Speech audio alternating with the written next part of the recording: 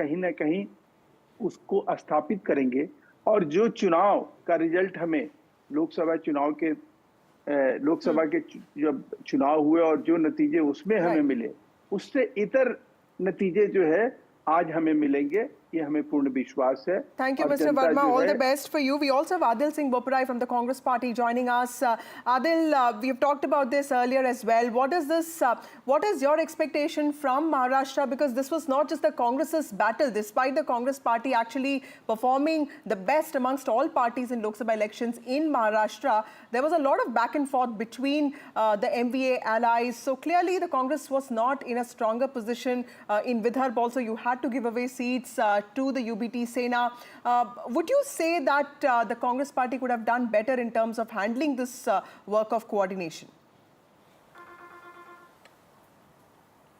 Well, I respectfully disagree with you, because when you go to the hustings in a collaboration with the other alliance partners, of course there has to be a bit of give and take.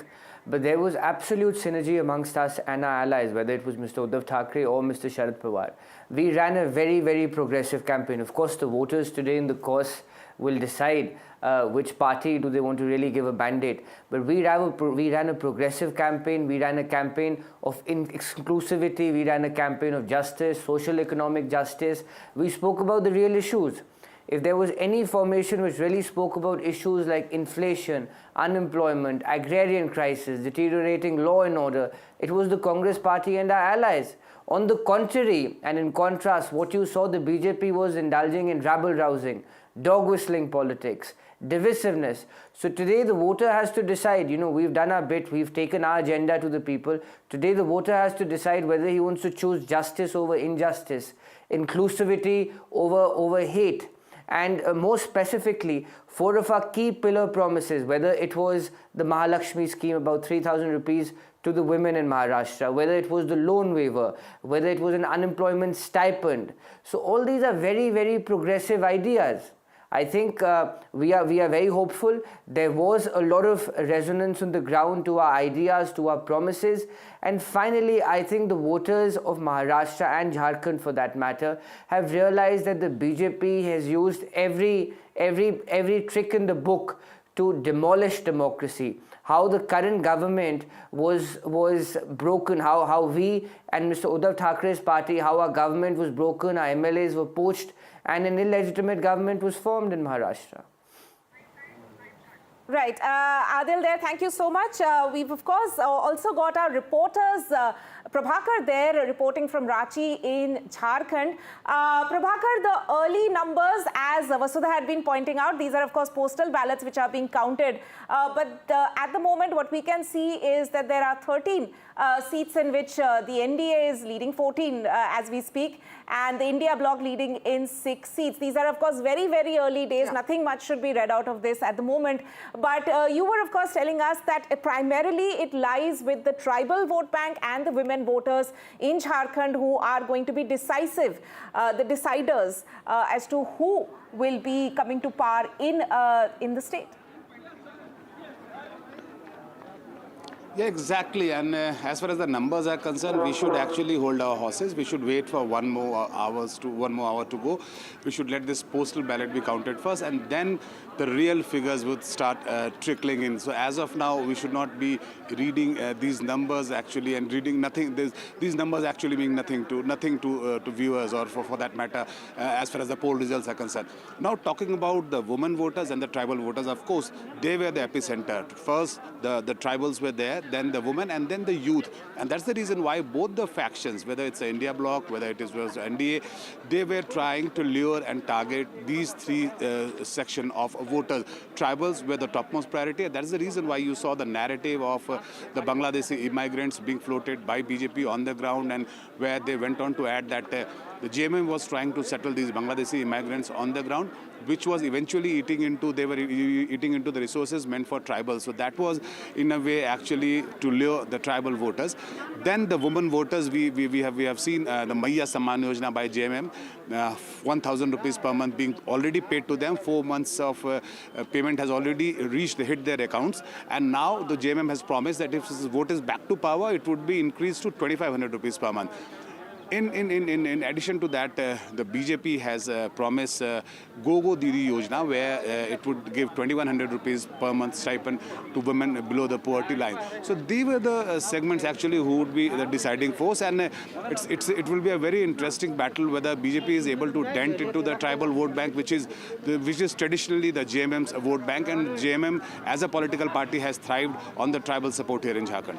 Right, thank you, Prabhakar, for joining us with those details. The leads are up on your screen. 45 leads for the NDA in the state of Maharashtra, and for the Mahayuti in the state of Maharashtra, and MVA leading in about 9. And in Jharkhand, it's the NDA that's leading in 17 seats and 6 leads for the India bloc. So remember, these are all postal ballots. We'll have to wait for some time to understand some consolidation of leads happening there. Let me also go across to my colleague Aishwarya, who joins us from the BJP headquarters. Aishwarya, this is an important battle for the BJP because there are two important issues here. The parliament session begins from Monday, and the BJP will not want to give any chance, any opportunity to the opposition to have any edge over this when it comes to issues. It wants the House to run properly. And on the other hand, it also wants the blemish of 2024 Lok Sabha elections, where it faced setback in states like UP and Maharashtra specifically, to be forgotten, to be seen as an aberration. So what is at stake here? And also tell us what is happening in the BJP office, because a lot of jalebi is being served in BJP office this day. The party is also wanting to make a political statement with that sweet that is now associated with the Congress's failure in Haryana.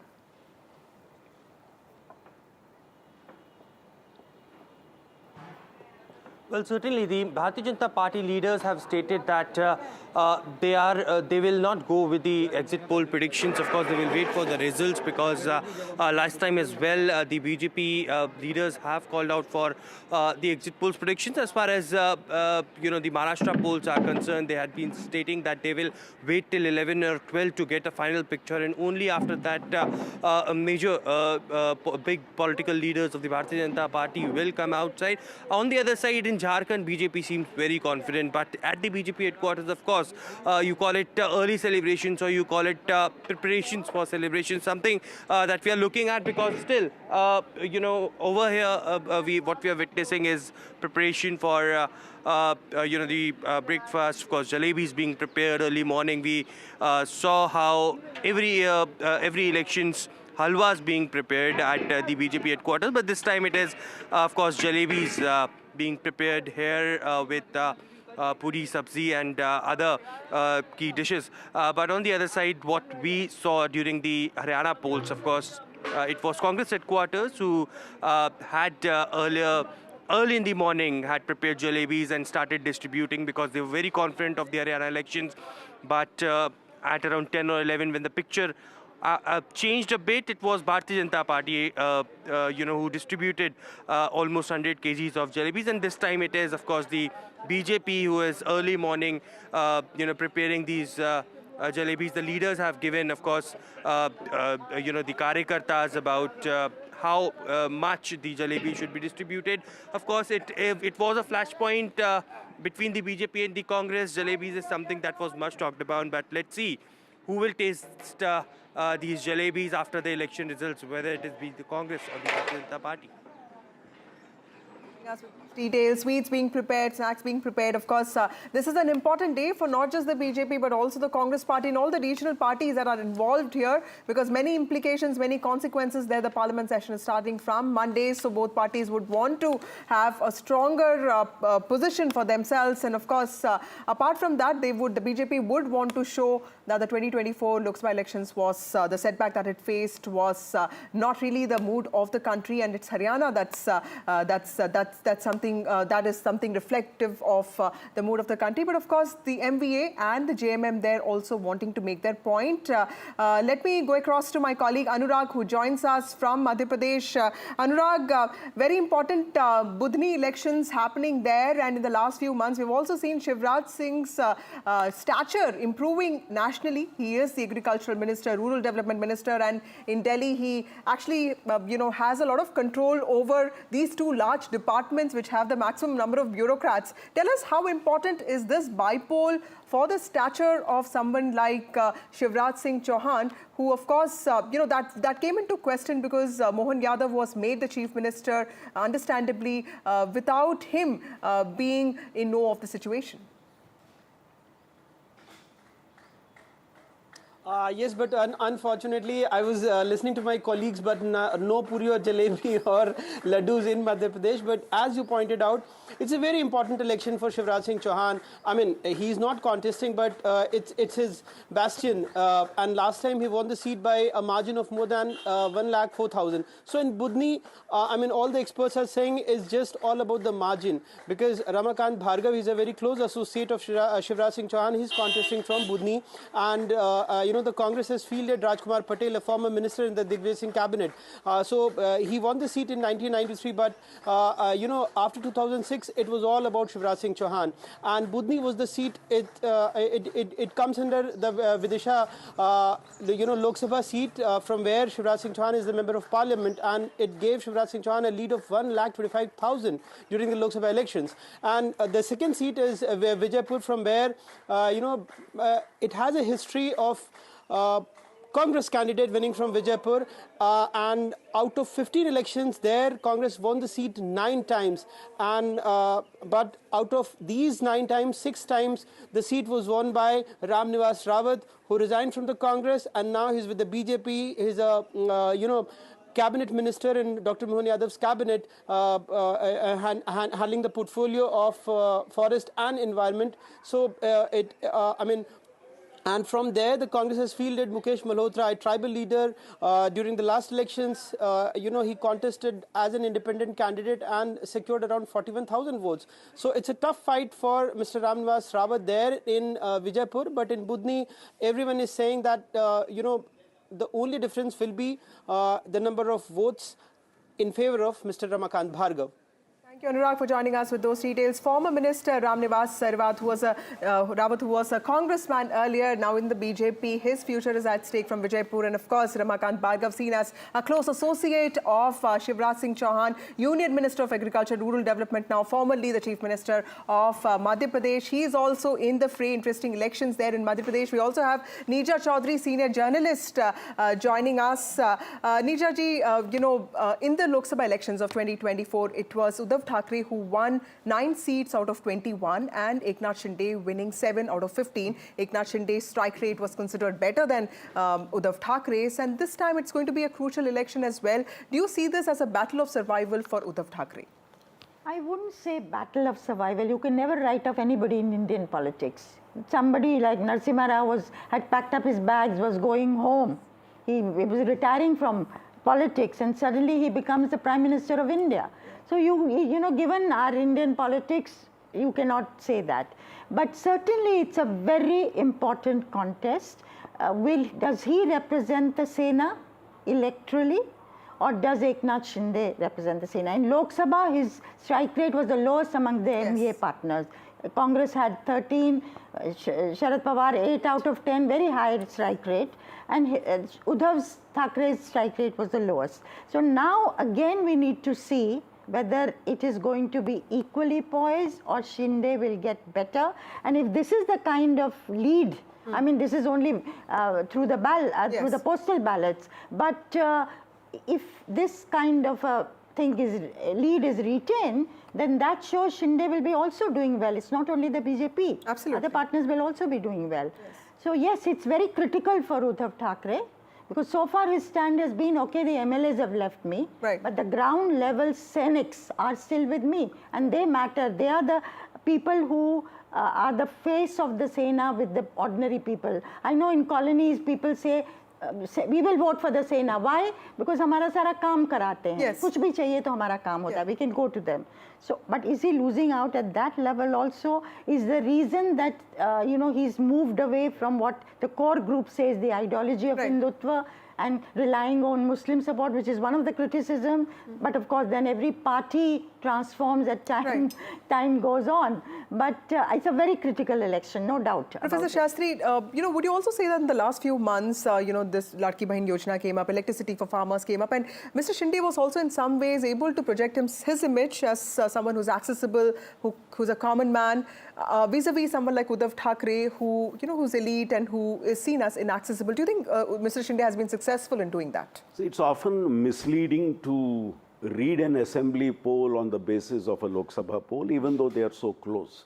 Because the issues in a Vidhan Sabha poll are very, very different. Yes. And the numbers also change quite dramatically. You are right in saying that since the Lok Sabha election, the government in Maharashtra has been making a concerted attempt to try and focus on people's welfare schemes.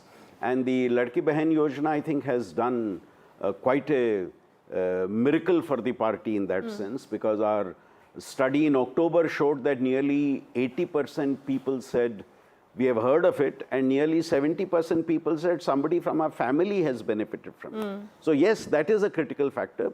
And the second point you made, that Shinde being projected as a prominent Maratha leader within that alliance, and being made the chief minister and remaining as chief minister, I think was a critical factor in the whole social coalition that they were trying to construct of bringing the Maratha vote in. So today will tell us whether actually both these strategies have worked effectively or not. And I think the Mahayuti is hinging its success on these two very, very critical elements. Right. Coming to you, Neeja ma'am, as far as Jharkhand is concerned, of course, a lot of exit polls have given Mahayuti the edge. But do you see a scenario where the smaller parties will have a role to play in Jharkhand, because there is a tight contest there, according to certain exit polls, between the JM Congress combined and the BJP on the other side? Yeah, if it is a very close contest, which some believe it will be, because from the beginning it's been billed as a takkar between two sides. But of late, there are both kinds of stories, that feedback that has been coming. One, that the BJP had moved ahead because of a variety of reasons, anti-incumbency against Soren, corruption, and also recent days stories have been coming, there is an anti-outsider sentiment. Now, anti-outsider sentiment is of a kind that not the locals, and I don't mean the tribal versus non-tribal, but people from outside have taken leadership in Jharkhand, and there has been a reaction. I don't know how strong this sentiment is, how relevant it's going to be, but certainly there have been voices expressing this. Right. If I could just add a point to that.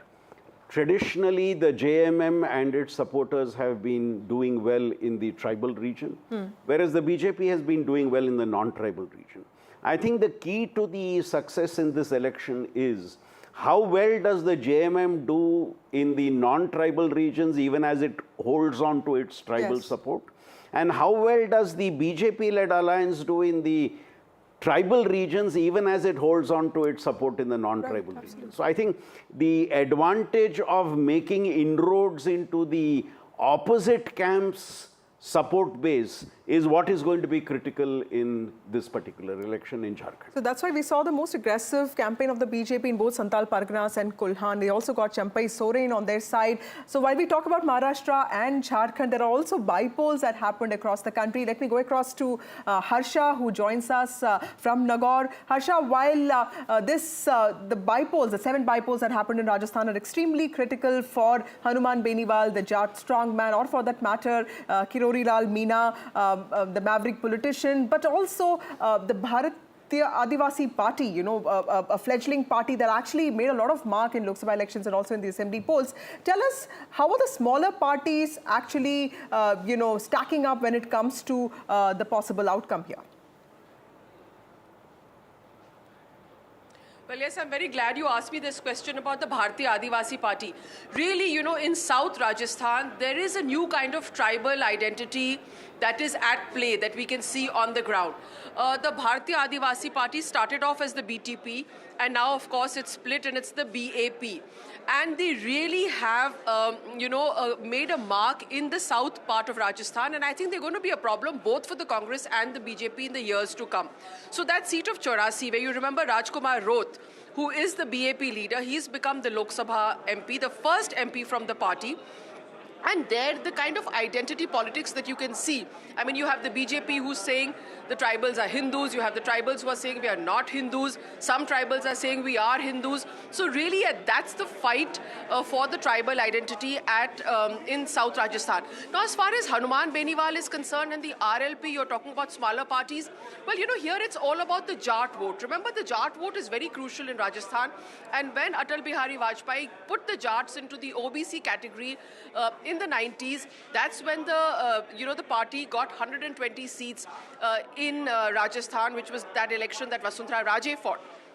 So, of course, we saw that the Jat vote in the Lok Sabha elections kind of shifted away from the BJP because of the farm law agitation, or even because of the agitation over the Agniveer issue.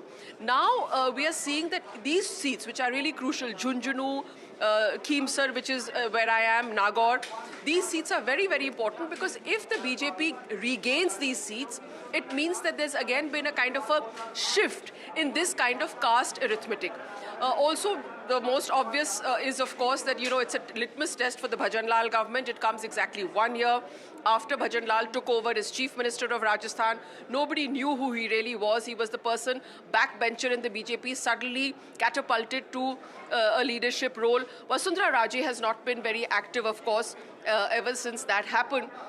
So somewhere it's going to be a litmus test, not only for Bhajan Lal, the Chief Minister, and 1 year of his governance, but also it will be a litmus test for the entire BJP leadership, because most of them are new faces. So how has that gamble paid off of creating a new rung of leadership in Rajasthan? That's the most obvious fallout of these by-elections. Very crucial, I have to say, for state politics. There'll definitely be political indicators. And of course, that slapgate that we saw, you know, Naresh Meena, who left the Congress, stood as an independent in Devli Oniara talk, made headlines there. That seat is also going to have results coming out this morning. Right, significant results will come out from Rajasthan there as well. Harsha, stay with us. I'm also joined by my colleague Ratnadeep, who's tracking all the by-elections which took place in multiple seats across the northeast, 5 contests in Assam and 1 in Meghalaya. Ratnadeep, all eyes, of course, will be whether or not BJP and its allies will be able to hold on to the 4 seats that they had, in fact, won earlier in the region among all these seats which had gone to by-polls. That's right. In fact, as we speak, the counting for the postal ballots continue in the counting centers for this 5 by-poll seats, which actually got negotiated after their sitting MLAs contested the Lok Sabha elections and won. And among these 5 seats, 4 are with the BJP and allies, 1 with the Congress. And the contest is there for that 1 seat, which is with the Congress, Samaguri, a Muslim majority seat, which is a Congress stronghold. Remember, since 2001, Congress heavyweight from Assam, former Minister Rakibul Hussain, who this time contested the Lok Sabha elections and from Dhubri and won with one of the highest margins in the country, had represented Samaguri, and this time he has fielded his son, 26-year-old Tanzil Hussain. But Samaguri had been in news because there have been major pre-poll violence causing death of a person. There have been firing on the convoy of a BJP MLA. The Congress candidate has been attacked. In fact, we were reporting from Samaguri on the day of the polling, and while we were reporting live, there were skirmishes happening in our backdrop that NDTV brought to the viewers in terms of the intense fight that is there between the BJP and the Congress there. The BJP has fielded young leader, State Unit General Secretary Diplu Ranjan Sharma. So BJP want to win that seat back from Congress and make a dent into the Congress stronghold. But what is important to note here is that the rest of the 4 seats where the BJP has an upper hand, there would be a test for the Congress, particularly in the Bihali seat, where you have a BJP turncoat contesting on a Congress ticket, and these is a seat where Gaurav Gogoi, who is seen as the emerging face in terms of Congress leadership in Assam, had campaigned there heavily. So this is a test for Gaurav Gogoi as well. It is a test for the second-rank leadership of the BJP as well, because they had spearheaded the campaign this time in Assam, since Chief Minister Himanta Biswa Sharma was largely busy with the Jharkhand election, though he campaigned at the last moment for party candidates. Sarvanand Sonowal was not not seen much, one or two rallies. So therefore, this is a test for the BJP leadership beyond Sonowal and Sharma in this election versus Congress's emerging face, Gaurav Gogoi. Not to forget the one seat which has gone for bypolls in Meghalaya, Gambagre, again a Congress stronghold, where this time the ruling party, the NPP, which leads the the ruling coalition in Meghalaya, their chief minister Conrad Sangma has fielded his wife Mehtab Chandi Sangma as the candidate, her electoral debut. So therefore, she is facing a tough fight, given the fact that there are three more candidates, including the TMC candidate, who is a wife of a former minister from during Congress time. So therefore, that seat is a prestige battle, given the fact that the Sangma family, remember, have lost their own backyard, the Tura Lok Sabha seats, after years, when Agatha Sangma in the last Lok Sabha election lost that seat. So therefore, it is a test for the Sangmas as well, and Gambagre seat. Right. Thank you, Ratnadeep, for joining us with those details. 5 crucial assembly polls in the state of Assam, a test for Hemanta Biswa Sharma and also for Gaurav Gogoi, who is emerging as a Congress leader for the state of Assam. Going back to my colleague Anuj, who is reporting for us from Mumbai. Anuj, Maharashtra is where all eyes are on, and the early leads have started coming in, and they are in some way showing a lead for the NDA, although these are just postal ballots being counted. This is a huge state. We'll have to really wait for some time to understand how this consolidation of victory takes place, and even then we will not be really sure if that's actually the government that's going to be formed. Tell us, how are political parties getting their preparations in order, because I'm told that there are helicopters on the standby, there are hotel rooms that were booked yesterday. So clearly this is also a projection of confidence, but there's a battle of perception when it comes to Sena versus Sena. How is that battle coming along?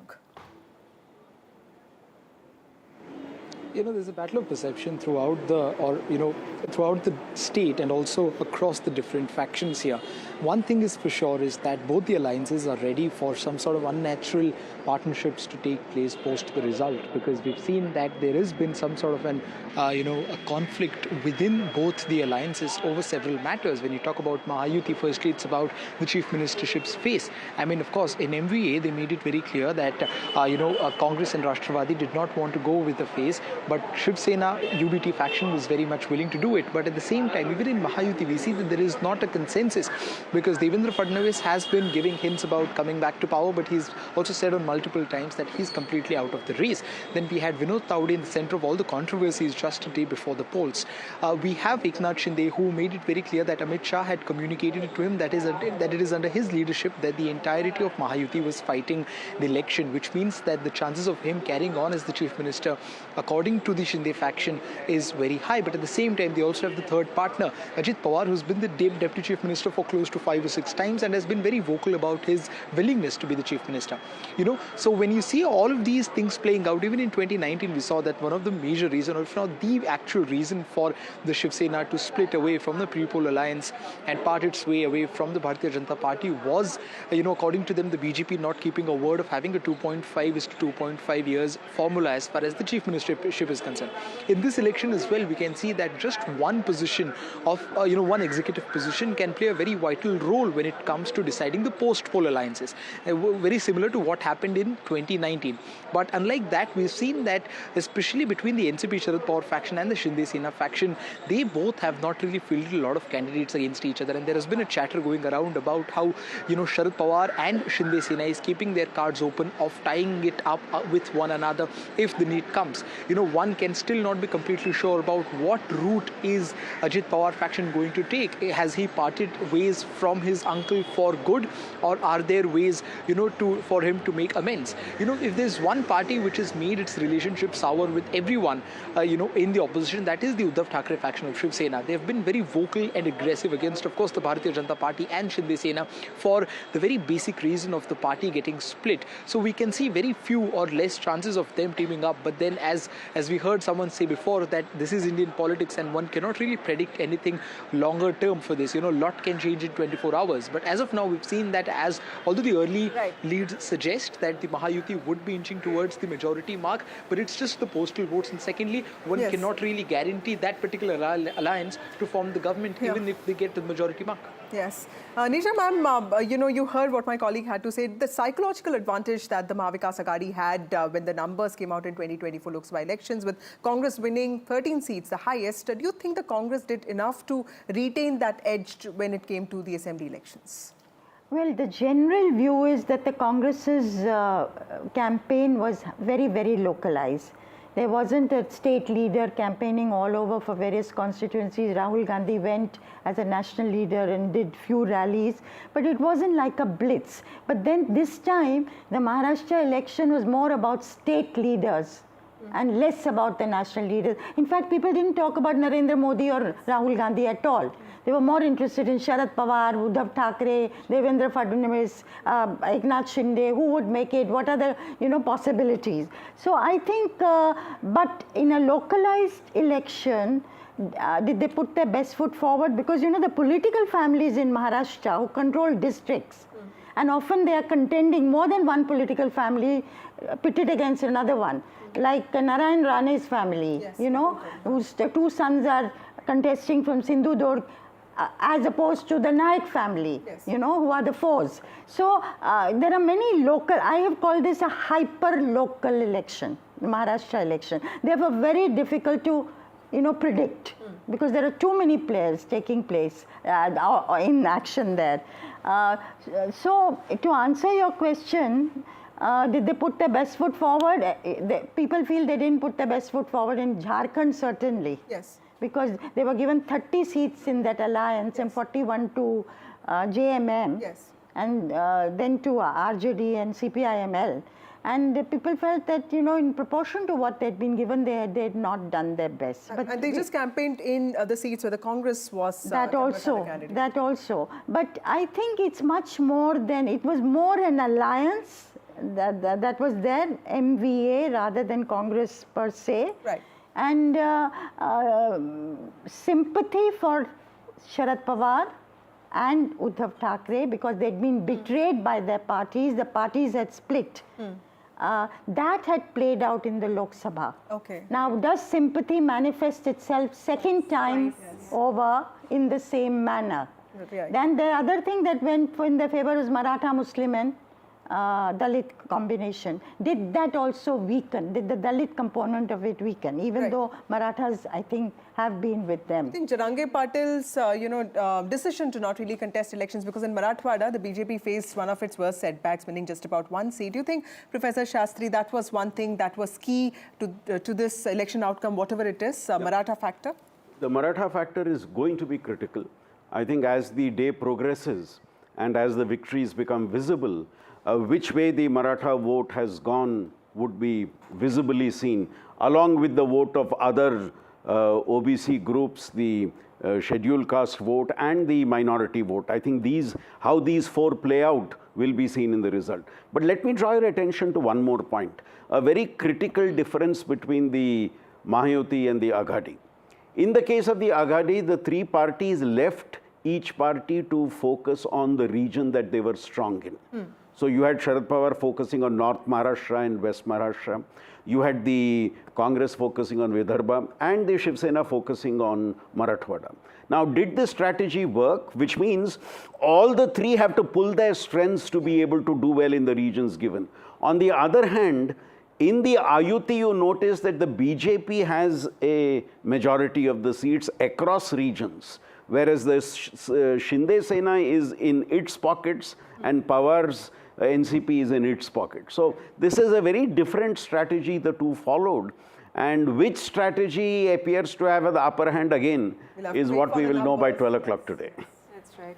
Of course, the early leads are coming in. For our viewers, if we can just refer to the numbers that we can see on the screens right now. These are, of course, postal ballots which are being counted at this point in time, but the NDA getting a march ahead with 88 lead in 88 seats, and the MVA leading in 50 seats as we speak. And as far as Jharkhand is concerned, it's the NDA which is leading in 32 seats at this point in time, and 16 seats where the India bloc is leading. But these are very early days. Absolutely. Remember, counting always begins with postal ballots reserved for specific groups, including those with disabilities, security personnel, and certain government employees who are involved in essential services, after which is when the EVMs, they get opened and their votes get tallied. By midday is when we're told early trends will start emerging, and then of course the consolidation of leads takes place. But in Maharashtra, it's a tricky situation, because even if the party manages to get the highest number of seats, we're not really sure if it will be part of the government. So I think it's very good that we are taking this electoral insurance policy at regular intervals, because I think last time around also there was this excitement about a certain parties doing well in the initial phase and the ultimate result being different. So I think to err on the side of caution is much better, and that's nice that we are doing it today as part of our analysis. Absolutely. So early trends have started coming in, but they can be misleading. We'll have to wait and watch how this situation pans out. But remember, important elections there, fight for the economy, for the capital of economy, for the financial capital of the country, and also Jharkhand, which is crucial to the tribal identity. Important wars taking place, and of course 42 by-polls, which will also see Priyanka Gandhi's electoral debut. And if she makes it, all Gandhis will be in the parliament. That itself is going to be interesting. Right. Time for us to take a very short break, but stay with us. Coming up on the other side, Vishnu Shoma and Maria Shakil.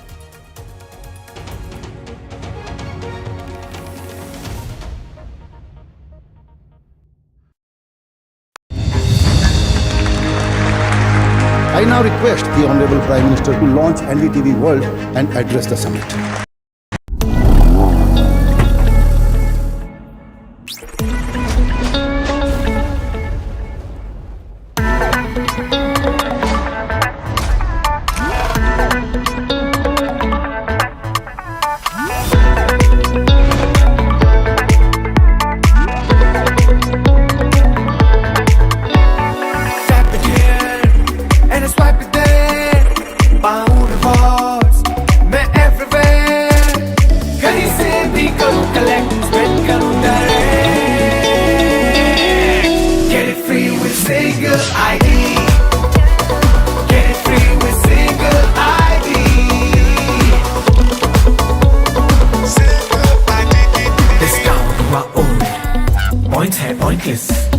Cashback has slow, करते नहीं impress. Life would easy, कितना कुछ free, only with single ID. ये भी free, वो भी free, कितना कुछ free, only with single ID. Get it free with single ID. कितने सारे apps से मुझसे जुड़े, brands मेरे पास है सबसे बड़े. Get it, get it, get it, get it, get it, get it, get it. Only with single ID. Get it free with single ID. Download any single ID partner app, link your card and earn rewards with top brand. Get it free with single ID.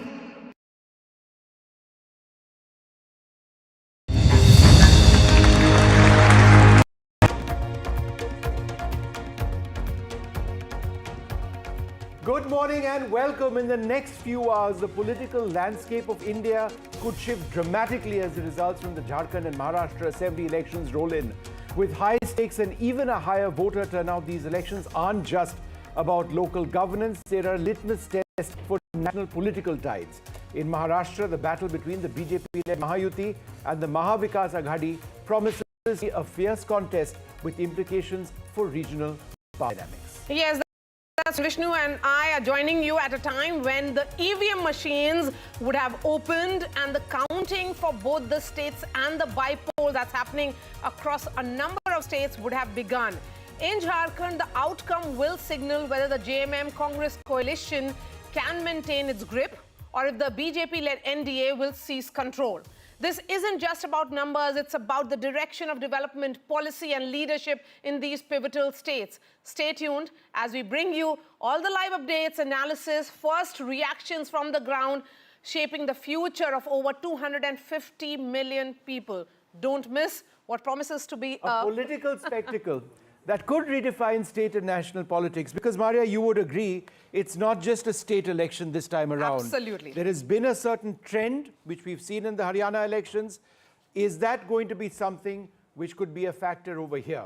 We're going to really see what happens over here, because there are many elections coming up, but we're going to see where this leads us. So we're going to, what you see on your screens right now, with many, many words of caution. Yes. And should we add a few more words? Yes. Is very, very early leads. And these cannot be relied on. These are leads and not results. These are postal ballots which are coming in. These are early trends which are coming in. If you are asking when will results be known, I would suppose by about 12 o'clock we'll get 11:30 we'll get direction clear. a clear direction, and then in the next few hours, these will translate into results. Yes, absolutely. So at the moment, as we start this broadcast at 9 a.m., NDA, which is the Maha Yuti, at 96, Maha Vikas Aghadi at 64, and others become important in case if there is a hung assembly, but not at the moment. It appears very different picture, but yes, it's very, very early. It's 9 a.m. The counting of the EVM machines would have just about begun in certain counting centers only, not across Maharashtra or Jharkhand. Looking at the Jharkhand picture, the early leads coming in of more than 50% of 81 seats, NDA there at 35, India Bloc at 18. Of course, it is the JMM, which is the incumbent in Jharkhand. Let's bring in the reporters. Maria, hang on. Let me ask you a quick question. Please go ahead. Do you have any word on hotel bookings in Maharashtra? Yes, so that's an important point. I was speaking to some sources of mine across parties, and they were telling me that there are preparations underway. Still last evening, none of the sides were confident whether this result in Maharashtra, because it's very, very splintered in terms of 6 parties, Vishnu directly in fray. Both the Congress and the BJP have a part of the Shiv Sena and the NCP. So you really do not know which way this election will go. But I think directionally, there is a sense that has come in. Okay, so there's a triple digit now for the Mahayuti.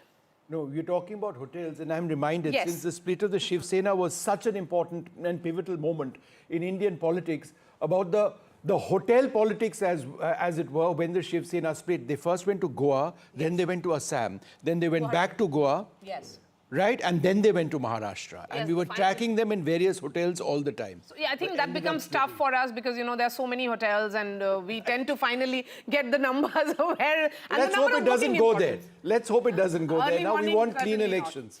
That means we get to work a little less also. Yes, so let's bring in the reporters. Anuj is joining us. We have Radhika joining us live early this morning. And we also have Abira.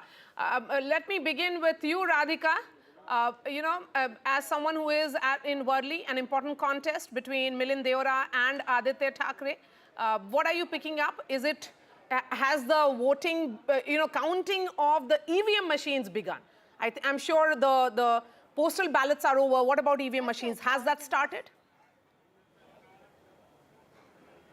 Yeah, that has started. Counting of EVMs has started in Worli, of course. As you said, this is a high-stakes battle that we saw between Aditya Thackeray and Milind Deora. It's going to be a close contest. Several predict Aditya win. Many others predict Milind win. But, this is what we've been seeing over the last several weeks. Mahayuti very, very confident of their victory. MVA confident of its victory. And it could be hung assembly is what several people are telling us. But if it's going to be hung assembly, more drama post this. And as you were pointing out, as reporters who've been covering this since 2019, we covered 2019 elections as well, and post that the Sena split, NCP split, we were just talking about hotels and resort politics. We did see, when the Sena versus Sena split happened, the number of hotels that all of them were put up in, first Surat and then Guwahati and then Goa. And the discussions really among reporters is, will we have to go to several of these cities and be parked outside many of these hotels? So that is a concern for reporters also, not just the, candidates, leaders and the political parties. But having said that, yes, it is a close contest. Mahayuti versus MVA, unlikely alliances, a lot of realignments we saw in the last several years. So therefore, 2019 drastically different from 2024. In 2024, we are talking about 6 parties and unstable alliances, as one would say, 2 Senas, 2 NCPs. So therefore, yes, although early trends may give Mahayuti some edge and perhaps later MVA some edge, but we'll have to really wait till the end because it's down to the wire really as far as Maharashtra Assembly elections are concerned. Yesterday multiple meetings took place, Sena meetings, BJP meetings, Congress meetings, to ensure that their flock stays together, one, and secondly, if it is a hung assembly, who are the independents, who are the rebel candidates, and which of the smaller parties they could perhaps depend on. So yes, it's all down to the wire as far as Maharashtra is concerned. We'll have to wait for a few more hours to understand if it is going to be a clear mandate either for Mahayuti or MVO, or if it's going to be hung assembly, which means it's going to be, chaos and confusion for weeks ahead. Mahayuti at 110, Mahavikas Aghadi at 68, of course, as we have said, that the counting of EVM has just begun. Anuj continues to be with us. Anuj, where exactly is Eknath Shinde today? Because, it's an important battle for him in particular. Is he at Varsha or is he in Thane? Eknath Shinde is in Thane here, right at the beginning of the day. Of course, he's expected to move towards the city as the trends become a little clear. And not just him, we can also expect many other political leaders, especially from from the close by areas and from the far off places as well, to travel to the city, from both the factions. Because although the early trends suggest that the Mahayuti are having an edge at this particular moment, but we can expect things to get very close, as we approach the 12 noon period, and that is when one can see both the alliances will be inching towards that magical number of 145. But as been reiterated before, even if a party or even if an alliance crosses the mark of 145, that doesn't really guarantee the formation of the government by them, because it will be too ambitious of us to believe that even by the end of the day, the picture will become very clear considering what has been going on across the state in the last 4 to 5 years. We've seen that, there have been several mini contests amongst the larger picture of the Maharashtra in terms of what the overall and situation that you see on the screen right now. Let's just give you the leads position right now. At this stage, the leads have the NDA considerably ahead. Remember, this will be postal ballot counting. At 103 leads for the NDA, the Mahavikas Aghadi at 64. At this stage, the Mahavikas Aghadi is actually 13 ahead in terms of a change from last time around. Of course, the political formations were different, but in terms of the composition, the NDA is down 7. But again, very early days. Let's go across to Abira, who joins us at from Dahisar. Abira, what's happening around you? What's the buzz that you're picking up? And what are some of the key contests where you're reporting from? Let's first talk about, I think this time Maharashtra is taken over by the women because the percentage of women that turned out to vote was extraordinary compared to, of course, 2019. We have seen how Maharashtra percentage of voters have increased, and we have to give it to the women because 6% increase in the women voter. So, I think here at Dahisar, we have Manisha Chaudhary, who is the sitting MLA right now, who is the BJP candidate. She has an upper hand because she has been campaigning here, talking to the women, of course. But at the same time, we have Vinod Ghosalkar, who has a emotional quotient here because he has sympathy as his son was murdered a few months back. And he has been standing here, so he has sympathy votes here. But we have to say it is the women voters who are ruling Maharashtra. Maybe they will decide who will win this election. Well, we're also joined by Clyde Craster of the NCP, Rajesh Ghotian of the Congress, and Amia Kapoor of the BJP. Thank you all very much for being with us. And of course, we've got a wonderful set of panelists coming in throughout this morning. Let me go across to you, Clyde, first. Bottom line, at the end of today, or in fact in the next few hours, voters in Maharashtra, people in Maharashtra will get a sense of the real NCP, right? It is a battle of identity for your party.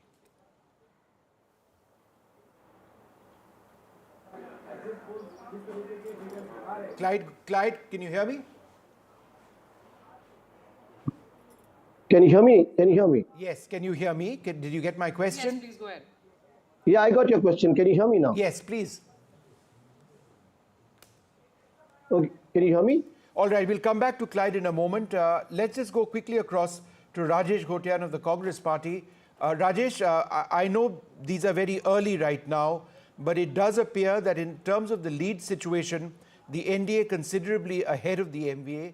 Any quick thoughts that you may have? See, when I started seeing the counting, I knew it was not possible at all.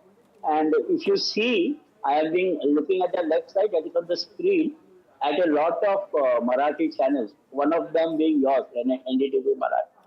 Now I am having a lead count of, I don't want to just market any other channel on your channel, but I am having the latest on all the 288. It was 137, 135. So what you are showing will finally go there. And as of now, I don't want to be wrong also, it is showing 140 to Mayuti and 132 to MBA. And this is not even the first round. So I'm very sure Sajjan Kumar I was on your channel 2 days back.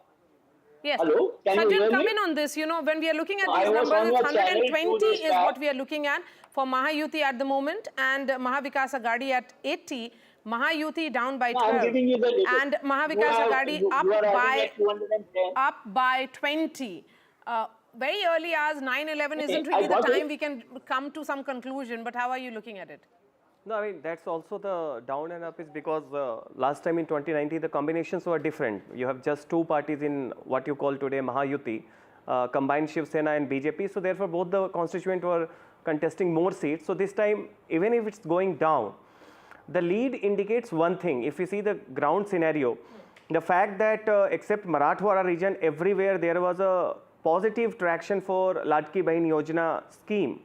To Eknath Shinde's image has also taken some sort of upward pull factor. Given that, also if you see in Vidarbha region wherein Congress was supposed to contribute considerably, therein we found that Congress had literally let it go, let it slip out and fall into the hands of the local candidates wherein the Mahayuti has the edge. So overall, I think if more women voters, as the report is there, have voted in this, so therefore the Ladki Bahin Yojana impact is going to give positive traction to the Mahayuti. Okay, Aditi? Well, we have to see what role or what the performance of Sharad Pawar is, because this is absolutely a make and break election for him and his party. We have to. I don't know what the reports are from Baramati. I don't know what the reports are from other areas where. I will just mention that because NCP SP at the moment, their leads are, they are contesting on 64 seats. Lead is in 33. There's a change of plus 21 for NCP SP at the moment. So which is they're contesting in 86 seats, right? 86, yeah. Yes, 86 seats. So far we know 51. about 64. 51 so far. 64 we know about so far, yes. So even assuming that it is F5 update button, eh? Yes. Even if we assume that it is around, they're leading in 1 out of every 2 seats that they contested, that's pretty damn good as strike rates go. But we have to see what, I'm really interested in knowing what happens in Baramati. Yes. In fact, there's a further update, Maria. You know, I mean, they're contesting in 86, the NCP SP. So far, there are leads in 71. There are leads now in 37. They're leading now in 37. There's a gain of 24 seats. And that's very significant. Yes, that's pretty good. Let's bring in Clyde and get a reaction on this. You know, of course, as far as the Lok Sabha is concerned, Clyde, we saw the results, and Sharad Pawar did give what was seen as a debilitating blow to his nephew when Ajit Pawar's NCP managed only 1 MP while Sharad Pawar dominated the NCP completely. I don't think so. You know, even in this election, Sharad Pawar, the NCP battle is going to be settled so easily. You know, Mr. Pawar remains that dominant figure in Maharashtra politics. Good morning, Maria and Vishnu. I hope you can hear me now. Loud and clear. Am I audible enough? Am I audible now? Clyde, you've been audible all throughout. Can you answer the question?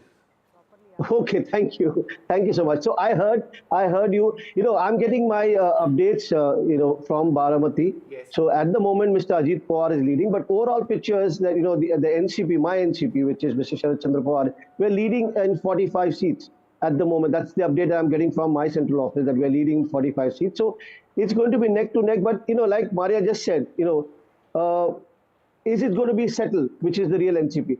I have no doubt. I have no doubt we are the real NCP. The election commission may have given the verdict, things have panned out, but we all know who formed NCP. We all know who is the president of the NCP. These things happen, but at the end of the day, people of Maharashtra will decide today what they decided in the Lok Sabha election. We won 8 out of the 10 seats that we contested it. So I think it's going to be a decision that the people have taken. It's going to seal it this time around. Having said that, the updates that I'm getting also, we are neck to neck. The Maha-UP and Maha-Vikas Aghadi are running neck to neck. It's a battle of identity for your party. At the end of the day, in the next few hours, people would likely say, okay, I now know who the real NCP is. And therefore, as tall a leader as Sharad Pawar may be, this is at one level an existential election for your party. Well, I wouldn't call it an existential election because we know we exist. It's the other faction that broke away. They try to, exist and, call themselves the real NCP. But the truth cannot be, hidden. The fact is, we all know where the party stands. Sharad Pawar Saab formed the NCP and we Okay, a word on Shiv One Sena and all other political parties because we have more details coming in now. The Shiv Sena, which is Eknath Shinde's Sena, the leads have come in on 59 seats out of 81 that they have contested leads now. They are leading in 33 of those 59. There is a change or gain of 2. Congress, though, is down minus 13. They are contesting on 101. Remember, in Maha-Vikas Aghadi, they're contesting on maximum number of seats. Out of 101 seats that the Congress is contesting, the leads clear now in 83. They are leading only in 26. And in 2019, remember they had won 39. So I think it's not very early trend, but not very clear picture for the Congress at the moment. So as we look at 917, Maha-Vikas Aghadi at 85, Maha-UP at 136. So that's how the numbers are stacked. Again, let's bring in Anuja Kapoor now of the BJP. Early trends, I know BJP has always been cautiously optimistic, but how are you viewing it? Jai Shri Ram and good morning. We are very hopeful because this is the government of NDA, and NDA is a cadre-based party where under the leadership of Modi ji, a Modi ji who has been bestowed with the highest honor around the world with 17 awards. This is what we see where India is called as a Viksit Bharat. You will be seeing in 2045, 40 in next decade. So what we are looking into is why we would be winning this. Because what Modi ji's schemes have been turned up in Maharashtra, what Modi ji's schemes have been turned up in Jharkhand, that is on the ground level. The woman, Dalit, the caste system, what Congress was talking about, where we were talking about Sabka Saath, Sabka Vikas, where we also talked about because what I'd like to do, and I'll come back to you, is take a look at important strike rates which are taking place in face-offs between various political formations. So if you take a look at the BJP versus the Congress, that's the really big one. The BJP presently in leads, these are leads, not results, we'll say it 100 times, has a strike rate of 70%. The Congress in a direct face-off in Maharashtra across the state is hitting at only 23%. So this is a huge problem, Maria. Yes, a word on those 75 seats. Out of those 75 seats, there is on which there is a direct face-off between the BJP and the Congress. 40 are in Vidarbha, which essentially means that the BJP is doing well in Vidarbha region. That's why their strike rate is at 70% in this direct face-off between the BJP and the Congress. Early hours, it's 9:20 only. And also, the other point, of course, is that the Congress is doing, would have concerns at this stage. Of the 101, and as you mentioned, in the MBA, they're contesting the maximum number of seats in that alliance. They're leading in only 25. That's down 14 from last time. Let's take a look at the next face-off, as it were, on the screen. This is the NCP versus the, I think it's the NCP versus NCP. Let's try and pull out those graphics on the screen. Oops. NCP versus the NCP SP, Sharad Pawar. Again, this is the battle for identity. It's almost even Stevens because Maria, about 30 seconds back, it was 50% each, right? So the NCP Sharad Pawar marginally under, but again, it's almost perfectly evening. The other big battle, the Shiv Sena versus the Shiv Sena, the crisis in Maharashtra politics triggered initially by the split of this party. The Shiv Sena, Uddhav Balasaheb Thackeray, right, again in the biggest battle of identity, is not hitting at the strike rate that they want. Yes, so in 53 seats that we are looking at, in which there is a direct face-off between the Shiv Sena and Shiv Sena UBT, it's 53 seats, and most of these 53 seats are coming from Konkan, Thane region. And Mumbai region. Yes. Sajjan, a word on that? Yeah, precisely. If you see, there is a generational shift. The generation of the Shiv Sena, which has not seen Bal Thackeray's era, certainly the sympathy factor doesn't translate into vote automatically. Second, Eknath Shinde, whatever be his tally, but certainly he has arrived as a leader compared to the Lok Sabha election when he was a traitor and banking upon BJP organizational base. Ladki Bahin Yojana is Eknath Shinde's initiative. So 1, 2, he is now considered as a CM who has delivered a lot in a very quick span of time. So that is why he is not only has arrived as a leader, but he is also contributing to the tally of Mahayuti. And if more women turnout is there, which is the case, then mind it, if Yuti sails through, certainly Eknath Shinde is going to be the Nitish Kumar of Maharashtra for BJP. You know what's interesting? Sorry, go ahead. Yes, please go ahead. In what I find interesting is that if these trends translate into results, and you know the gap at this stage is fairly significant, then it goes against what we've seen in the Lok Sabha elections, where the MVA rested 30 of the seats, 48 seats.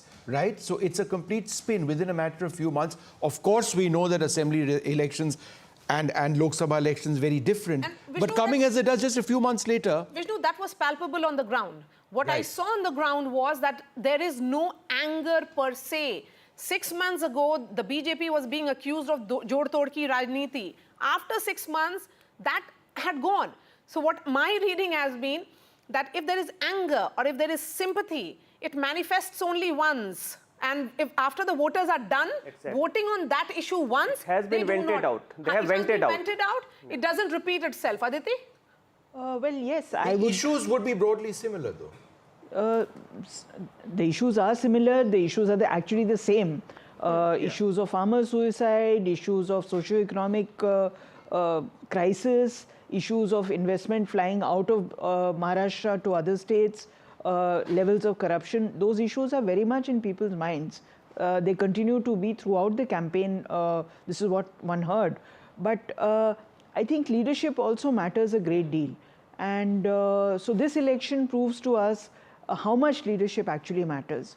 Sharad Pawar continues, according to the result, continues to be a formidable leader in Maharashtra, despite the current situation that seems to suggest that Ajit Pawar is following closely behind him. Okay. The Shiv Sena UBT leadership has proved that it is not up to the task, and you can only go so far as up to a point with the theme of betrayal.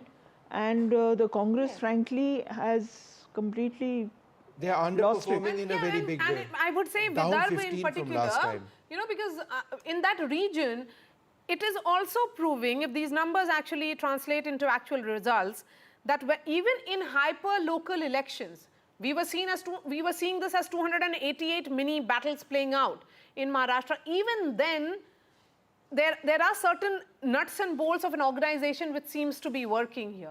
Yeah, and you see, don't be surprised if Vidarbha emerges as the graveyard, not for the Congress, but it drags down MVA also, because Vidarbha is where the Congress is supposed to contribute. Largest constituent of all the 6 regions. Absolutely. And Congress is supposed to contribute there, and it's almost a direct fight between BJP and Congress. Yes. And the way we are witnessing, it seems to be the trend, at least in Vidarbha, that if MBA gets pulled down, primarily it would be on account of the Congress. Okay, according to leads, at 9:25, NDA has majority in both the seats. But this is early, very, very early trends. Let's tell our viewers this would be the first round of counting on EVM machines. So very, very early when we look at these numbers. But the gap seems to be increasing between the Mahavikas Aghadi and the Mahayuti. It's almost 70 seats gap, which is certainly significant. Let's bring in Mr. Singh now of the Shiv Sena.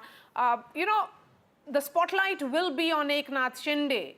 2.5 years of governance, and then he managed to position himself as this leader who can take forward the mantle of a hard Hindutva party such as the Shiv Sena. देखिए, जो असली शिवसेना की बात थी, तो आज तो ये प्रूव हो गया कि जो है असली शिवसेना माननीय जल्दी शिवसेना है। साहब अभी कुछ और टाइम इंतजार करते, शायद आप और 3 घंटे बाद ये कह सकते हैं, पर फिलहाल ये अभी नतीजे जो है ये नतीजे नहीं है, ये लीड्स है सिर्फ। नहीं, पॉजिटिव रिजल्ट तो है, पॉजिटिव रिजल्ट चल रहा है। और मेरा कहना यह है कि जो शिंदे साहब जो है, मैं इनको 25 ईयर से जानता हूं, और ये बहुत जमीनी नेता है। ये जैसे जो यूबीटी के नेता है, हवा हवाई वाले नहीं है कि जो है इधर से मातोश्री में रहना, ये नहीं करना जो है। जी। इनको मैं स्टडी किया है, सुबह 8 बजे घर से निकलते हैं, 12-1 बजे 2 बजे रात को घर पे आते हैं, और इन्होंने जो लाडली बहना योजना किया जो है, उसकी वजह से काफी फायदा मुझे दिख रहा है। और मैं जिस समय वोटिंग था, उस समय भी वोटिंग पोल पे गया था। इलेक्शन कमीशन को मैं धन्यवाद करता हूं कि उन्होंने जो है अलग से महिलाओं के लिए पंक्ति बनाई थी और व्हील चेयर भी रखा था। तो जो शिवसेना साहब का जो काम है इस इलेक्शन में दिख रहा है, और मुझे पूरी उम्मीद है कि महायुति की सरकार बनेगी। What I really want to focus on, and let's just have that graphic up once again on the NCP versus NCP battle, because that to me is the most fascinating battle in the battle for leads at this stage. With the NCP, Sharad Pawar up 23 from last time around, whereas the NCP, the Ajit Pawar faction down 12 from last time around. So, you know, I mean, so that's so we'll update those numbers. But what I'm actually seeing, let's you know, in the face-off right now, no, what I'm actually seeing is the overall seat, the lead position. But in the face-off, that's fine. But let's have that up again. Where are the two against each other? And we'll be updating these graphics as well. It's a 54% to 46%. So the NCP of Ajit Pawar at this stage seems to be going up. But again, that's something that we would want those numbers revised to see whether there's been a change in that in the last few moments as well. Yes, that's right. But this battle of NCP versus NCP in Baramati and parts of Marathwada. Yeah, parts of Marathwada and Baramati primarily for the first time, despite all these gossip that there is some understanding between Sharad Pawar and Ajit Pawar.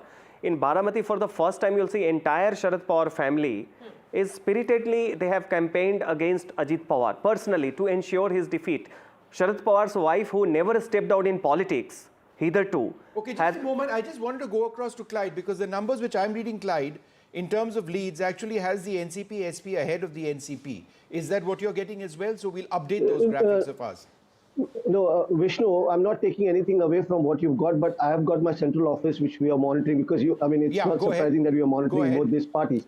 So right now we are leading in 43 and the Ajit Pawar group is leading in 20 seats. That's what I'm getting from my central office. So 43 NCP SP and 20 seats to Ajit Pawar. That's what is the situation right now. Ajit Pawar and Ajit Pawar candidates are leading in 15 constituencies at the moment in this direct face-off which is happening between the two parties. So Ajit Pawar, who did really badly and poorly in the Lok Sabha polls, is trying to regain, or is he riding on what was seen as sympathy sentiment done away with? Now it is about strengthening Mahayuti, the government of the day, because if these numbers hold and the gap between the two sides is only increasing, it's a pro-incumbency vote which is playing out across Maharashtra. And a word again on this, Aditi Fadnes. You know, Maharashtra since 1987 has not voted a single party. It has always been an alliance government in Maharashtra. This is again, as we saw in 2019, it was a pre-poll alliance that the voters may be looking at favorably. If these numbers hold, we are saying it repeatedly, this would be first round only on the EVM machines. But if these numbers are correct for Mahayuti, then Mr. Devendra Fadnavis will be always the bridesmaid, never the bride?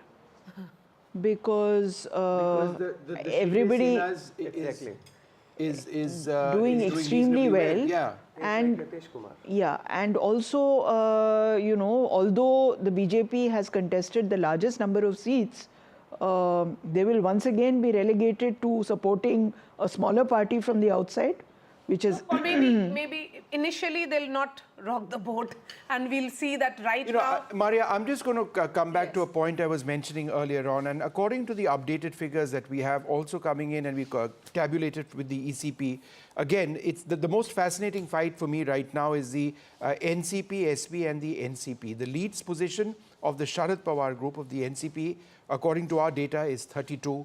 The NCP is at 27.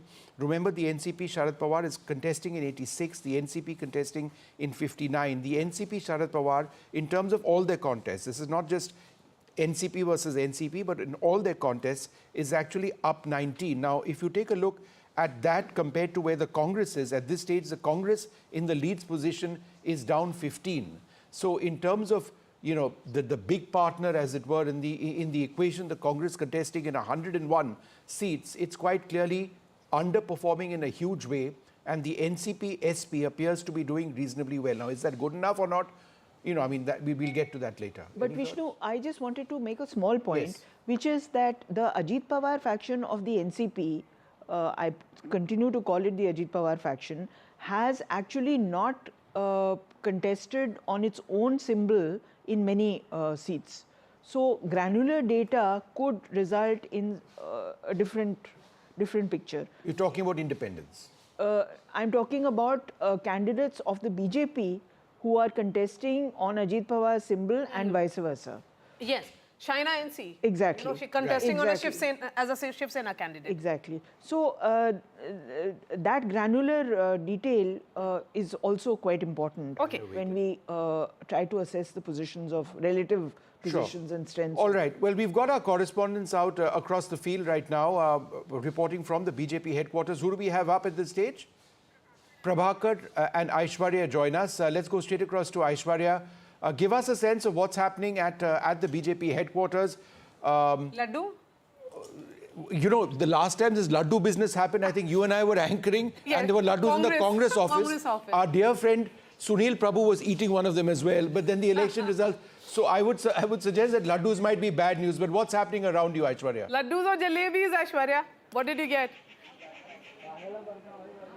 Well, this time it is jalebis, and unlike of the Haryana elections where we saw at the Congress headquarters jalebis being distributed, this time since morning what we are witnessing at the BJP headquarters is jalebis being prepared over here, and probably at around 11 or 12 the picture will get clearer, and there had been orders of almost 100 kgs of jalebis. Of course, there are no early celebrations as of now, but preparations are still on at the BJP headquarters. Many leaders have turned up since morning as they are watching these results very closely. The BJP had clearly stated that they're very confident of the Jharkhand polls, but on the other side, Maharashtra is something they would like to wait and watch as to what transpires in the next few hours. But certainly preparations are on, as every elections we see, if Bharatiya Janata Party wins, then it is Prime Minister Narendra Modi who comes to the headquarters and address their Karyakartas, and therefore the reason perhaps all the preparations are on, and the orders have been given to the Karyakartas to still wait and watch as to what results transpired. But jalebis is something that is being prepared currently at the BJP headquarters. Jalebi factory may have been a talking point in Haryana, but jalebis are back as the favorite. Take a look at Jharkhand. Shall we take a look at Jharkhand? Because we've got our colleague Prabhakar as well in Ranchi waiting for us. The overall position right now, the NDA and the India Alliance both contesting in 81. The leads position has the NDA up at 43. That's up 17 from last time. The India Alliance, and this is terrible news for the JMM obviously, is that they're down 13 from last time. So again, very early, the total number of seats is 81. Any early reactions, Prabhakar? Is there a sense of disbelief? I mean, at this stage, actually, the JMM is up 4 from last time. So perhaps it is early days. But what are you getting in terms of some reactions on these leads?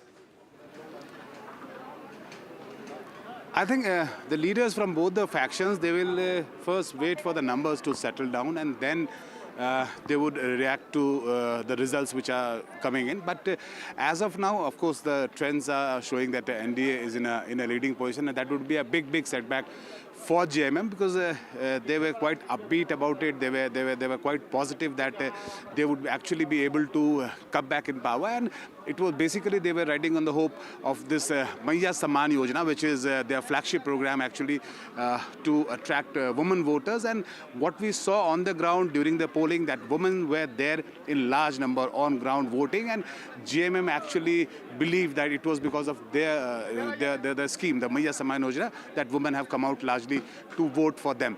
But if the numbers actually don't go their way, it will certainly be a big disappointment. Laddus have been ordered here in Ranchi as well by both the camps, laddus and crackers. We don't know which camp will actually burst crackers or distribute laddus, but certainly we will have one, whichever camp wins.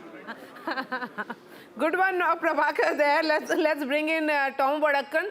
Tom Vadakkan, it seems Jharkhand, Maharashtra, both the states could have good news for you, but very early hours, 9:36 only. Mr. Vadakkan, if you heard me, sir. I will take this opportunity to, to thank our voters and the Election Commission for having conducted an election which is above board. Above board.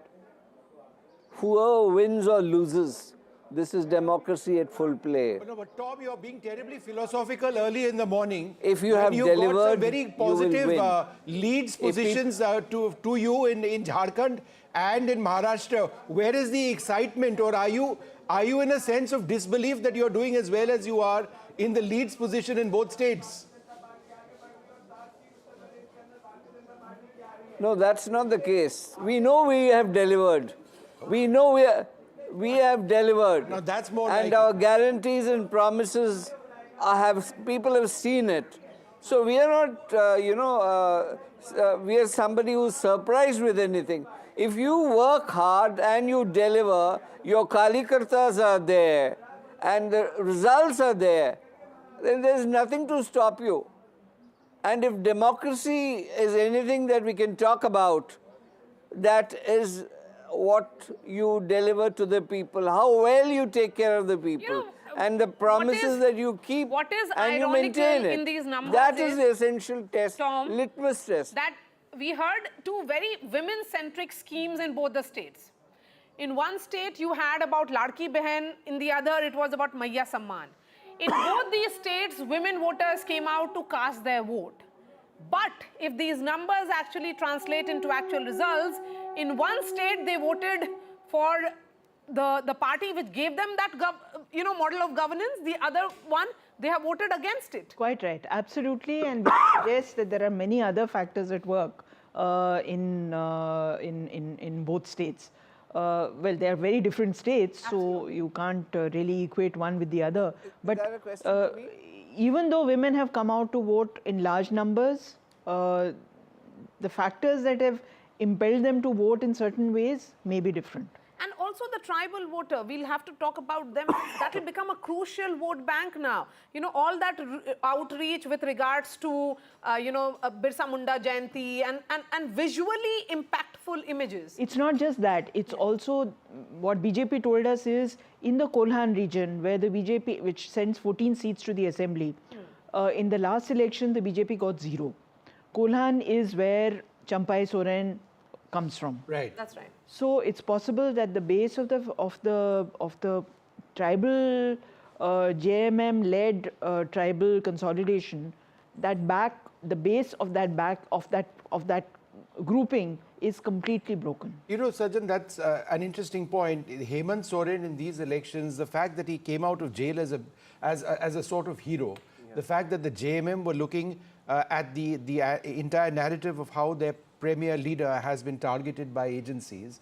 If these leads translate into results, then that entire narrative completely collapses. And I would suggest, perhaps even more than the women voters, it is the narrative of the JMM and Hemant Soren not working out that would go against them and decide the sympathy factor, which would win or lose the election for them. Yeah, therein comes the relatively the core zones wherein the impact of the leader is there. So besides Santhal Pargana and among the Santhals, Yes. it has never been the case that JMM has consolidated all the tribes, let alone about the rest of the Jharkhand electorates. Last time what happened that BJP's Chief Minister Raghuvar Das, an OBC, he ended up alienating both the tribals and the upper caste middle class voter, like Saryu Rai and others, you know. This time, wherein the BJP, by aligning with AJSU and others, consolidated OBC votes, upper caste vote also has come, and with Babulal Marandi and others, they have been Urao, Mundas, Ho, Khadia, lots many tribals. So that way sympathy factor needs to be given some external organizational push to be beyond the quarantined area of Santhal Pargana. Right. And when Congress is your ally, that doesn't seem to be the case. Okay, so Santhal is how many seats there? Santhal Pargana would be how many seats? In and around, if I'm correct, around 30 or something. 30. That's the dominant. It's similar to Vidarbha. I mean, the region which can make or break.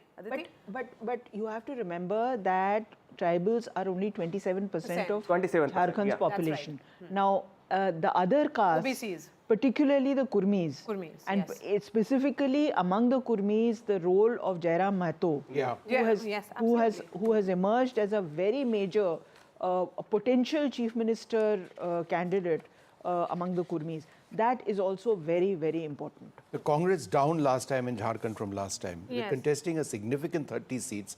They were always being carried along by the JMM, but with this, you know, it's just not worked out. Okay, so a word on Jharkhand now, and if we can do a party-wise breakup, the BJP is contesting on 68. We have leads in 65 so far. The BJP, of these 65 seats, the BJP is leading in 35. They have made a gain of 11. JMM contesting on 43 seats. We have a picture clear of 41. There is a change of -3. The Congress is down -9.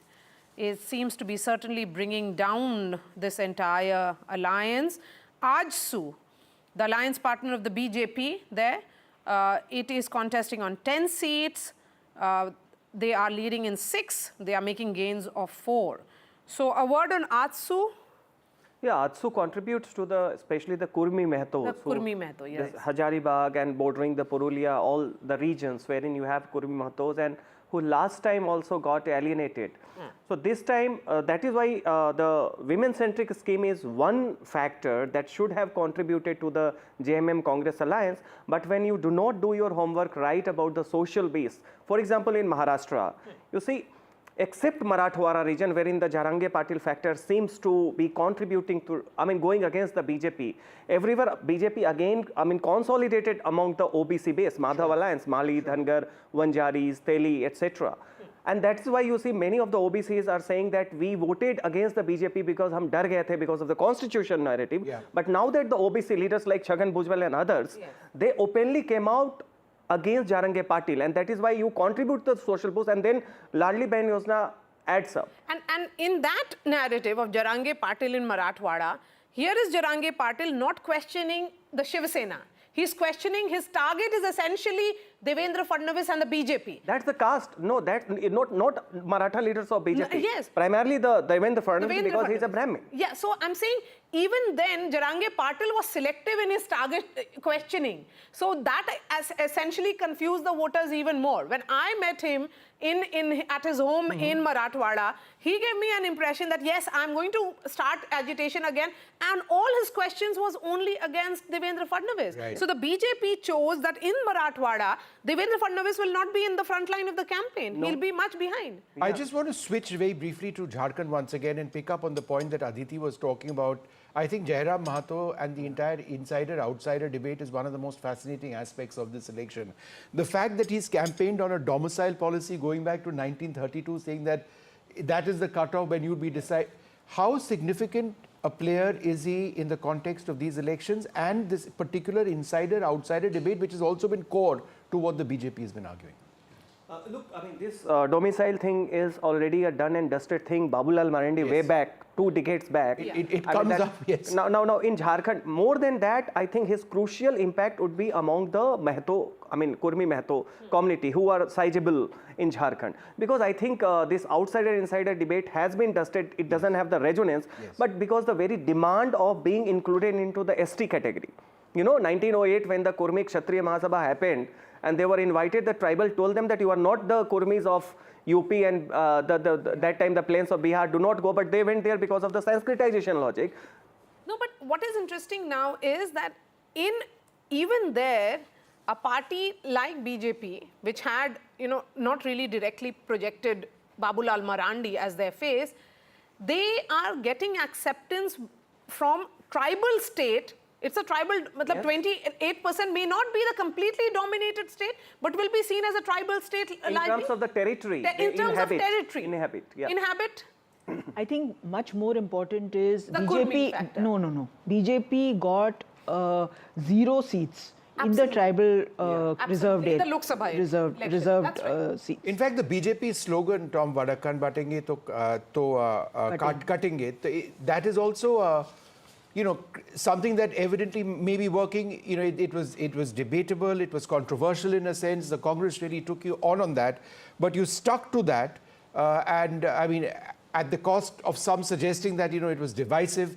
But would you suggest that that's also perhaps one of the key factors which has worked well, certainly in the case of Jharkhand so far? As to the question of the slogan, yes, I think it is a logical thing that we Indians have to unite against forces that are outside. And if that has been a slogan that has been there in our manifesto in different forms and sizes.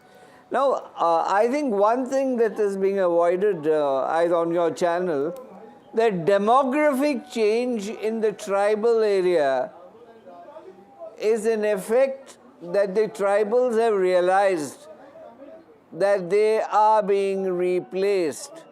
And especially when the announcement came in from a Congress leader that facilities would be provided to these outsiders. When I mean outsiders, I mean those who have come into the state and have settled there. This is the realization that has hit bang into the tribal psyche, and they have realized that they may be replaced by this new demographic change. Okay, so we are going and back I think to that the needs state to of go Maharashtra, on record today. and we'll start focusing it on the basis of various regions. Maharashtra, as we have been saying, there are 6 decisive regions. Every region has its own set of issues, has voted on its own set of issues. There is no pan-Maharashtra issue which played out. So we are starting to look now at Konkan region. In Konkan, a word on that, in all 39 seats in 2019, the BJP Shiv Sena had won 26, the Congress NCP had won 7. Now, how are the numbers stacked, Vishnu?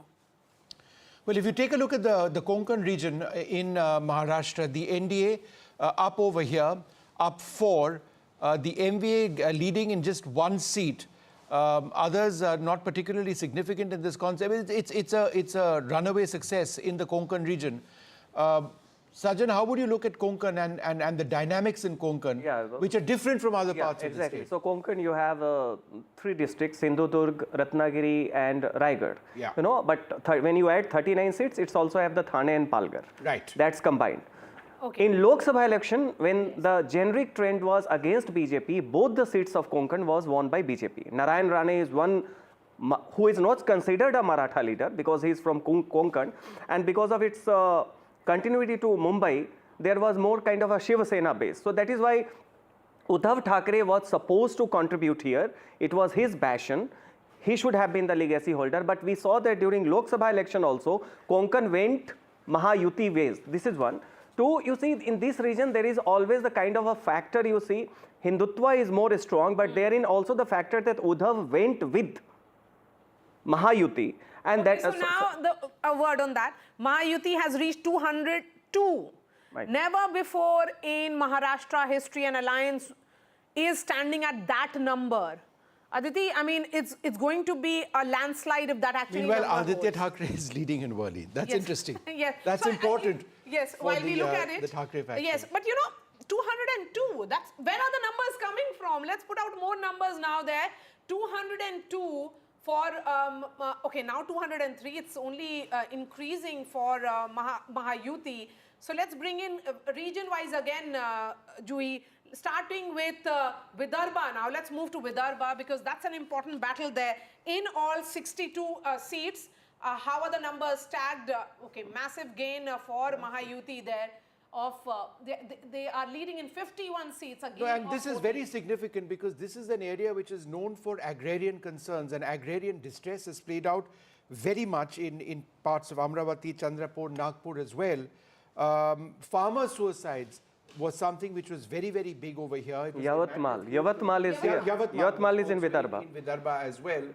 If the NDA is doing well in these issues, then the sense that the MVA really held the narrative when it came to addressing farmer issues hasn't held true at all.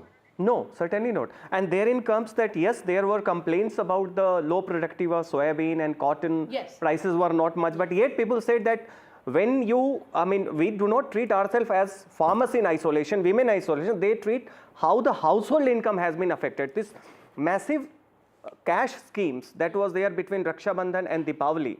On an average, there was a feeling that 20 to 30,000, you know, has come in most of the household, and that is why not only it neutralized, it gave a positive spin.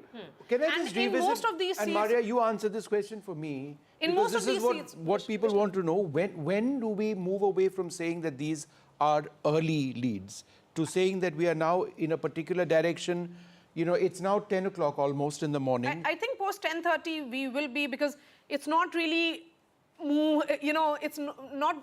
It's consistent. Because at this stage, for the MVA to turn this around would mean a massive change in the lead's position. I think that's... Which is why I'm asking. It's going Sorry, to be tough. go ahead. So I think we'll have to wait a little more. We have always been cautious. That's how NDTV, you are the veteran of NDTV, has been functioning. So let's hold our horses. It's not even 10 a.m., ladies and gentlemen, 8 minutes to go. By then, we'll have a clear picture of Maharashtra, 288 seats. The leads would have come in, early leads, very early leads. But yes, it looks like the Mahayuti at the moment could very well be home. But yes, let's look at Vidarbha. We have discussed Vidarbha. Moving focus now to Marathwada. Let's focus on Marathwada region now. In all 46 seats here in Marathwada, BJP, Shiv Sena, that time around it was the united Shiv Sena, perhaps undivided Shiv Sena at 28. Congress NCP was at 16. How are the numbers tagged now? So again here the NDA, that is the Mahayuti, has taken a lead. They are leading in 36 seats, Mahavikas Aghadi at 9. So that Jarange Patil and the supposed meeting which happened between him and Mr. Sharad Pawar, what really happened to that? Well, I mean, ultimately caste is very, very crucial to a lot of decisions that people take. I just want to go through some of the key issues in Marathwada. Yes, please. Which composes of Aurangabad, Jalna, Beed, Marathwada, drought, underdevelopment key issues, issues of caste politics, water scarcity and agricultural issues. So some similarity with concerns raised in Vidarbha. Again, this narrative appears to be a runaway, in tackling this, seems to be a runaway success in terms of leads for the NDA at this stage. And interestingly, in Jalna, when Jarange Patil okay, so it's 212 now for the Mahayuti there, and the MVA numbers, MVA numbers are only declining. So there is no hung house, there is no chaos among the mind of the voters. One word on the ground was stability. A government that completes 5 years in office, that's what people of Maharashtra have voted for. They did not want any jod-tod. They did not want... They've had enough of that. They have had enough of that. So, even if Jarange Patil was angry towards, Devendra Fadnavis, a Maratha chief minister in Eknath Shinde managed to neutralize his anger in a great extent. In fact, what had happened was that soon after, when the protest started, the chief minister had travelled all the way to Jalna to meet Jarange Patil, to send him that message that he is sincere about reservation. He got that 10% passed by the assembly. Yes, that made an important impact, that he was seen as sincere. to the cause of the Marathas. Yeah, and also in the last moment, because this seems to be counterintuitive in Marathwada, because Marathas constitute around 30% of the population there. Then you have 18% Muslims. Then you also have the Mahar Buddhist voters who are not much under the impact of Vanchit Bahujan Aghadi. So this triple M, Marathas, Muslims and Mahar Dalits, was supposed to be demographically help the Mahavikas Aghadi, which is not happening, which means that in the last moment also there were conversations that Sharad Pawar had been Chief Minister multiple times. What did he do? Now he is supporting all those demands, and then Jarange Patil being the B team of Sharad Pawar, that narrative also came. But besides that, I think also it was a counter consolidation of the OBCs, because Pankaja Munde is there and lots many other OBC leaders are there. And apart from that, I think women factor perhaps seems to be the X factor in Maharashtra, because the kind of victory you see simply by caste and community demographic, it doesn't make sense. If there is one of the best signs for Indian politics. We've seen the rise in women voters in the last couple of assembly elections. They were dominant, for example, in the Madhya Pradesh elections, Thackeray, Jharkhand, and this time as well. Son of Raj Thackeray is trailing in Mahim. Right. We haven't discussed Raj Thackeray. No, we haven't. It was not expected to be a very significant factor. Absolutely. MNS, what happens to Raj Thackeray after this if his son is also trailing? His cousin is winning. Yes, so does it mean end of road? We don't write off anyone, but Amit Thackeray, this was his electoral debut, son of Raj Thackeray, MNS Supremo. He is trailing from Mahim. But let's bring in Aditya was taking on Milind Deora, right? Yeah. I'm being told to take Ratndeep now. All right, you have to go to Ratndeep. Oh, there we are. See, so Aditya is leading against Milind Deora of the Shinde Sena. Right? This is the second time Aditya was contesting from Worli. So Sena versus Sena over here, and Aditya Thackeray, this is one of the few areas where they seem to be doing reasonably well. I'd be interested to see where some of the other battles, the key battles, the Pawar versus Pawar battles, which are taking place in Baramati. We'll come around to that in a moment. But let's also focus a little bit on by-elections. Yes, a word from Ratndeep, who's joining us from Guwahati. And Ratndeep, sorry to have kept you waiting right up off the top. But I can see that the air quality around you is much better than it is in Delhi. So, I mean, you were breathing clean air. But please go ahead.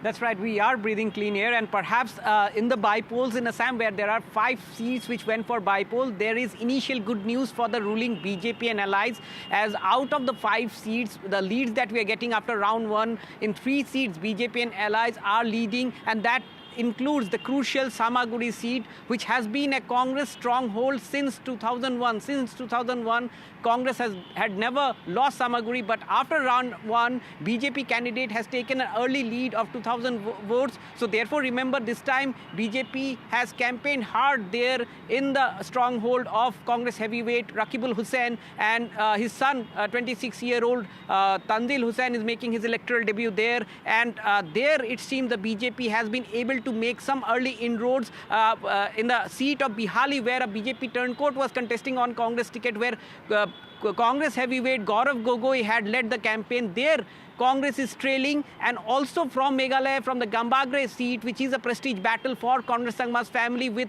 his wife making an electoral debut for his party, the National People's Party.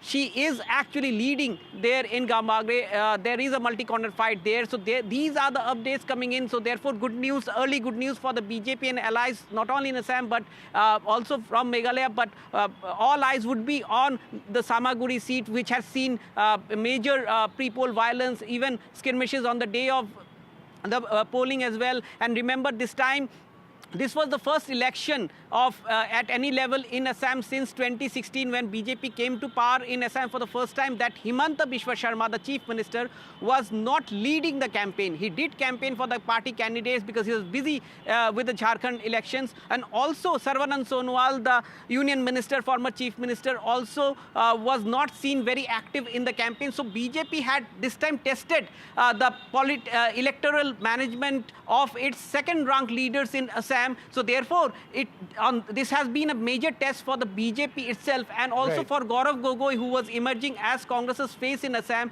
At this moment, the initial leads are with the BJP, and that too in Congress stronghold of Samaguri. Sikkim, both seats have been won uncontested. Some news flashed. Yes. Ratnadeep, Could That's you tell right. us about In the fact, in Sikkim Sikkim, contest? both seats have been I won confess to not uncontested. knowing enough about it. Yes, that's correct. In fact, in Sikkim, there were 2 seats where bypolls had to take place. In fact, 1 seat was vacated by the chief minister, because in the Sikkim election he contested from 2 seats and won both the seats. So he left 1 seat, and his wife had vacated another seat. And in both the seats, on the last day of withdrawal of nomination, the main key opposition party, Sikkim Democratic Front candidates, had withdrawn their nomination, and the other parties' candidates' nomination was disqualified. So therefore, the ruling Sikkim Krantikari Morcha candidates in both the seats have won unopposed, which includes Aditya Gole, the son of Chief Minister Prem Singh Tamang. Okay. And with those victories, remember, now in Sikkim Assembly, which is a 32-member assembly, there is no opposition. All the MLAs belong to Sikkim Krantikari Morcha of Prem Singh Tamang, which is a key ally of the we will BJP. talk about Sikkim a little bit later. Let the assembly elections happen over there. These were just bypolls. Let's go straight across to my colleague Radhika. As we do that, just an overall look at what appears to be a runaway win for the NDA. But a word there, Vishnu. Still leads. That's my next sentence. But just look at the gap right now. Remember, the magic mark is 145. They are well ahead of that. For the NVA at this stage, to reverse this, the leads position would be fairly extraordinary. There are different rounds, obviously, of counting and rechecks, even of the electronic voting machines. But at this stage, it appears that the NDA in the leads position completely ahead. Let's go straight across to Radhika, who's been tracking all of these developments and joins us now. Radhika, is there a sense of despondency building up among members of the MVA at this stage? Any reactions from the Mahayuti for that matter? No reactions from MVA as yet, but when we did speak to leaders of Mahayuti, they are obviously putting up a confident front, which they did yesterday. But as of now, no reactions from the Congress or Shiv Sena UBT faction at this point. They're, of course, waiting and watching. They say that these are early trends. Let's just wait for a couple of hours more before we can call the elections. But I am at BJP headquarters in Mumbai, and these are the scenes here. Of course, several leaders are inside. None of the top leaders have come here yet, but Mangal Prabhat Lodha is inside, along with several other leaders, as well as district presidents also of a few areas. They're also inside having a small meeting. But this is the how the BJP office is looking. In fact, they've put up a huge screen as well, where the numbers are put up for media to sort of take a look. So this is, as far as Mahayuti numbers are concerned, yes, Mahayuti is in lead. And when we did speak to leaders, of course, they attributed to all of the infrastructure projects, and also very particularly on the Ladki Behan scheme. We know for a fact that the number of women voters increased considerably this time, and that has been attributed to the success of Ladki Behan scheme, at least by the members of Mahayuti. One is that, and the slew of infrastructure projects that came into effect in the last, couple of months at least, especially in parts of Mumbai.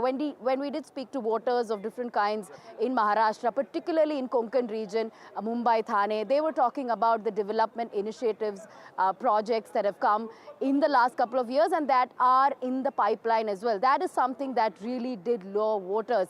And some of the projects did happen, or rather got launched or inaugurated just a few months ahead of elections, particularly the Coastal Road project or the metro. So all that has clearly worked in favor of Mahayuti, certainly, and the schemes for women, as I said, Ladki Behan, schemes for youth, schemes for farmers, that have 100% worked for Mahayuti, is what the leaders are saying. Again, early trends. Sure. We cannot, call elections. Okay, Radhika, hold on a second. I want to go across to Sam Daniel for a moment. You know, we're talking about assembly elections in 2 states, but this is, in a sense, an all-India sort of feel because of the important by-elections. One of the crucial ones is Priyanka Gandhi Vadra, Wayanad in Kerala, looking to make her debut within Parliament. My colleague Sam Daniel joins us for more on this. So, potentially, one Gandhi replacing another. The stakes for the Gandhis are huge. They just have to win this one way or the other. It's a prestige battle like no other, at least in the context of these by-elections. Give us a sense of the challenges that Priyanka Gandhi Vadra faces over there, if any. Vishnu, certainly in terms of her performance, she's having a comfortable lead, winning more than 70,000 votes. And at the moment, as we speak, both the LDF and the BJP are at a distant second and third position. And for Priyanka, it's a kind of a springboard to replace Rahul Gandhi, who has shifted to Raebareli. And the challenge for her would be to disprove the outsider tag that the opposition has been campaigning during this run-up to the by-poll here, saying that she would not have time to spend in Wayanad. She would spend more time in Delhi, but that's the challenge she has to encounter and disprove it. But for her politically, it's a springboard to emerge as a strong leader for the Congress, one replacing Rahul Gandhi down south, and also to be a stronger voice in the parliament. She's known to be a powerful orator, both in English and Hindi, to be able to take on the BJP, as the Congress calls it. Many in the Congress also look in her a semblance of Indira Gandhi. And while Rahul Gandhi has emerged to be kind of a people's person, traveling across the country to move with the people and to emerge as a people's leader, the Congress feels it's also time to have a strong leader like Priyanka Gandhi, who will have enough time to work on the organizational challenges of the Congress. And they feel with this kind of a mandate, they hope that she'll be able to win with a larger margin than what Rahul Gandhi had won. With that, she'll be able to focus more on the organizational challenges to help the party get stronger to take on the BJP. Okay, so the story in Wayanad is going to be about the margin of victory of Priyanka Gandhi. Vadra shifting focus to Jharkhand quickly before we return to Maharashtra, because the first round in over 161 seats is still going on. So let's be cautious while we look at these numbers and say, because in an assembly seat, depending on the size of that assembly, Maria is on an average, hope that this turns out to be an extremely close election. From what we are seeing right now, it's a runaway success for the NDA. But that's what we do as journalists, cautiously waiting and seeing how numbers are turning up. But yes, so in all, there are 13 to 14 rounds. So we'll have to wait and see. There's only one round which is currently still on of EVM counting. Yes, Prabhakar, go ahead. How many rounds over in most seats in Jharkhand? Yeah, we have just completed one round out here, and the numbers you are seeing on your screen, it's a very early trend, so we should not actually read much with these numbers. But yeah, the early trend shows that NDA is having a clear lead, and they are leading on 45 odd seats, which is a good number. And the JMM camp was till yesterday very upbeat that and even today when we had a word with them in the morning, they were quite confident that they will be able to sail through, and it's their schemes on the ground which will actually yield results for them. Especially they are banking upon the vote of women here in Jharkhand because of the scheme which they have launched for them, the Maiya Saman Yojana, and they believe that this scheme, because of this scheme, the women, they were there in large number at the polling stations. So we'll have to wait for the numbers to settle down, maybe a few more rounds, and then we'll actually have the figure actually which way the wind is blowing here in Jharkhand. Shastri, how long does it typically take for a round to be counted? Because there are 13 rounds, as Maria pointed out. It's an electronic process. So it's almost instantaneous, right? It's a process of rechecking. Yes. My own sense is that by around 11. We should get the final trend, because I think Maria's word of caution to us flows from two things. What happened in Chhattisgarh and what happened in Haryana. You see, in both these states, we saw initial trends of one party leading. In Chhattisgarh's case, in both the cases, the Congress, and then you ultimately had a different result. So I think it's only from that perspective that this insurance policy is being taken, that things could change. Things could remain the same also, of course. As Vishnu was saying, maybe these trends get further expanded. But I think it would be useful, especially in the case of Jharkhand, given the proximity of the contest, that we wait for some more time for any definitive point to be made. Okay. But initial trend, 10 a.m. right now, Aarti Jairath? You know, for me, the most shocking thing about these trends is how badly Sharad Pawar's party is doing, and how Ajit Pawar seems to be claiming the legacy of NCP in Maharashtra.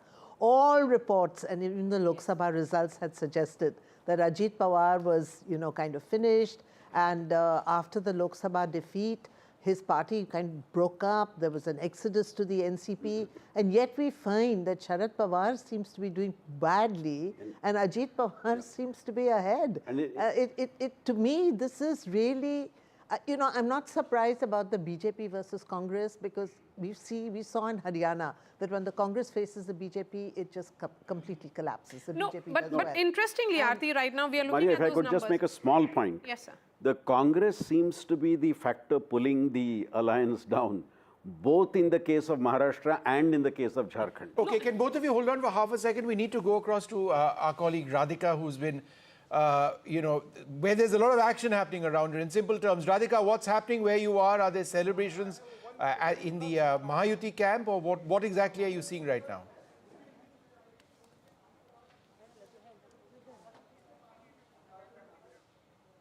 All right, she's walking into an office is what I'm told. Okay, so let's wait for that. In fact, just a And she's while walked ago, in. Go ahead. we did see, packs of laddu being brought inside the headquarters here.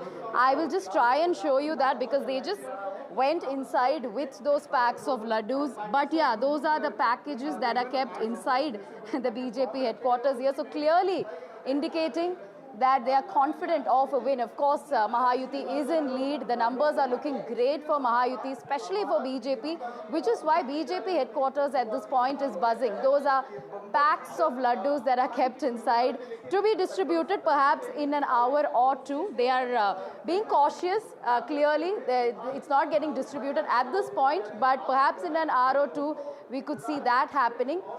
But yes, as far as Maharashtra is concerned, we know that landscape changed, and therefore there was a lot of confusion and chaos when it came to results.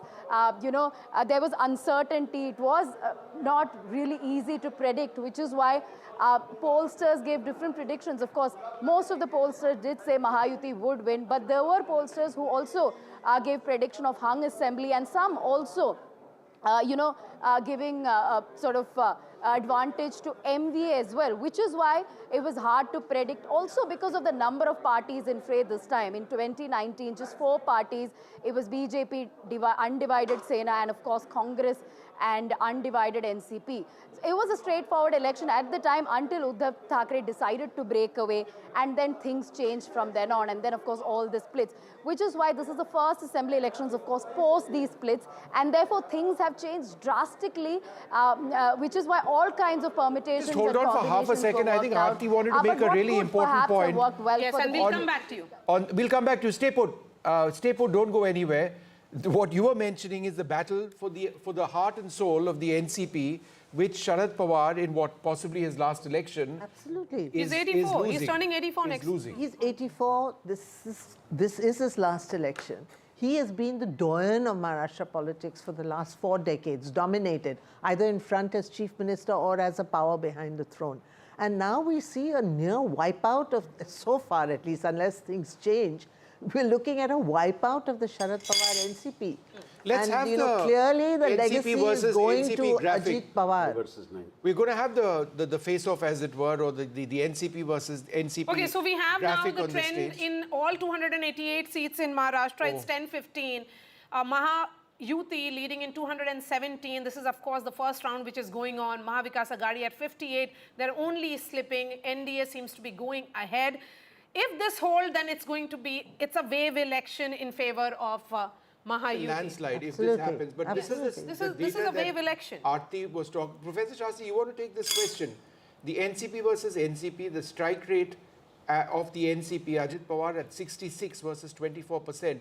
Of course, these are the face-offs, direct face-offs between the two, but the number of seats that they've contested overall are different. The NCP contesting in 59, and the Sharad Pawar camp, I'll give you the numbers. 86. No, if you look at this face-off and the trends as it stands today, very clearly we have a reversal of what happened in the Lok Sabha elections. Absolutely. And Sharad Pawar's NCP seems to be taking a backseat. Okay. Even other indications are that the lead is something like 35 for the Ajit Pawar NCP and 9 for the Sharad Pawar NCP. So clearly, what we had seen in the Lok Sabha election with regard to NCP is being reversed in the assembly elections. Okay. And So- this is definitely a setback for Sharad Pawar. No, I think in all the Mahavikas Aghadi, people may have voted for revenge sympathy in the Lok Sabha, but they realize that perhaps that can happen only once. But one point which is emerging, the weak link The in both the Congress alliances seems to be the Congress Yeah, party. absolutely. The JMM is doing reasonably well in Jharkhand, Yes. but the alliance is being pulled down Pulled down by simply the because the JMM contested only 41 of the 81 seats, Yes, and and the 30 remaining seats was- were with the Congress party. No, and of those 30 seats that the Congress contested in Jharkhand, the bulk of them were against the BJP. So once again, you know, what is being proved is what happened in Haryana, that when the Congress faces the BJP, it's In a one-on-one just fight. on a one-on-one Okay, let's fight, just go it's across to unable to hold its our ground. political guest, Raju Wagmare of the Shiv Sena Shinde joins us. We've got Dolly Sharma from the Dolly Congress. Sharma of the Congress party as well.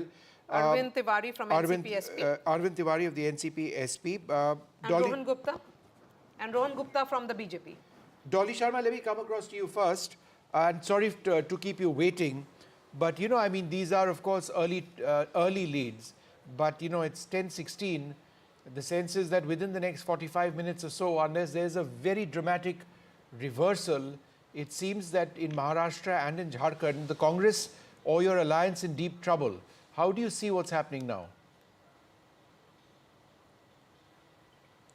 See, this is too early to comment. Like you must have seen in last elections also, early trends saying something else and the results were different. So we are very positive.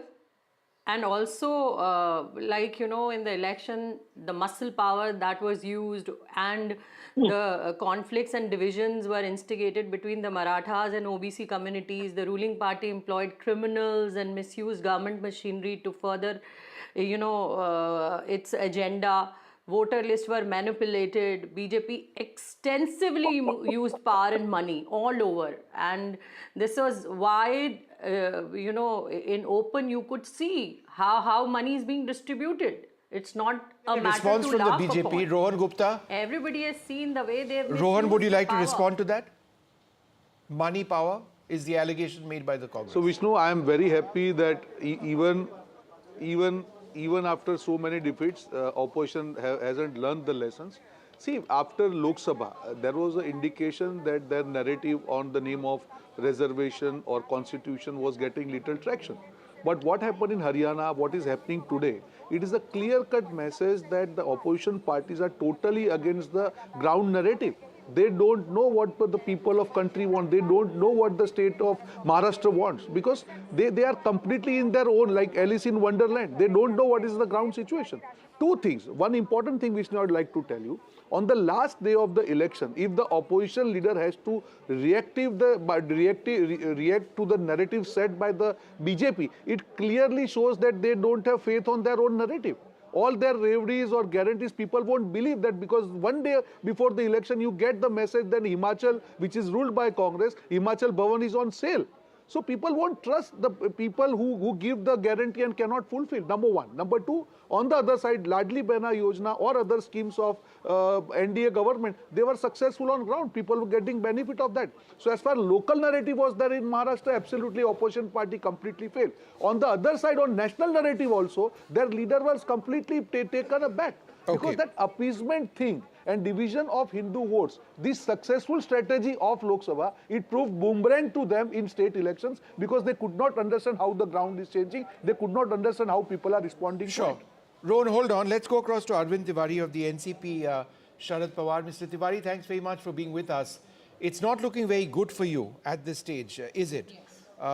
You know, I mean, No, this is, yeah, go ahead. No, it is not the situation as of now. It's the early trends, and you will see the situation drastically changing in an hour or two.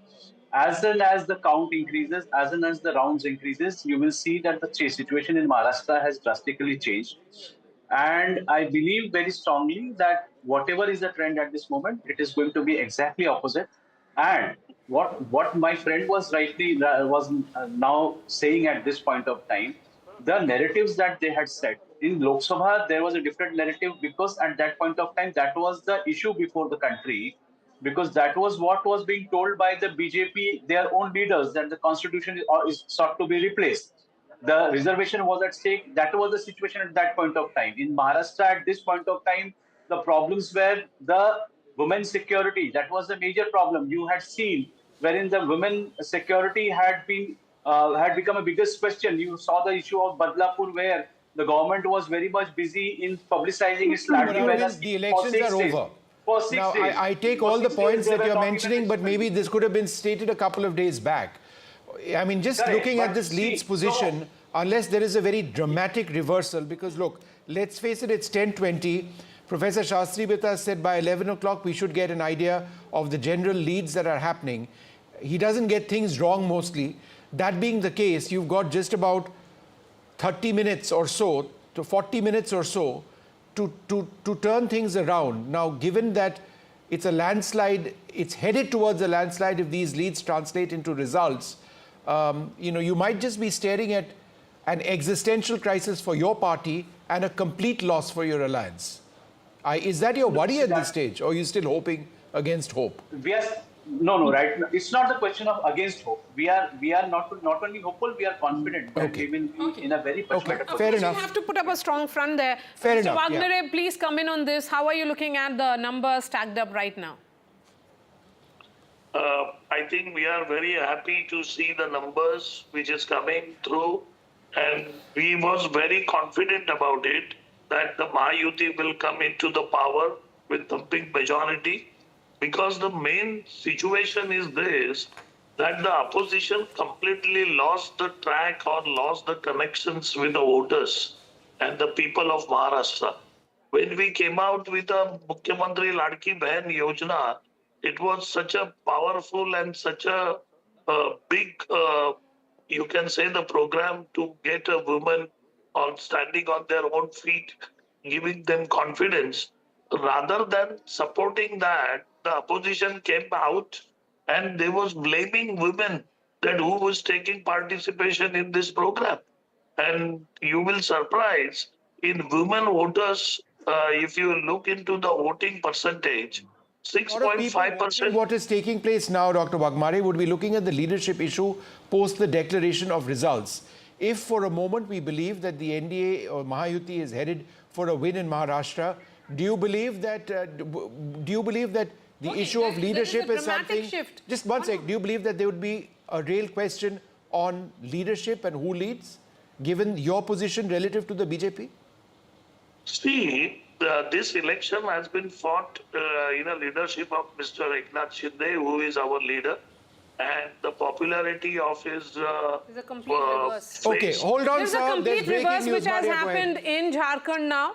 We were seeing even Stephen or perhaps NDA leading. What has happened now is that India has taken a 17-seat lead at 1023 from NDA. Do we have Prabhakar with us? There is a complete reverse which has happened in Jharkhand now. I think that's going to be a fascinating battle again. We have been saying, just hold on to your horses. This is too early to say anything.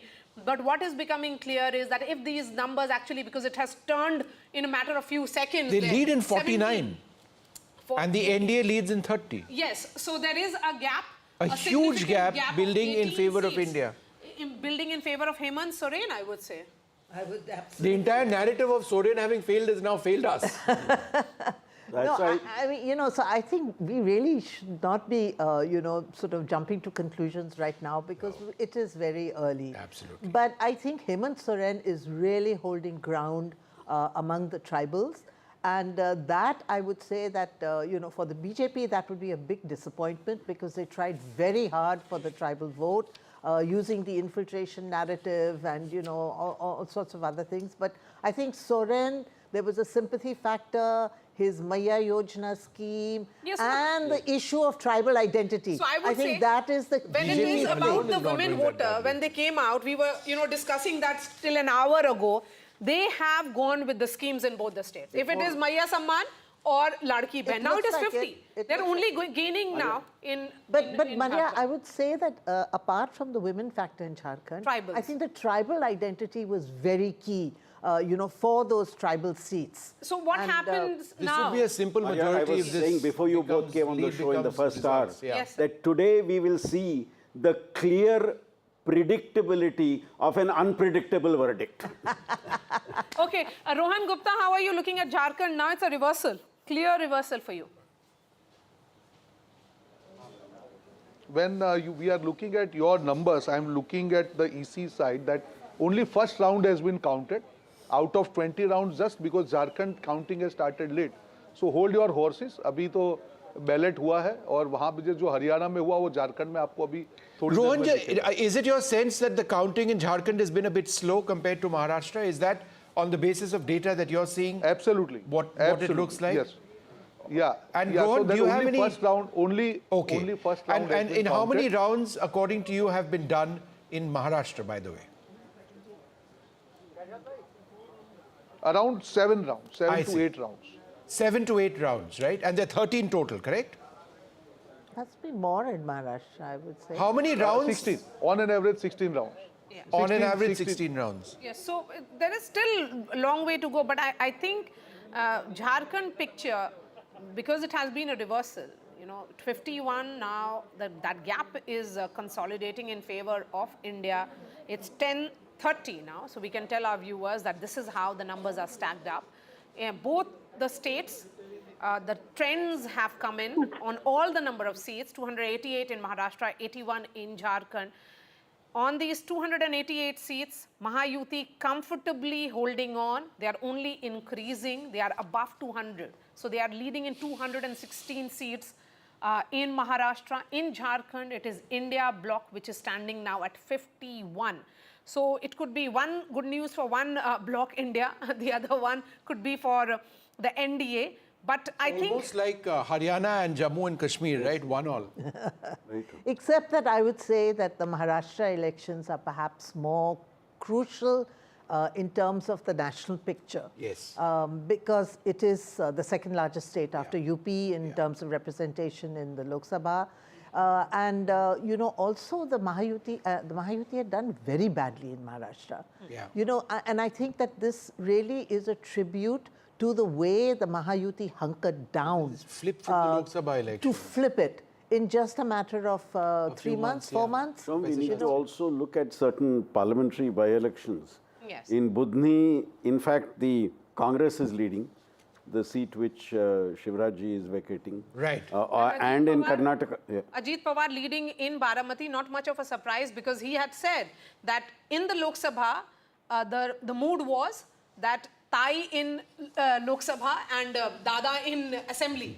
And he also, admitted during the course of that interview that he gave to us that during the Lok Sabha, it was his mistake to field his wife against Supriya Sule. So I think... So Ajit Pawar leading in Baramati. There are along expected lines over there in a Pawar versus Pawar fight. It's all in the family.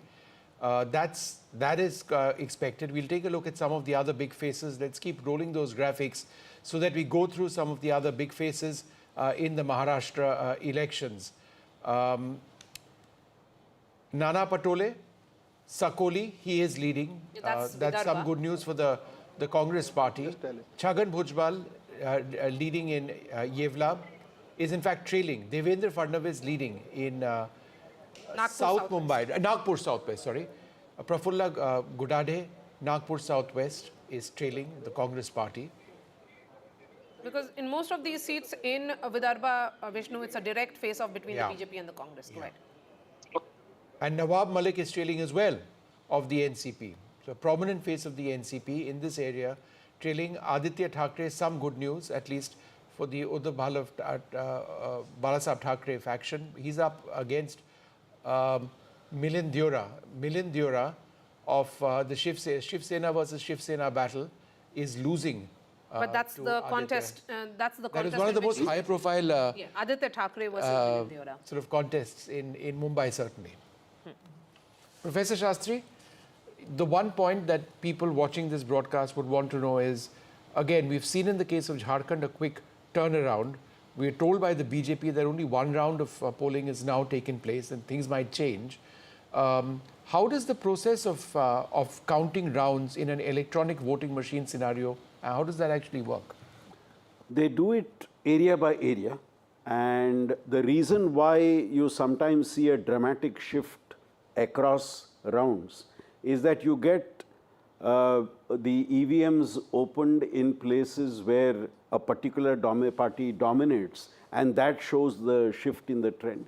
So in the past also, if you have seen a shift in the trend, it is largely because newer areas see the ballot paper opening, and within a constituency itself, there could be patterns in terms of voting. And that sometimes is reflected in this change across the across you the know, I remember one very dramatic election in Delhi. Yes. In 1991, I think it was, the New Delhi seat, and L.K. Advani was trailing.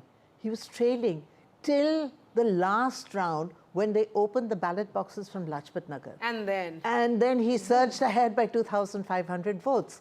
So, and he won that seat. So, it depends because, there are areas... He won by less than 3,000 seats in that election. That's right. Yeah, that's right. 3,000 That was votes. thanks to Lajpat Nagar. Yes, So, Lajpat Nagar has traditionally been an RSS, BJP and that, of course, voted So that's why, when you see if ballot boxes are open from A area, it could be in favor of one party, then it goes to another area, suddenly A there's word from Dolly Sharma now. Dolly Sharma, forget about, I'm sure you can have a view in which not look at Maharashtra, but look at Jharkhand. Jharkhand seems to be bringing some reasons for the India bloc to cheer. Early, yes, but still, it has reversed completely. Like I said earlier, it is a pro-people agenda won the day. In Jharkhand, there were many issues, and like BJP did in Maharashtra, in Delhi, and now, and also in Jharkhand, the way they arrested the Chief Minister, Hemant Soren, everybody had seen that. And now people know, people of Jharkhand had voted for the government which worked for the people, which was ready to solve any problem that was there, whether it was women's issue, whether it was youth, whether it was any other issue. So they will definitely vote for India Alliance, and we will form government in Jharkhand for sure. Okay. Let's look at region-wise now in Jharkhand and move from one region to another. We are looking at North Jharkhand now. India leading in 19 seats. They are up 5 from 2019. NDA down 3, leading in 14 as of now. That we are looking at 34 seats of 81 right now in north of Jharkhand. Shifting focus to Santal Pargana, this is 18 seats, India down 2, NDA leading in 3. Shifting focus now to South Jharkhand, 29 seats in all, India down 1, but NDA up 2. So the maximum number of seats are coming from North Jharkhand. Which are these areas? Is it Bokaro and all those urban pockets? Urban pockets and also places where you have a significant non-tribal population. If you see where there is a strong tribal population, the JMM seems to be doing much better. So what we have been saying, that the BJP-led NDA alliance's prominence is in the non-tribal regions, whereas the JMM is more in the tribal regions. And we had said that the victory would be his or be of that party, which is able to do better in the pockets of the rival alliance. And obviously, if these trends hold, that's a big if, if these trends hold, the capacity of the NDA to break into tribal areas has been limited. If these trends hold, that's what it would be. We're going to again go to the other part of the country now, Maharashtra. My colleague Anuj outside Eknath Shinde's residence at this stage. Anuj, give us a sense of what's happening around you.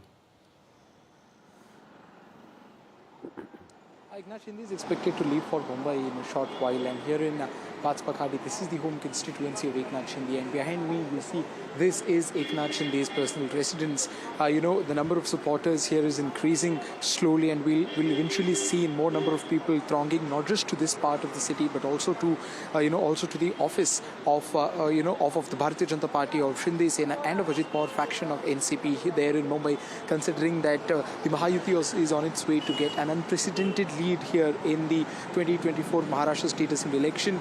we've already seen or gotten hints of supporters making their way. You can see that the Shiv Sena flags, people holding Shiv Sena flags are here holding, trying to gather outside Shinde's residence. While on one hand, we've got the supporters of the Mahayuti parties beaming with confidence and excitement and joy. On the other hand, we also have, the Mahavikas Aghadi leaders who have started casting doubts over the procedures on reason why they believe that this isn't the mandate which would be given by the Marathi Manus or the electorate of Maharashtra. But numbers as of now suggest that Mahayuti is having a clear-cut lead, as compared to Mahavikas Aghadi, which is falling short of not just Mahayuti but also the Bharatiya Janata Party's number.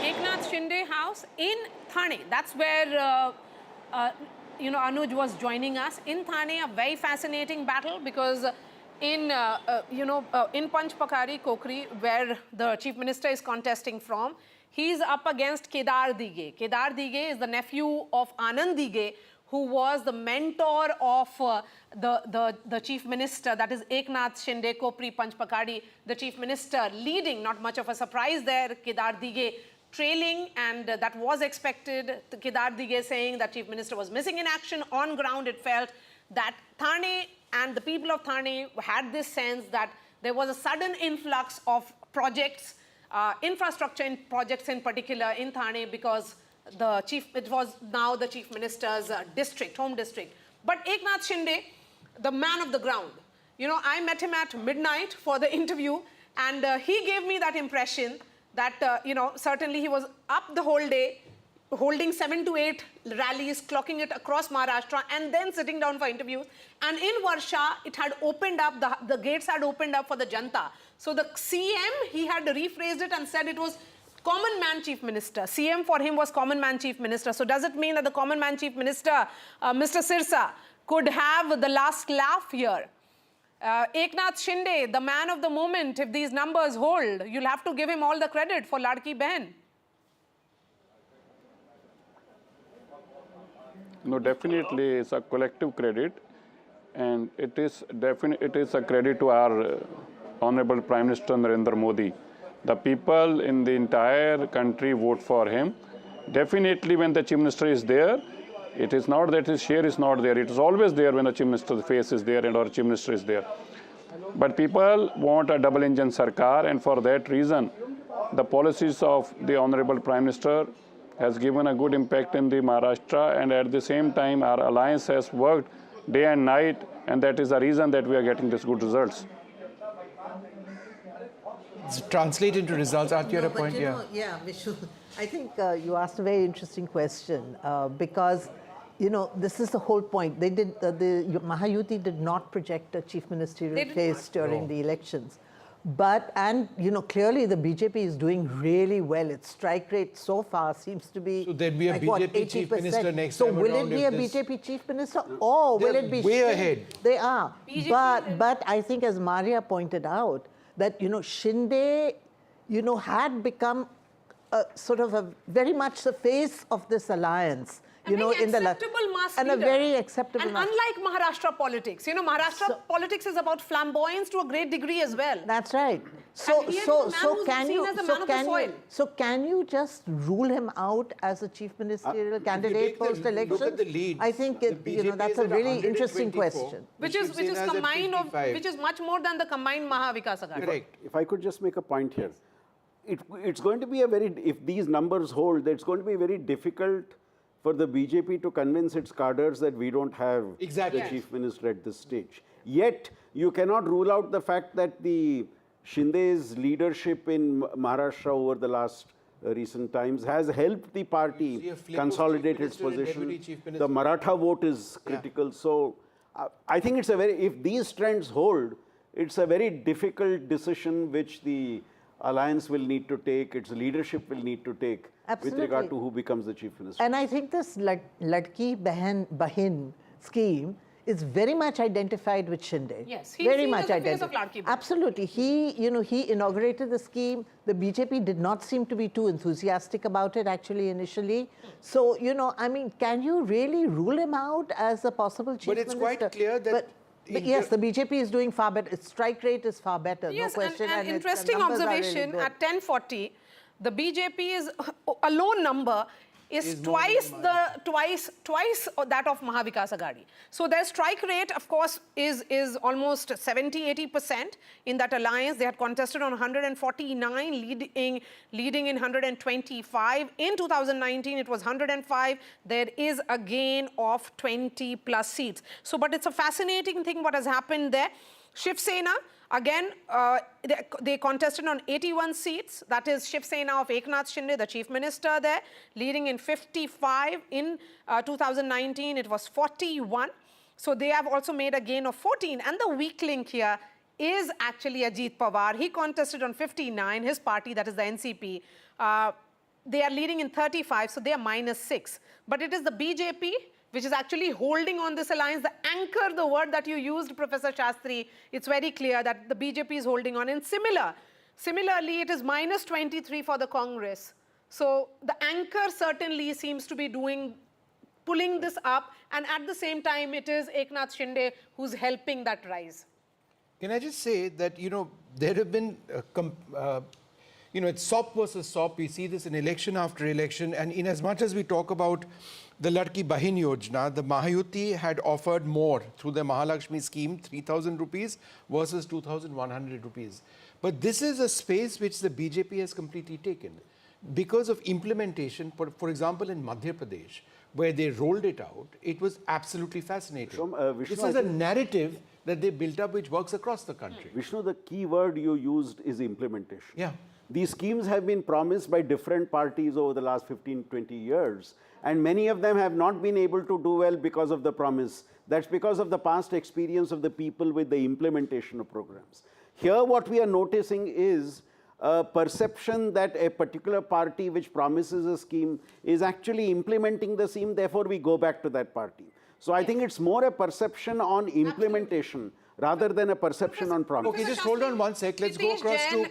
Mumbai BJP Vice President is joining us. Hitesh, you can say I told you so. It's not just about Mumbai alone, where you, of course, were part of the strategy, but it appears that across Maharashtra, it is good news for the entire alliance. What do you think worked in this alliance?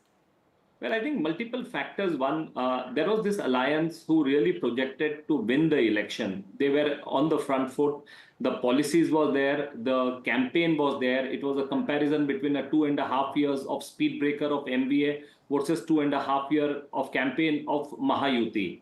Now, when you look at the campaign of MVA, it was only negativity. And negativity, Maria, as you know, as you have been an experienced person who have looked at the campaign and all, negativity does not really sell. What sells in Maharashtra, and if you look at the track record of the Maharashtra since 87, the pattern of voting and all, and I remember at the time when the exit polls just right after the election, as soon as the voting percentages was coming, when it was like 63, 64, people were trying to give all sorts of narrative, kaate ki takkar, this thing. I said the day Maharashtra is given a historic mandate, you are going to see a historic result and mandate on the counting day, and which is what is being seen on the ground. Mr. Jain, I'm just curious to know that, when it came to the Ladki Bahin Yojana scheme, we were talking just now about implementation. As I understand it, 5 installments of payments of 1,500 rupees have reached a whopping 2.3 crore women already in Maharashtra. So do you believe, just in terms of implementation and not just election promises so far, people are saying, look, I've already got this money, it's come in on time. Delivery is something which goes in your favor. There is one more point. So implementation, delivery, but Vishnu, when 1,500 rupees were announced, Ladki Bahin Yojana, what was MVA doing? MVA was opposing. MVA was telling the state treasury is empty. Where are you going to give the money? They went to the court to stop the scheme. And look at the irony. When their campaign came, they said not 1,500, we are going to give you 3,000 rupees. Now look at the crisis of credibility of the MVA leadership. They say state has no money. It is not the question of Mahayuti's intention. They were telling that the state has no money to give 1,500 rupees, And here is a party going ahead and trying to give making a promise of 3,000. Then there were some election panditries who were trying to compare, oh, this is a scheme that was given only on the eve of the election. I mean, it's not like Shivraj Singh Chauhan. They tried to compare with Madhya Pradesh. It ran for 5 years. So this is not going to be a factor. People were trying to bring like soya bean. People were trying to bring jarange. People were trying to bring localized seat by seat and all. But if you will look at the mandate and the manner in which the results will come at the end of the day, when the leads will get firmed up, it was a victory across Maharashtra, across the board. And I think what people in Maharashtra has really brought is the leadership of Prime Minister Modi. So Mr. Jain, leadership was my next question, and I think Aarti also wanted to get clarity on this. Now, assuming for a moment that these leads translate into results, you have a very effective chief minister right now. You know what the question is, but I'll ask it nonetheless. You have a very effective chief minister in your alliance in Eknath Shinde right now, but you have done very well if these leads translate into results. Would your cadre be satisfied with a non-BJP chief minister? Vishnu, I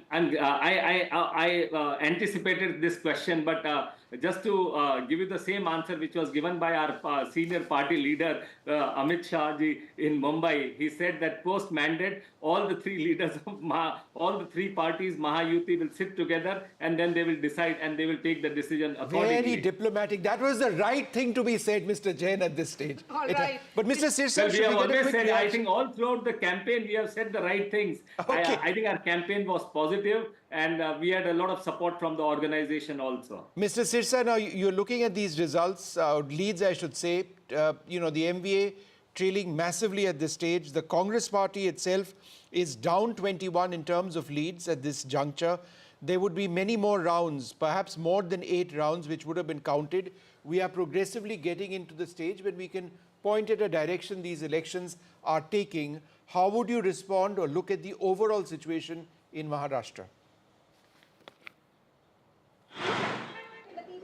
So it is not just when it is a two-third with a two-third of majority. And one must always appreciate that we were there almost from two and a half years. Right. In spite of saying by the opposition कि यहाँ तो कुछ किया ही नहीं, यहाँ तो कोई काम ही नहीं हुआ, ये तो प्रदेश के अंदर Okay, so just 1 second, can I just put that question across to Dolly? Can I just put that question across to Dolly? How do you see the numbers, Dolly, at this stage? Yeah. See, like I said earlier, the way BJP misused the power, we have seen them distributing money, use the muscle power, and also you must have seen last election. केन प्रकारेण चाहे सरकार बने ना बने, BJP को तो सरकार तोड़कर भी, पार्टियां तोड़कर भी अपनी सरकारें बनाई हैं भारतीय जनता पार्टी ने. सो इट्स ऑब्वियस कि जो वो लोग, उनको किसी भी तरीके से सरकार बनानी होती है. तो ये जो रिजल्ट है आपके सामने है, वो हमने पूरे महाराष्ट्र में देखा कि किस तरीके से खुला नोट उन्होंने बांटा और इलेक्शन कमीशन आंखें मूंद कर बैठा रहा. I think this also you must discuss in front of the people. Hitesh will respond to that. Hitesh, you know that entire Vinod Tawde incident, was that an embarrassment for you all? Till yesterday they were saying. Not only Vinod Tawde, there were other incidents happened in Pune, Maria, there were, in Nagpur. I mean, I think, you know, as I mentioned to you, money. It was not one incident of Vinod Tawde. Yes, please, Hitesh, go ahead. Was that an embarrassment? Of course, he filed a defamation suit, but it was caught on camera. The time for posturing is over. They made a charge that Vinod Tawde was found with 5 crore. That was the statement that was made. Nobody saw the 5 crore rupees, where it came from and all. On the contrary, Maria, on the contrary, more than 20 leaders of NBA were caught distributing money in their different constituency. But be that as it may, there are larger issues to be discussed. Not this. Of course, they have to clutch on the straws to explain their embarrassing defeat. But you know, Maria, one of the very important campaign statement we should not overlook is Aditya Thackeray. When we were looking at Mumbai, we were looking of coastal road, we were looking about metro. his campaign was so regressive. He says, Uddhav Thackeray said, we will remove MMRDA, we will stop He the is large leading, by the way, projects, Mr. and Jain. what we will offer is BEST buses to the people of Mumbai. Now, this is a city where, the former Prime Minister Manmohan Singh had promised that he will make it like a Shanghai and all. Okay. And what is the vision they were offering was the vision of offering BEST buses to the people of Mumbai. Okay, Mr. Jain, half a second. It does need to be said that when I looked last time around, Aditya Thackeray was actually leading over Milind Deora, but there is, some reactions now coming in from the Mahavikas Aghadi. The Shiv Sena's UBT leader Sanjay Raut says, and I quote, they've done some gadbad, they've stolen some of our seats. This cannot be the public's decision. Okay. Even the public does not agree with these results. Once the results are out, we will talk more. Okay. So a sense of denial now creeping into the MVA. Well, Vishnu, I think people should give less importance to what Sanjay Raut was saying. I think for 5 years he was entertaining all the people, all the journalists is concerned. And one more point I would like to make, like Sanjay Raut, there was a section of a journalist in Maharashtra also who amongst them was saying about the MBA is leading, the narrative of MBA and all. It is, I think this verdict is also somewhere, they will also have to introspect. They used to use the words like Purogomi and all, and they did not realize Maharashtra has moved ahead. Maharashtra is aspirational. Maharashtra doesn't want to get into the caste conflict. Maharashtra wants development, and Maharashtra wants to compete at a high, you have Mumbai, you have a Maharashtra, which is a very important state.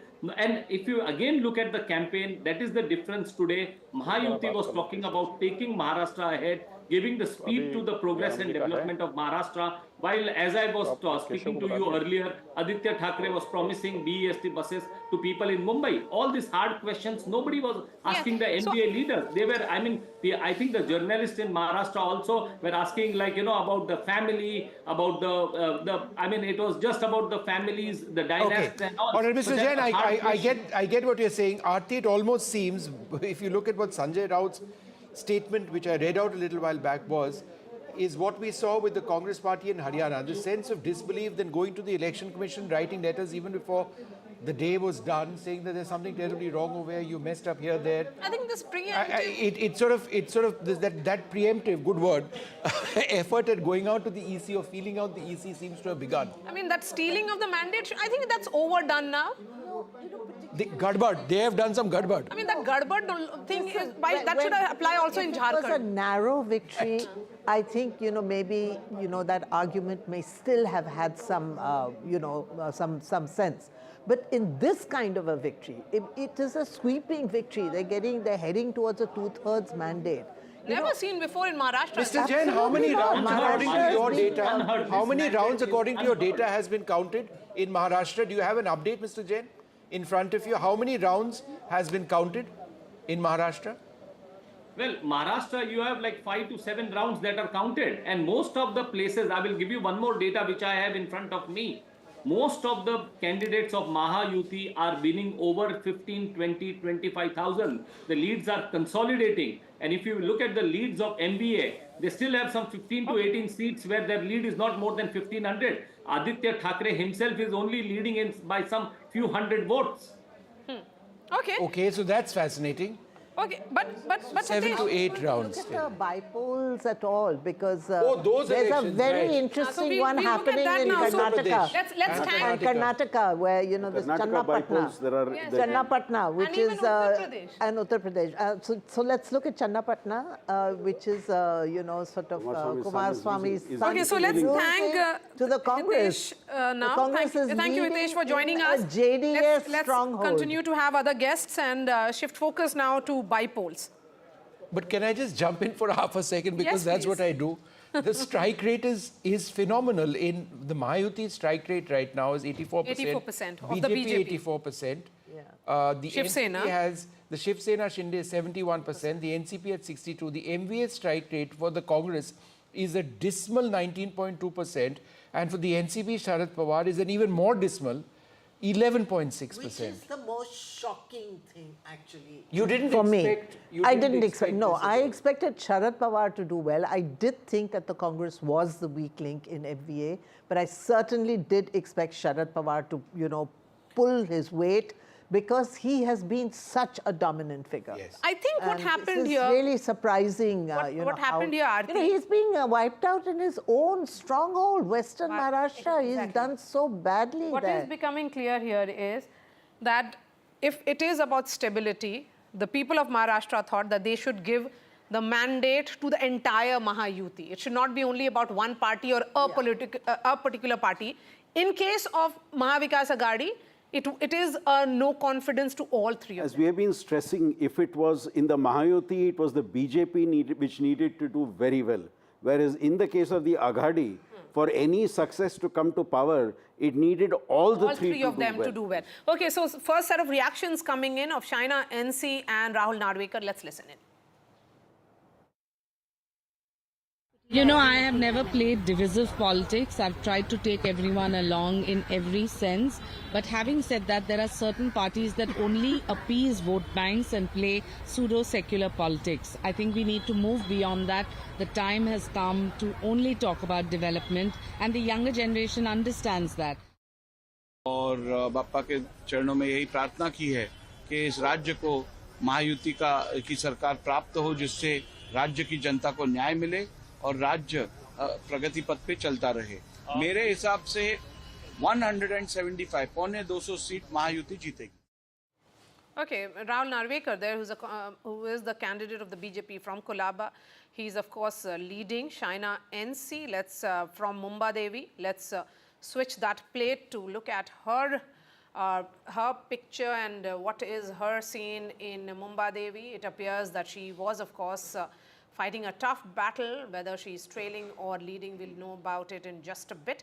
But you know, Rahul Narvekar, we have seen how so she continues to trail at this stage. Yeah, so because this she was an import. She was an import from the BJP into the Shiv Sena. Factors here. BJP and the There are two factors here. One, she was brought into the party. Number two, it's a seat which has traditionally been with the Congress seat. Yeah. So now it is only Mahayuti all the way. As we look at 11 a.m. now, we can clearly see now that it is consolidating for Mahayuti. Mahavikas Aghadi at 55. A word now from Radhika. Radhika, you know, two questions to you. Where is Mr. Devendra Fadnavis? Is he in his constituency in Nagpur or is he in Mumbai? And what about the central leaders, you know, Bhupendra Yadav, Ashwini Vaishnav? Are they sitting in Delhi and monitoring it, or are they very much in their Mumbai office? You know, until yesterday, Bhupendra Yadav was in Mumbai. Devendra Fadnavis is in his residence, is what we are hearing. There is a possibility he will come to our BJP office where we are standing. Perhaps he may take a press conference. This is obviously, you know, although we're not calling elections yet, this is a, you know, the early leads are suggesting that it is a landslide victory of sorts for the BJP. You know, excellent strike rate for the BJP and very closely followed by Shiv Sena. So yes, Fadnavis expected to come to BJP office, not entirely certain when. Eknath Shinde also expected to make an appearance. Of course, Anuj is standing there where Eknath Shinde is in Thane, post which of course he will be making his way towards town, and there could be a joint press conference after things become clear. But you know, as far as the Mahayuti is concerned, the next step will be chief ministerial post. We know that both Shinde Sena as well as BJP have done remarkably well, at least so far as the initial lead suggests. If this is what the trend is going to be, and if it is the Mahayuti that is going to come out victorious, then it will be a discussion on who the chief minister is going to be. Remember, 26th is when the term is ending. So by 26th, if they have to take oath before 26th, on 25th perhaps, then they will have to come up with a name for chief ministerial position. Is it going to be Devendra Fadnavis? Or is it going to be Eknath Shinde? That is a question that will remain. But at this point, I'll just show you around. This is the BJP office here. A lot of movement, a lot of leaders had been going in and out of this particular place, holding small meetings and discussions. There is a huge projector monitor as well, which is showing results too. So this is where all the celebrations could also take place. Some time back, as I was pointing out, laddus were also brought in, which clearly indicates that they are sure of a victory even after multiple rounds that will complete in let's say, an hour or two. So yes, this is the situation as far as Mahayuti camp is concerned. Certainly celebratory, victorious. Sanjay Raut in denial, saying there is foul play, this can't be it, these can't be the real numbers or something he's been saying, which is expected from MVA considering the abysmal numbers that are showing as far as the MVA camp is concerned. The picture becoming clear at 11 a.m. on the top of 11 in all 288 seats. Of course, 6 to 7 rounds of counting is over. The Mahayuti are 223. If these leads consolidate into actual results, it would mean that Mahayuti is heading for a landslide victory in Maharashtra, never seen before in Maharashtra's history. So for the first time in perhaps several decades, a government would be coming up with a landslide victory. In Maha Vikas Aghadi, all the three alliance partners' strike rate is below 20% at the moment. The Congress, the Shiv Sena of Uddhav Thackeray and also of NCP Sharad Pawar, all of them performing really poorly. And as far as the strike rate of Mahayuti is concerned, it seems to be in upwards. BJP at 84%, Shiv Sena of Eknath Shinde at 71% and NCP at 62%. Before we go back to our reporters in Maharashtra, let's also at top of 11 o'clock talk about the situation in Jharkhand. Absolutely fascinating. At one stage, it appeared that the NDA was up ahead. But let's bring out the numbers on Jharkhand for a moment and let's just go through it before we come across to our reporters. The India Alliance at this stage, and remember what is taking place in Jharkhand is a slower round of counting than it is in Maharashtra. The India Alliance is leading at 51. The NDA in 28. So the change is the India Alliance up 3, the NDA up 1 as well. The others that are a factor are down 4 from last time around. But again, very early days. My colleague in Ranchi, Prabhakar, joins us. He's outside the Chief Minister's residence. Give us a sense of what's happening over there and how many rounds of counting are you aware of which have taken place? Prabhakar, go ahead.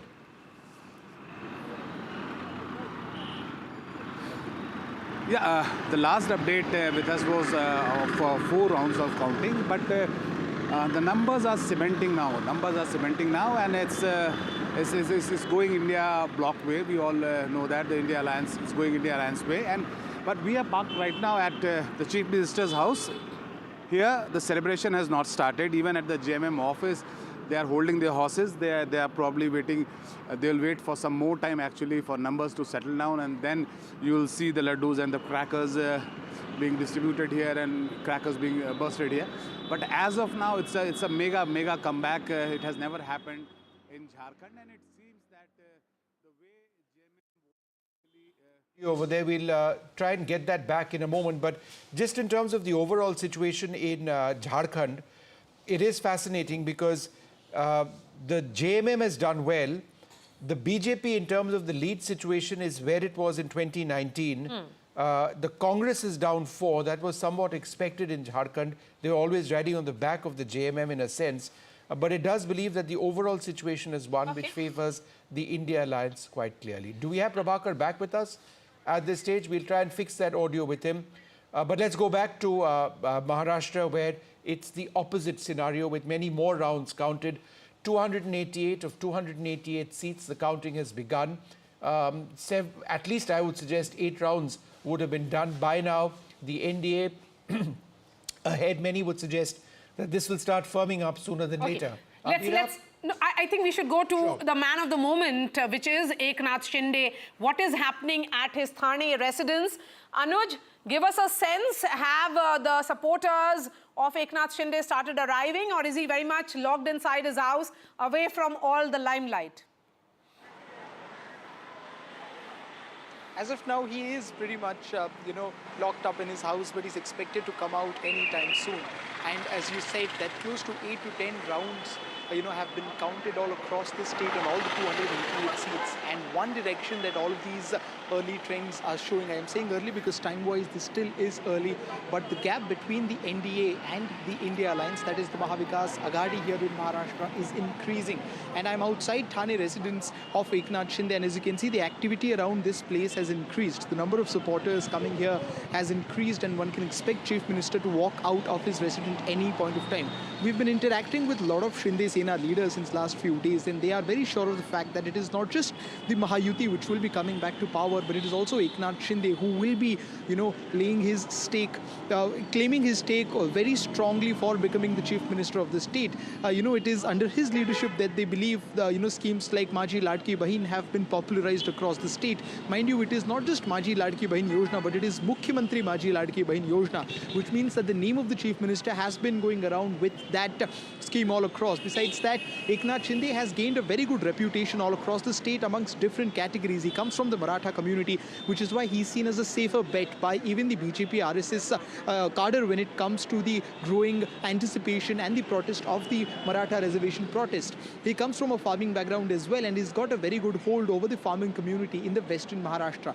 In Mumbai and close by regions, he's got a strong hold over the Marathi Manu sentiment, and that was one of the conflicting ideas even in the Lok Sabha elections, where the doubt was whether the core voters of Shiv Sena are going with UBT or are they going with Shinde faction. While it was quite divided in the 2024 June elections, but right now the picture seems to be much clearer, where all the places where the Shiv Sena had their core voter base, be it the western Maharashtra, be it Konkan region, or several other pockets where the Marathi population vote is higher in number, most of these places seem to be going with Shinde Sena, making him, validating his presence and his position of chief ministership here in the state. Okay, so Chief Minister, Mr. Eknath Shinde, who will be credited for this victory to a great extent. He was seen as the person who was among the people, a Maratha leader who neutralized the Maratha agitation, ensured that Jarange Patil, who was against Devendra Fadnavis, his deputy, continued to back the chief minister who was a Maratha chief minister. So Eknath Shinde, the man of the moment, we are yet to hear from him. Perhaps he is also getting some feedback from his team, because I've been in touch with his team. They are suggesting that this number is only likely to consolidate. But the larger picture here is becoming clear. This is a landslide victory for Mahayuti. And if these numbers consolidate, it would only mean that for the moment it is Eknath Shinde, but will the BJP, which is of course at 84% strike rate, up in digit numbers on its own, will its cadres be okay with a non-BJP chief minister? So we'll try and get that answer from the panelists who are joining us on the top of this hour. But Vishnu, what a fascinating battle. I'm told... I suspect that Eknath Shinde's place is pretty quiet at this juncture, primarily because they're thinking about that CM issue. Because with leads in a situation like this, more than 8 rounds of counting, if there is going to be a flip starting at 11 a.m. in the morning, it seems very difficult whichever way you look at it. Nija Chaudhary joins us as well at this stage. Nija, we look at both Maharashtra and Jharkhand in a bit. But at this stage, with at least 8 rounds done, I think it's safe to say that, and this gap, that it appears that the NDA is headed to coming back to power, that also with a landslide. Yeah, I think given the gap that there is, it's a given. What is of interest is not that the Mahayuti is going to come back to power. What is interesting is who is going to be the chief minister now, given the convincing numbers that the BJP has. And remember, Maharashtra being, as we've often said, financial hub, corporate world is there, MNCs are there are development plans. Would the BJP now like its own chief minister? You know, Amit Shah had said this to Eknath Shinde at the beginning of the campaign, that we have made sacrifices for you, now we hope you will make the sacrifices. And the way Mr. Fadnavis was projected during the campaign and backed, Of course, if the numbers had been different, suppose it was 80 for the BJP and 50 odd for or 60 for Eknath Shinde, it would be a different story. But now I think Mr. Devendra Fadnavis's chances to become CM have improved. But let's put that question across to BD Singh. He's the spokesperson of the Shiv Sena Shinde group. Thank you, sir, very much for being with us. I think at this stage it's pretty clear where these elections are headed, with the NDA at 220, 221. But Mr. Singh, in terms of the entire leadership issue, do you believe that it's Mr. Eknath Shinde who should be Chief Minister still? Or do you believe that there could be a change, in particularly if the BJP continues to do as well as they're doing? Mr. Singh, go ahead. Yes. जिस तरह से अगर माननीय शिंदे साहब का देखा जाए, ये जो शिवसेना से अलग हुई ज्यादा दिन नहीं हुआ, 2.5 साल का सफर है। इस सफर में इन्होंने जिस तरह से परफॉर्मेंस किया, ये जो है, जो भी आपके रिजल्ट सारे रिजल्ट आए हैं, उसमें सबसे अच्छा रिजल्ट जो है माननीय शिंदे साहब का है।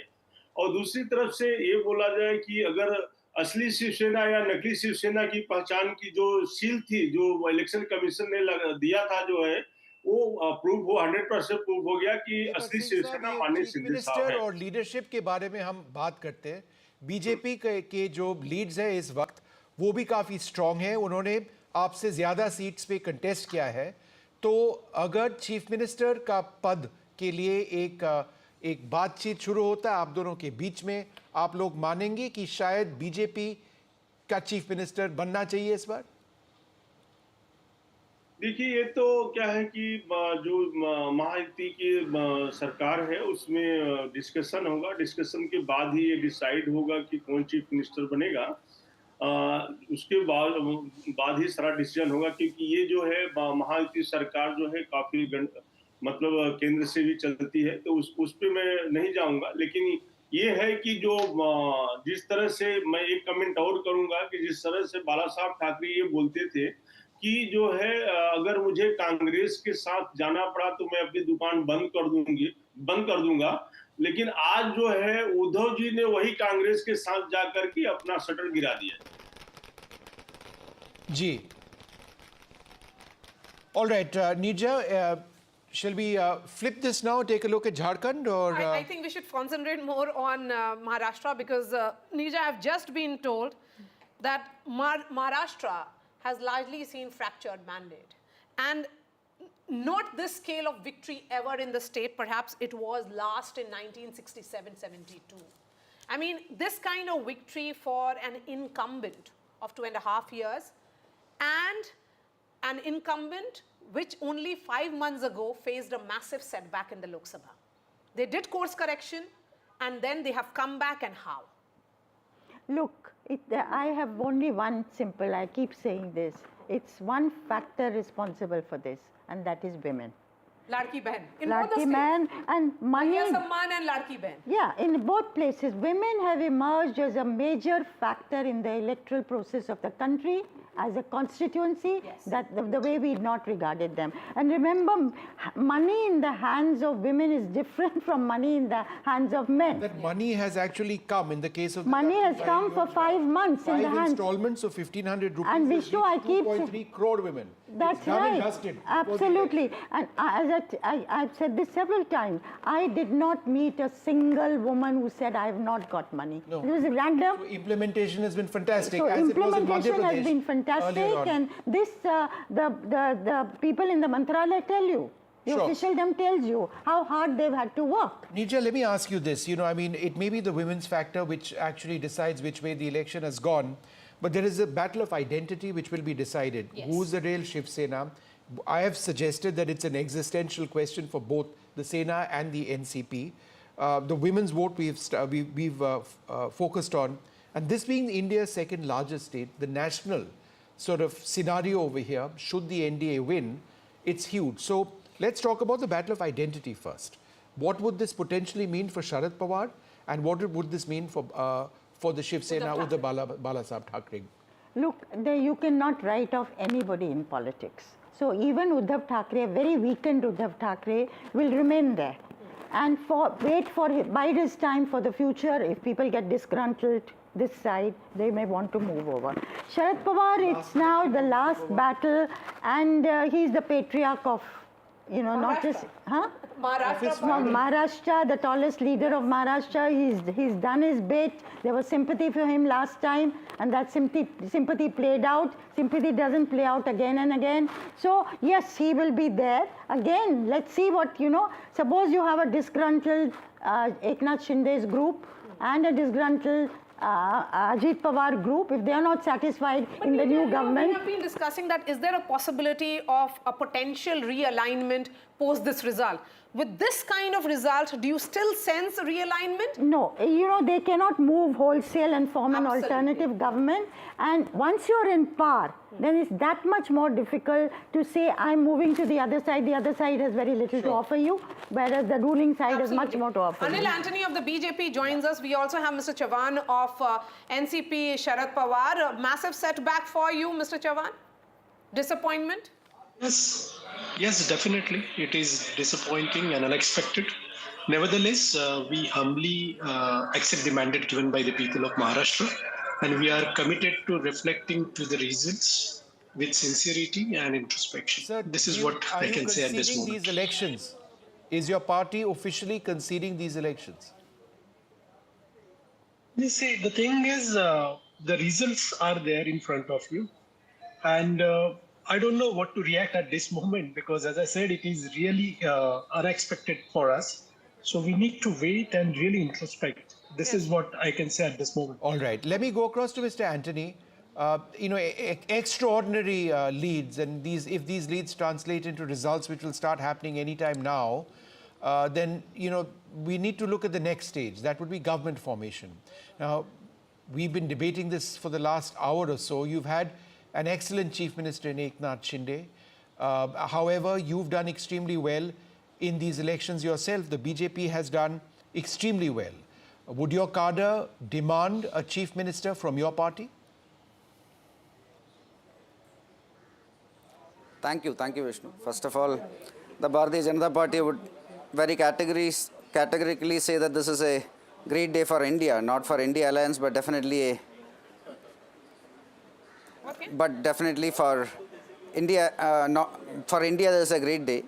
Maharashtra was one of the states where during the Lok Sabha elections, the opportunistic India Alliance had done better than what they had expected, where almost 30 seats went to the Alliance and 17 for NDA. But within 5 months, we have come back in a very comprehensive manner. There's a win for our people's desire for a double-engine government and people's faith in our Prime Minister. Now, talking about the government formation, first of all, again, let us not forget the fact that we went as a formidable alliance. We had 3 major players, and even though we have 3 major factors, and irrespective of the numbers, we went together as an alliance, and the people showed full faith in the alliance. It was a victory for the state units and also the desire of the people to have a double-engine government in Maharashtra also. So after the election results, the leaders of all the 3 parties will speak to each other. They will be, our central leadership will also be speaking to our 2 alliance partners. And finally, one thing we can assure is that we will have a government, a very stable 5-year government that will be ensuring that the welfare of the people of Maharashtra and the development of the state you will be looking at Maharashtra because that is the big prize. A stable government will be there. But what about Jharkhand? You know, it seems that the tribals who did not vote for you during the Lok Sabha polls have again not gone with you in these elections. Although it turned to be a different picture completely in Maharashtra. But in Jharkhand, you'll have to work a little more on the tribal voters, that constituency which is still not convinced with your policies and ideas. No, there are elections happening across India today. There are by-elections happening in many states, including my home state in Kerala. And Maharashtra is definitely a comprehensive result. Jharkhand, yes, at this moment we are slightly behind, but let's say it's a difference of 8-9 seats can change a lot, and 6-7 rounds of counting is left. So let us not come to No, let us not come to conclusions there. Giving you, I shouldn't be giving you hope at the moment because Jharkhand looks like that it's 49 for India bloc, that is JMM. And so they're ahead of RJD. the simple majority mark Yes. if these leads. But Anil, I'm just trying to understand over here. Simple majority, they are ahead. Yeah, so it does. So if we take a look at what's taking place in Maharashtra now, would you suggest there was any one deciding factor which has resulted in your being in such a decisive lead? Was it the factor of women and schemes? Because Maharashtra is fascinating, from agrarian distress to the women's vote to the demands of an increasingly young Mumbai, to caste identity, to Marathi pride, right? It's a hugely diverse state. What won it, or what is potentially winning it for you? So it's a combination of many factors. It is a outright rejection of the divisive politics that was put forward to the people of India by the India Alliance. It is a thumbs up, a huge thumbs up for our Prime Minister and his vision for Vikasit Bharat. It is also a very good sign of a desire by the people of Maharashtra to have a double-engine government. And then, like you rightly mentioned, a lot of schemes. We have done a lot of development in Maharashtra. The opposition was trying to create narrations, non-existent narrations, including projects, Maharashtra not getting enough projects, etc. But all this was rejected by the people. Okay. Everything that the opposition perhaps projected got rejected in Maharashtra? Mahima, go ahead. Jai Hind. Jai Hind. I would say it is not that. Jai Hind, am I audible? Yes. Mahima, go ahead, we can hear you. Yeah, so thank you for having me on your show. Yeah. So Maharashtra and Jharkhand both, in fact, were eager for a change. But what happened in Maharashtra, now the trends are becoming clearer, is certainly, going to be a victory of the rhetoric, the high decibel rhetorical campaign run by the BJP. While in Jharkhand, it is the people's issues, the fight for the people's issues that the Congress and our allies had put up is right at the center of the victory that is imminent for us. But Maharashtra, I would certainly say that, it's quite a misfortune of kinds for a democracy like ours. Because it was a government that was formed by backstabbing. It was a government of intrusion formed by the BJP, betraying people's trust, breaching people's mandate. There was a major trust deficit. In spite of that, if this is happening, it is extremely unacceptable, absolutely unacceptable. And which is what our alliance partners, spokespersons are also speaking about. You must have heard Mr. Sanjay Raut talk about it. And of course, what's happening on the ground, the kind of poaching that has already happened, the kind of factionalism that has happened. A BJP who was accusing Nawab Malik of, linking with Dawood Ibrahim, having links with Dawood Ibrahim, fielding him as their candidate, accusing Ajit Pawar, Mr. Modi accusing Ajit Pawar of 70,000 crores of corruption and then fielding their party. And this kind of mandate is not only unacceptable, Maria and Vishnu, I would say it is also indigestible. We can digest it, but whether the people of Maharashtra will digest it is a larger question. At the end of the day, Be it in it is Haryana about or in other people's states, rights, I think- it is about people's voice. Yes, I think this was the larger sentiment in Maharashtra. This is reflecting on the vote in Maharashtra right now if these seats actually consolidate. People had moved away from anger of 6 months ago. They had moved away from that sympathy of 6 months ago. Maharashtra today is sending that message that they vote differently in the Lok Sabha and Assembly, yes, but it's also a pro-incumbent disagree, mandate. Maria. Let's accept it and go ahead. That's the beauty of Indian democracy. Yes, we have been focusing on the women voter. Legacy debate, yes, but let's not shift the spotlight from Eknath Shinde. Ma'am, here is someone who has managed to do what somebody from the Thackeray family could not. There was a rebel in Raj Thackeray when he created MNS. He has done what Raj Thackeray could not. You're absolutely right. It shows how India has moved on. Yes. And India that appreciates somebody who comes from humble beginning is the Modi phenomenon. and claws his way up and uses Sam Dam Dandabhed, has fire in his belly, will to power. People somewhere respect that. And therefore, you compare it to entitlement, you got it, through the family Rija, name. if I can jump in, what I find the most amazing part of Eknath Shinde's journey is when the Shiv Sena split, there was the entire hotel drama taking place. He broke the party. Nobody thought it would work. People thought that this is just going to be utterly disastrous and all these Shiv Seniks are going to come back to the main group, as it were. He took them to Goa first. From Goa, he went to Assam, came back to Goa, put them on a bus, came back. He became chief minister and might well be chief minister once again. It is an incredible performance. Where does this leave the original Shiv Sena? You're right. I mean, it will be very difficult now, if they are in power, for them to even think of splitting.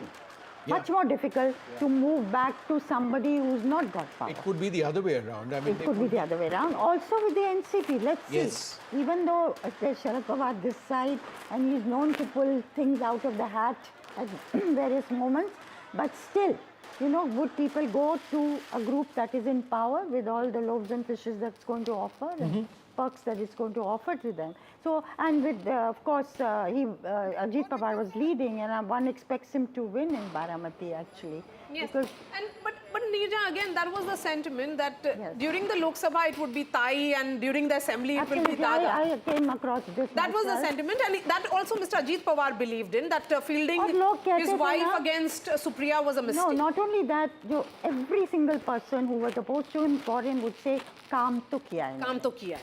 So that was an Five-term acknowledgement. MP, five-term MLA, who has delivered on the ground. So, but overall, Ajit Pawar's performance may not be as good as Eknath Shinde's. So, will this be the same troika that will return in Maharashtra politics with Eknath Shinde and his two deputies in Devendra Fadnavis and also Ajit Pawar? That remains to be seen. But we have Mr. Singh of the Shiv Sena joining us. What's your assessment?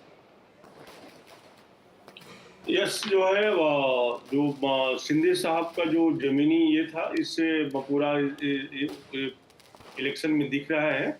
और जैसे इसमें मैं ये देख रहा हूँ कि भले बड़े भाई की भूमिका में बीजेपी है, लेकिन क्या है कि जो है जो इंडियन कल्चर है, इंडियन कल्चर के अनुसार जो है बड़े भाई हमेशा छोटे भाई का ध्यान देते हैं। जिस तरह से राम का राज्याभिषेक होते होते उन्होंने भरत जी को राजगद्दी पे बिठाया था, इसी तरह से हम लोग उम्मीद करते हैं कि छोटी भाई का भी बड़े भाई ध्यान रखेंगे। Okay. I just want to, for our viewers joining us now at 11:26 a.m., let's just quickly go through what the scene in Maharashtra is and also in Jharkhand. Let's remember, in Maharashtra, the magic mark is 145. That's what they are seeking right now. The NDA at this stage is more than double that of the MVA. At 221, I think it's safe to say that they're going to be forming the next government in the state. At least 9 to 10 rounds of voting would have taken place. The BJP, the dominant party in Maharashtra, they are up 23 compared to last time in terms of leads. They are at leading in 128. The Shiv Sena up 12. And this is the Shiv Sena affiliated with the BJP, the Shinde Sena at 53. The NCP is down 5, but still at a commendable 36 in terms of their leads. But it is the Shiv Sena, Uddhav Balasaheb Thackeray group, the original Shiv Sena in a sense, though that's disputed who's original and who's not, they're up 4 from last time, but they are nowhere compared to the Shinde faction. The NCP Sharad Pawar is exactly where they were at this stage in terms of leads. 13 now, there were 13 last time around. They contested in 86 seats, so there is no change. But it's Ajit Pawar and his NCP, which seems to, really be holding the cards. Now, that's what the overall situation is. Let's turn our attention now to Jharkhand. And in Jharkhand, there have been fewer rounds of counting. The counting started, as we understand it, a little bit later in Jharkhand. But after the very initial trends suggesting that the NDA was coming up, it now appears to be the absolute opposite, with the India Alliance leading now in 48, both India and the NDA contesting in 81, the NDA at 31, the India alliance, that's the JMM alliance, leading in 48. So what does it do to the momentum which was built by the India bloc? Yeah. Immediately after the Lok Sabha is the big question. Correct. So will that momentum then, or the Lok Sabha results, be seen as an aberration, Mahima? Mahima? Sorry, who do we have joining us at this stage? Mahima, let's quickly get a word from Mahima. Mahima? Could you repeat the question, Maria? Will the momentum which was seen after the Lok Sabha polls in favor of India, when BJP was down to 240, below the majority mark, be seen as an aberration, that result as an aberration, because you have one victory after another and decisive victories, Haryana, Maharashtra?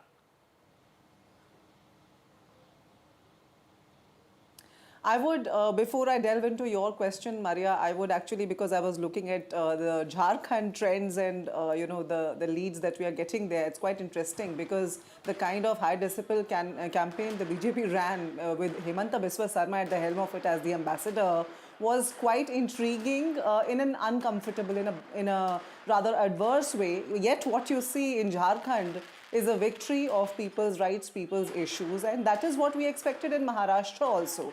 Lok Sabha was not an aberration. Rather, it was the reality.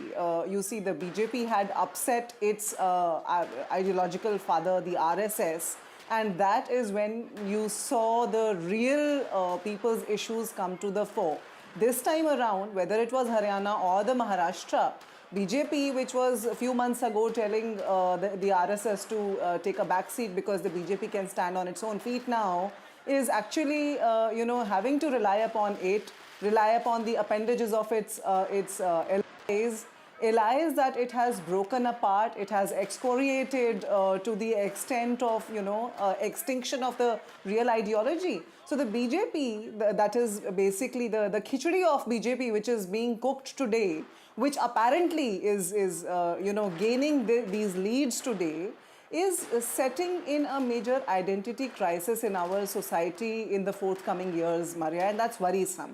And why I'm saying this is because, as I said, it is a misfortune. It is unfortunate, the kind of trend we are seeing, whether it was Haryana or Maharashtra, because people will not accept the results.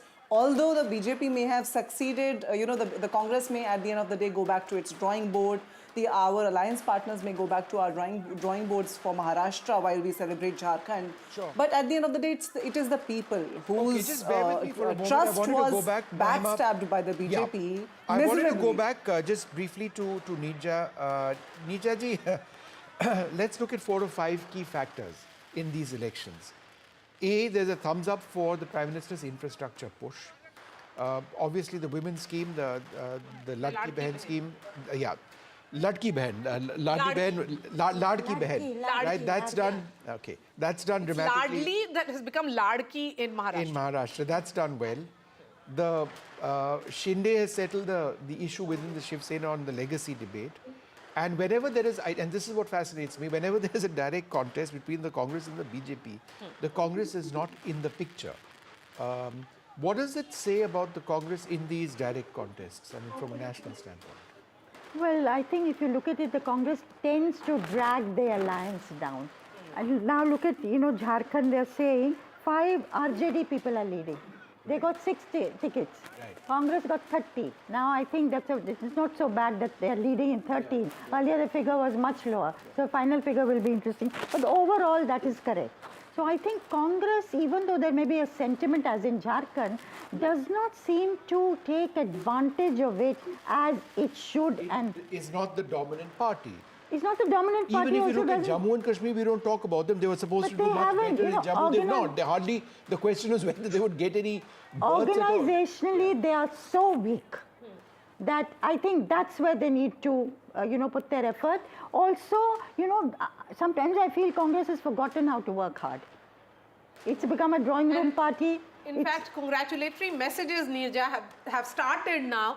Who's congratulating who? Yeah, first set of visuals coming in now of Devendra Fadnavis being congratulated by his mother. But let me bring in Radhika now. Radhika, so, should we expect some kind of a big celebration in Mumbai office, or will the leaders be going and collecting their certificates and then postponing it and letting the Delhi office have all the spotlight, the BJP headquarters where Prime Minister is expected later tonight? 7 p.m., right? Yes. Well, certainly there will be celebrations at Mumbai office, which is why I showed some of those laddu boxes. At some point, that has to be kept out, that has to be taken out. So that will be expected in a bit from now. Yes, Devendra Fadnavis is certainly celebrating in his residence. So those are the visuals from his residence of his family member, his mother, calling him and congratulating him. And this is the movement, or rather the activity at BJP office here. We just saw Vinod Tavde a while ago in this particular place, which is the BJP headquarters. He will be taking a press conference in a bit. In fact, he spoke to us off camera. He did speak about, of course, he did not speak about the allegations against him, but he did speak about the factors that have been attributed to the victory of BJP and Mahayuti in general. You know, so far as the schemes are concerned, be it the Latki Behan scheme, some of the farmer-centric schemes that have been announced, and the hard work put out by the leaders just ahead of elections, be it in terms of organizational structure, be it in terms of, you know, coming out with numbers, the candidates, seat allocation, all of them being done in a structured manner, which is what led to the victory. And besides that, he also pointed at how Shinde Sena took the legacy of Balasaheb Thackeray forward successfully, which was abandoned by Uddhav Thackeray, which did not go down well with the people of Maharashtra. So these are some of the reactions coming in. Vinod Tavde inside, more leaders expected here. Devendra Fadnavis also expected to take a press conference, perhaps a little later, once things become clear, once, you know, multiple rounds are over. That is when that will happen. And in Worli constituency, very interesting. Radhika, any idea on the number of rounds which have been counted so far? Because at this, we should be in a situation soon to call this election, particularly with this gap. Do we have an idea of the number of rounds? I think in both the states now. Radhika, any idea of the number of rounds? You know, yeah, what I'm hearing is at least about 8 rounds have been completed. No, but that's been going on for a while.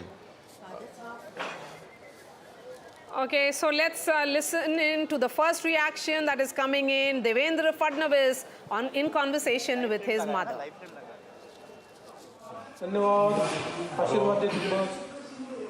Hello. Hello. येतो संध्याकाळी येतो आता इकडचं सगळं निपटवतो मग येतो हां मी कळवतो तुला यस यस यस चला धन्यवाद आशीर्वाद देतो बस हॅलो हॅलो मी येतो संध्याकाळी येतो आता इकडचं सगळं निपटवतो मग येतो हां मी कळवतो तुला यस यस यस चला धन्यवाद आशीर्वाद देतो बस hello hello So let's listen in now. And Radhika, just what exactly is the conversation that's in Marathi? Please translate it for our viewers. Hello.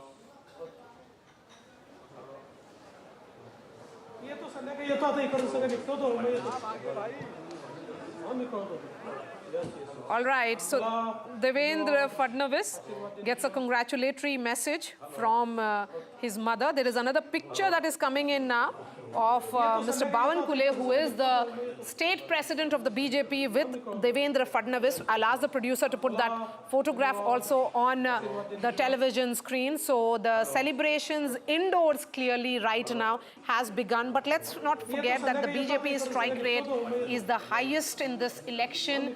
Their tally is much above the entire MVA, twice the MVA, and also the combined strength of their own alliance partners, that is the Shiv Sena and the NCP Ajit Pawar. So Mr. Bawankule and Devendra Fadnavis exchanging a hug, embracing each other with joy.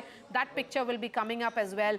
So BJP in this election has sent the message that they can also ensure and turn the tide completely after 6 months. So that is Mr. Bawankule, who is the state president of Maharashtra, and Devendra Fadnavis. Devendra Fadnavis, a Brahmin leader, the BJP experimented with him in 2014 for the first time, and we saw after 5 years there was the pre-poll alliance of Devendra Fadnavis and the Shiv Sena won, but then the entire turn of events happened. But Anil and Anthony continues to be with us. We have other guests as well. But a word on the BJP's organization, how this picture should be read. On this, Yeah. Fadnavis, you know, sometimes maybe it's so Okay, Nirja, we've got Shaina NC with us. I'm so sorry. Shaina, thanks very much for being with us. You know, I mean, we've been seeing your own Leeds situation go up and down. Where do things presently stand for you, Shaina? So honest to God, Vishnu and Maria know that mine is the toughest constituency in all of Maharashtra. It's hardcore, 140,000 Muslim, 1 lakh Hindu, and we have worked tirelessly to try and make a developmental agenda reach out to the people, because for 15 years you saw no development at all in Mumbai. No cluster redevelopment, no schools, no colleges, even water, electricity issues, sewage, parking, the works. I mean, it's really the most congested constituency. So having said that, I have worked tirelessly this 1 month, and I hope that the people accept me as their future MLA. But I don't want to go into any overconfidence. As Maria says, manifest, manifest. So I will manifest till the end. But having said that, I think the work done by the Mahayuti has really impacted lives. If you look at the Chief Minister's Ladki Behna Yojana, where 2.5 crore women have got 7,500 rupees directly into their bank accounts, this is incredible, as has been with the Ladki Behna Yojana, even in Mumbai Devi, where 40,000 women have got money in their bank accounts, and of which 15,000 are Muslim ladies. So obviously, this kind of work percolates down to the poorest of poor, and that makes it part of stunning Mahayuti sweep, because But historic Shaina, let me mandate. ask you this. You know, your own personal journey has been quite interesting. You've been for years and years with the BJP. You've been a spokesperson of the BJP. You've you know, grown within the BJP ranks. Now, of course, I have to remind myself that you aren't in the BJP or in the Shiv Sena, and despite the color of the sari that you're wearing. So what I must ask you, therefore, is, you know, I mean, your own political journey. Do you, in a sense, regret the fact that you aren't still in the BJP, or was this a natural progression for you? Or maybe an understanding for you to be fielded on a different ticket, because you realize that Shiv Sena was better placed than BJP in that constituency? No. I don't think any of these speculative questions have an answer, because this is the Mahayuti leadership that decided that I should fight from Mumbai Devi, and I have adhered to it. And I thank the Honorable Chief Minister for the opportunity, irrespective of it being the toughest constituency, because I truly believe that if we can make it here, this is going to be history in India. 15 years you have had a Congress MLA who has done absolutely nothing for the constituents, and that is apparent, because if you go to the constituency, you see how backward it is. And I don't say this with pride, I say this with shame, because we as an inclusive society should make sure that every constituency gets the basic infrastructure. Sure. So I think the decision of the Mahayuti to field me is something that the leadership has decided, but it's like going from one house to another. The joint family continues to be the same, and the ideology continues to be the same. We haven't flunked the ideology. Just be with us, Shaina, for half a second. A little bit of breaking news, which I noticed a little while back. Professor Shastri, interesting. Bengal, 6 bypolls over there. The Trinamool leading in 6 out of 6. It comes on the back of the entire RG car situation. There was an expectation that it might hit Mamata Banerjee very hard. If those leads translate into results, it would be significant, because she faces huge troubles in Bengal right Vishnu, I think by-elections need to be seen from a totally different lens. Very often the ruling party in the state does well because of the specificities of that by-election. And this is proving true in West Bengal, it's proving true in Karnataka, where the last trend was all the 3 by-elections the Congress was leading. So there is that trend, other factors being equal, that the ruling party has a slight advantage. How would you look at this, Nirja? Trinamool leading all 6 seats in Bengal, quite unexpected? No, not. I agree with him. The incumbent government has the advantage as far as bypolls go. And that's the case in UP also. We are seeing happen, and West Bengal, Rajasthan. Of course, the government, the chief minister was, had to take away. Last time the BJP lost 11 seats in Rajasthan, so they had to make up. I don't know what the tally is there, what the situation We'll try and is get the tally in Uttar Pradesh as well. Maria? Yes, we'll try and get details because, by-poll results are equally important. Yeah, last I saw was that the BJP was leading in 6 and 1 RLD and the SP only in 2. Yes, so I think there is a great shift from the Lok Sabha. Yeah, there is a shift. But as I say, by-polls it'd be very surprising if by-polls are lost by the party in power. Yeah, they normally go towards the party in power. And of course, Mr. Yogi Adityanath was, it was a prestige battle for him after, the setback in the Lok Sabha elections to show that his popularity is undimmed in Uttar Pradesh. So perhaps Mr. Yogi Adityanath has also settled that discussion within his party. Whether he'll be moved to Delhi or somewhere else. A lot of speculation around him as well. So, but TMC leading in all 6 seats in Bengal, they did very well in the Lok Sabha polls. So TMC continuing with that trend. But yes, we have seen by-polls after by-polls, it is the government of the day which tends to win those by-polls. State after state, election after election. But shifting focus again to Maharashtra, I would say, because that's where the big story is. Professor Sandeep Shastri is joining us at this hour. It's settled in favor of Mahayuti. We are still not calling the election because as journalists, we are not supposed to be calling elections. We are just reflecting what the numbers are showing. But, 220, my sources are saying that last time this mandate came was in 1967 or 72. After that, it has always been fractured mandate in Maharashtra, but never a landslide of this nature. What you referred to earlier was also possibly a single party getting a majority because of a particular sweep. This possibly would be the first example of an alliance doing so well. The numbers may settle little less, little more around where we are, but it indicates a clear trend which is in favor of the NDA in Maharashtra, and which is in some senses a reversal of the Lok Sabha verdict that you had in that state. And as we have been discussing on this channel for quite some time, assembly verdicts are different from Lok Sabha verdicts, and here I think the performance of the state government clearly has played an important role.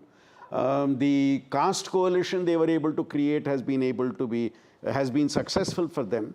And thirdly, I think working as an effective alliance has been important for the NDA here. As we have been saying, the BJP was the main partner in the alliance, whereas in the opposition, all the three were contesting more or less equal number of seats, and nobody was really seriously driving the coalition as the BJP was driving the coalition in the case of the Mahayuti. Zafar Islam of the BJP is joining us. Zafar Islam, of course, as someone who is from Maharashtra, from Mumbai, do these numbers come as a surprise? I'm sure you will say no, but you know the internal functioning of the BJP. You work very closely with Home Minister Amit Shah.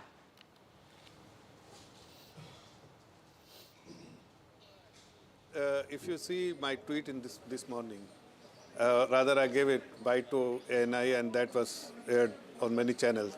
At 8 o'clock in the morning, I said century for BJP, half century for Shiv Sena, quarter century for Ajit Pawarji's party, and put together double century for Mahayuti. And this is something which is coming true.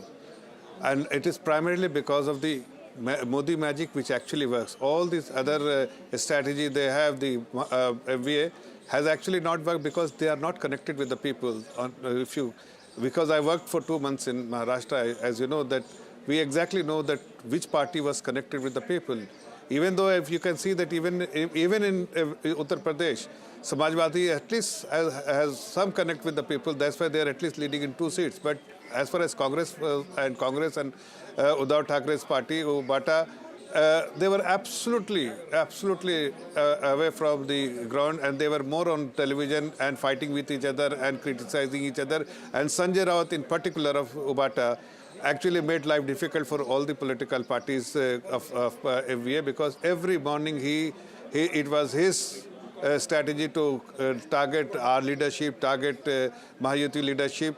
of no reason and rhymes, and that is something has gone really bad with the people of Maharashtra. They decided, they made up their mind that they will definitely bless Bharatiya Janata Party and Mahayuti, and this is something which is in front of you. And I give credit to the people of the state who has given us blessing, the Karyakarta of Bharatiya Janata Party and Mahayuti. And one more thing which is very important, our leadership has very clear instruction that we have to fight on all 288 seats without exception. So we were fighting not in 149 seats which was allocated to us, but we were fighting in all 288 seats. Yes. And that is why even other Mahayuti partners, they were also fighting in 288. Zafar Bhai, can you hear me? We were able to transfer Zafar Bhai, Vishnu here, can you hear me? And the result is for everyone to see. Yes. Great. Zafar Bhai, how many rounds of polling is actually done? Do you have that data with you? It's almost 12 o'clock. No, see, in some constituency, yes, 9 rounds. Some, like for instance, Worli, half an hour ago I checked that only 4 rounds was done at the where Mahayuti candidate Milind Dera was trailing by merely 400 votes. So in some constituencies, the 9th round, 4th round, 5th round, but put together, I'm saying there is still many rounds left. In some constituencies, even 27 rounds to be counted. So I think we need to wait for some time, but the trend is set. Trend is very much set now. It may be 2 seats here, 2 seats there, but the victory for Mayawati is done and dusted. It's all settled. Yeah, so it's a massive victory. I mean, 219, and there is this analysis, which is an interesting analysis, that Sharad Pawar's party has 15 seats as of now, leading in those seats. This is Sharad Pawar's worst ever performance in his political career. He has a strike rate of just 11.6% in 2024. I mean, Sharad Pawar, the doyen of politics, someone who's known to be making multiple comebacks. But there's another piece of breaking news, Maria. Yes. That big breaking news is that the exit polls got it right. Can I give you one statistic? Yes. Can I give one Zafar, go ahead, Zafar Bhai. Vishnu. See, so the strike rate, since Maria was talking about the strike rate, BJP has strike rate as per the current 84%. 86%. And Congress has 86%. Okay. Congress has 19%. Shiv Sena, Shinde Group, 71%. As against Shiv Sena, Ubata, 21%. And NCP, Ajit Pawarji is 62% as against 12%, 11.6% of NCP Sharad Pawar group. That shows which parties was the preference of the people of Maharashtra. Let's go full frame with those visuals that are coming in. They have blessed, flowers, laddus, patakas, firecrackers all have started arriving at the Mumbai office of BJP. The celebrations have begun. Those are the pictures of the two men who are fronting it in Maharashtra, in the state. Devendra Fadnavis and Mr. Bawankule, who is the state president. You can see Prime Minister Modi's picture and also Mr. Nadda's and image. Devendra Fadnavis. And Devendra Fadnavis. Very much the man of the moment as well, I mean, in all of this. Along with Shinde. Yes, along with Eknath Shinde. You can see Devendra Fadnavis and Prime Minister Modi's image together. But across Maharashtra, when I was traveling, I did see both of their images on posters. So if it was a big picture of Prime Minister Modi, Devendra Fadnavis was also there. Although his own personal acceptability may not be high, particularly in Marathwada because of because of the Maratha agitation, but largely this kind of victory requires togetherness or strategy working at multiple levels. I think 2 levels, I would say. The RSS is back with the bank as far as campaigning went. Door-to-door, distribution of checks. I think they, unlike the Lok Sabha elections, when they held back, that's one factor. And I think the RSS may also have a say in who becomes chief minister. Number 2, I wonder, was there a inherent sympathy for Devendra Fadnavis that manifested itself for this chief minister who was downgraded to deputy chief minister? And somewhere people have voted for the BJP. Was there a factor like a vindication of his honor?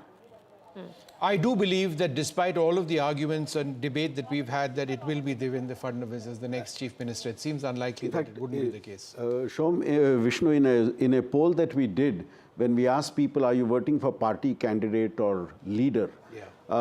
Nearly half the respondents said candidate.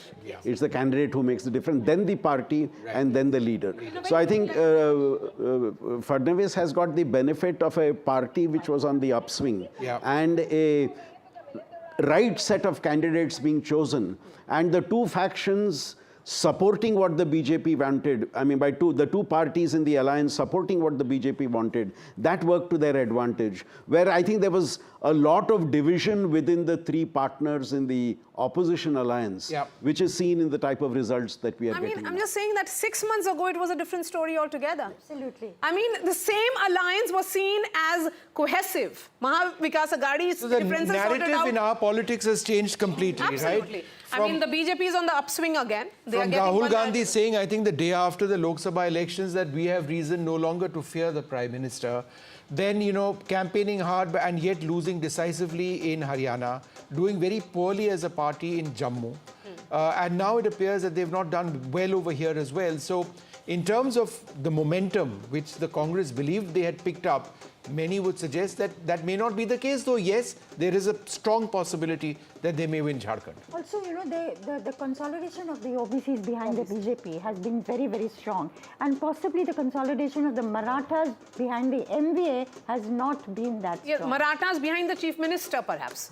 Maratha chief minister. There is a split in the Maratha. See, the Maratha vote last time was consolidated with the Aghadi. But now with the projection of the Maratha chief minister and Shinde being very visible in their campaign, I think a segment of the Maratha vote, a big segment has shifted to the And perhaps alliance. the fact that he appeared to be more sincere by giving that 10% reservation which got passed by the Maharashtra Assembly. And nobody else has taken any other position. Nobody they has said taken in excess to 50%, we'll give 10%. They're not agreed, any of them, to making them, in the Kundi vote. Yes.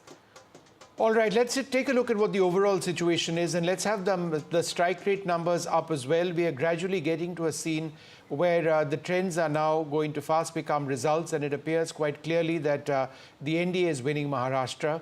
Devendra Fadnavis is likely to be the next chief minister. We would wait, of course, for a formal series of conversations between the alliance partners. Vishnu, you spoke too soon on Devendra Fadnavis becoming the chief minister. For the moment, it appears that the BJP could very well go with the same formula of Are you hearing that? Are you hearing that? That clearly has been the indication as of now. All right, so we'll see where that goes. But for now, that's what the situation. No, they haven't said it, but the indication. I got an indicator that it could be Fadnavis. Maria, we'll go with her word. She covers this much closer than I do. But we're going to take a short break, and then when we're back, when Team NDTV is back, we'll be looking closely at Maharashtra and Jharkhand. In many ways, an equally fascinating election, but one that seems to be headed to the India alliance. We'll take a short break. There's more coming up.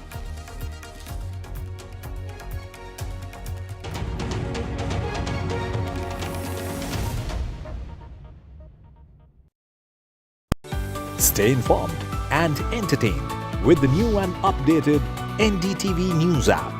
You can watch all our channels live, listen to podcasts, read breaking, and I swipe it there. Paur rewards, मैं everywhere. कहीं से भी करूँ collect, spend करूँ direct. Download any single ID partner app, link your card and earn reward with top brand. Get it free with single ID. stay informed and entertained with the new and updated NDTV News app. You can watch all our channels live, listen to podcasts, read breaking and exclusive news from around the world and more.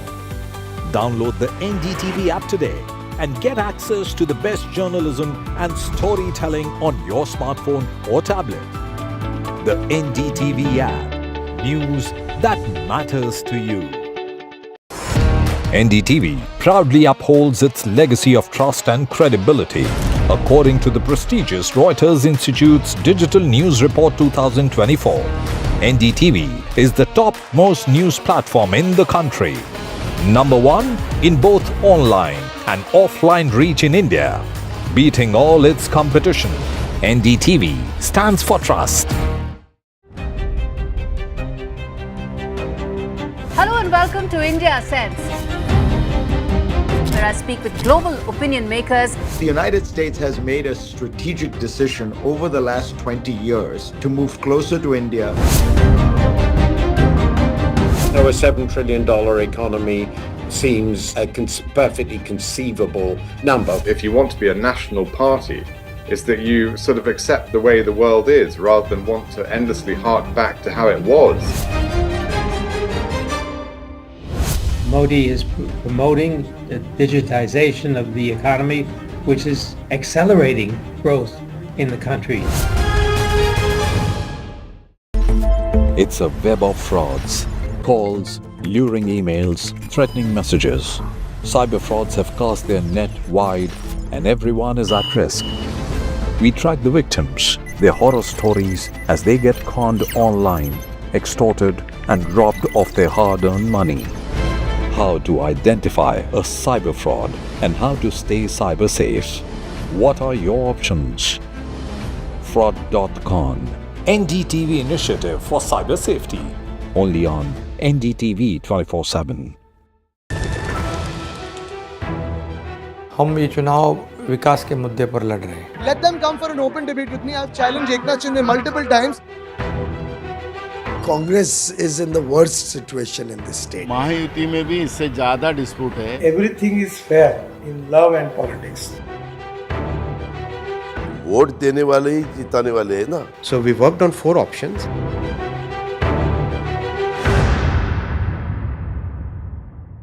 I've been reporting on all issues, big and small, from Andhra Pradesh, Telangana, rest of South India, bringing you all the action, all that you need to know, all that you want to know. The energy of Maximum City is infectious. I bring in that energy in our news coverage from financial capital, Mumbai.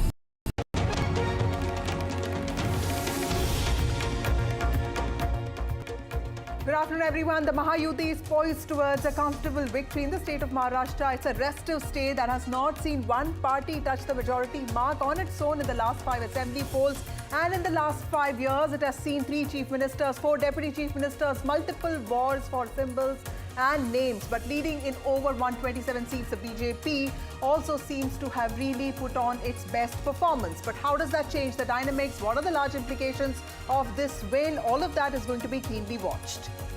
Good morning, and it's just not a victory, it's a tsunami for the Mahayuti in Maharashtra.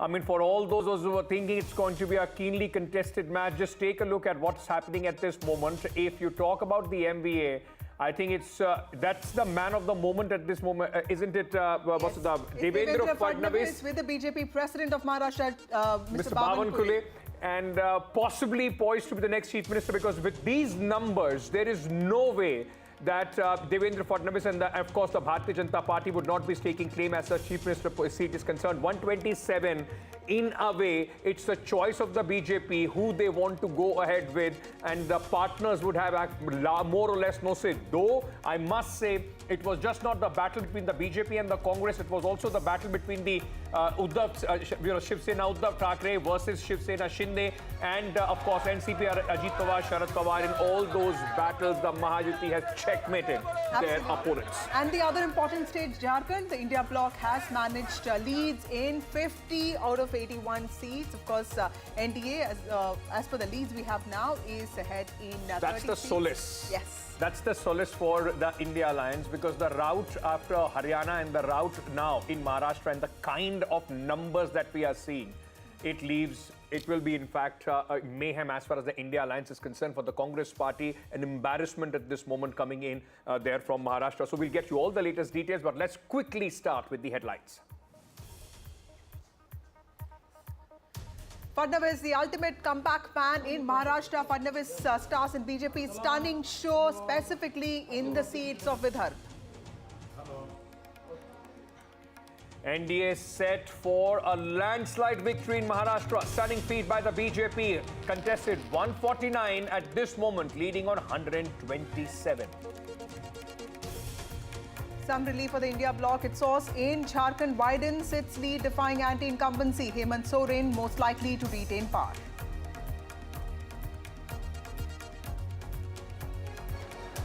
And in Wayanad by-polls, as expected, Priyanka Gandhi on her way for a stunning debut, leads by a margin of over 1 lakh votes.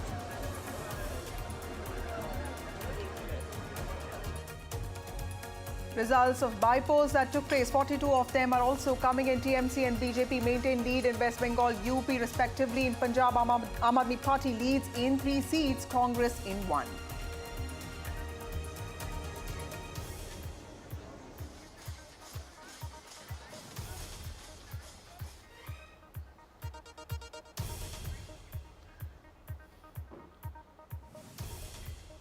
Well, the Mahayuti seems to be all poised towards a comfortable victory in the state of Maharashtra. Remember, it has been a restive state. It's been a state that has seen a lot of political developments in the last 5 years. But this was a battle that the BJP and its allies took head-on. Of course, in 2024 Lok Sabha elections, the party faced a major setback. Mahayuti won just 17 out of 48 seats, with the BJP putting on the worst performance. But now, tables seem to have really turned, and it is in Vidarbha that the party has performed really well. In fact, not just Vidarbha, also in Marathwada, also in North Maharashtra, specifically Nashik, and also West Maharashtra, and specifically in Konkan. It's the BJP and its allies that have put on a good performance. Absolutely. It's all regions, and that is reflective exactly on the numbers that we are seeing at this moment. 225 is what the Mahayuti is leading at. So it is across Maharashtra and riding largely on what the game changer scheme was, the Ladki Bahan Yojana, and then of course the massive election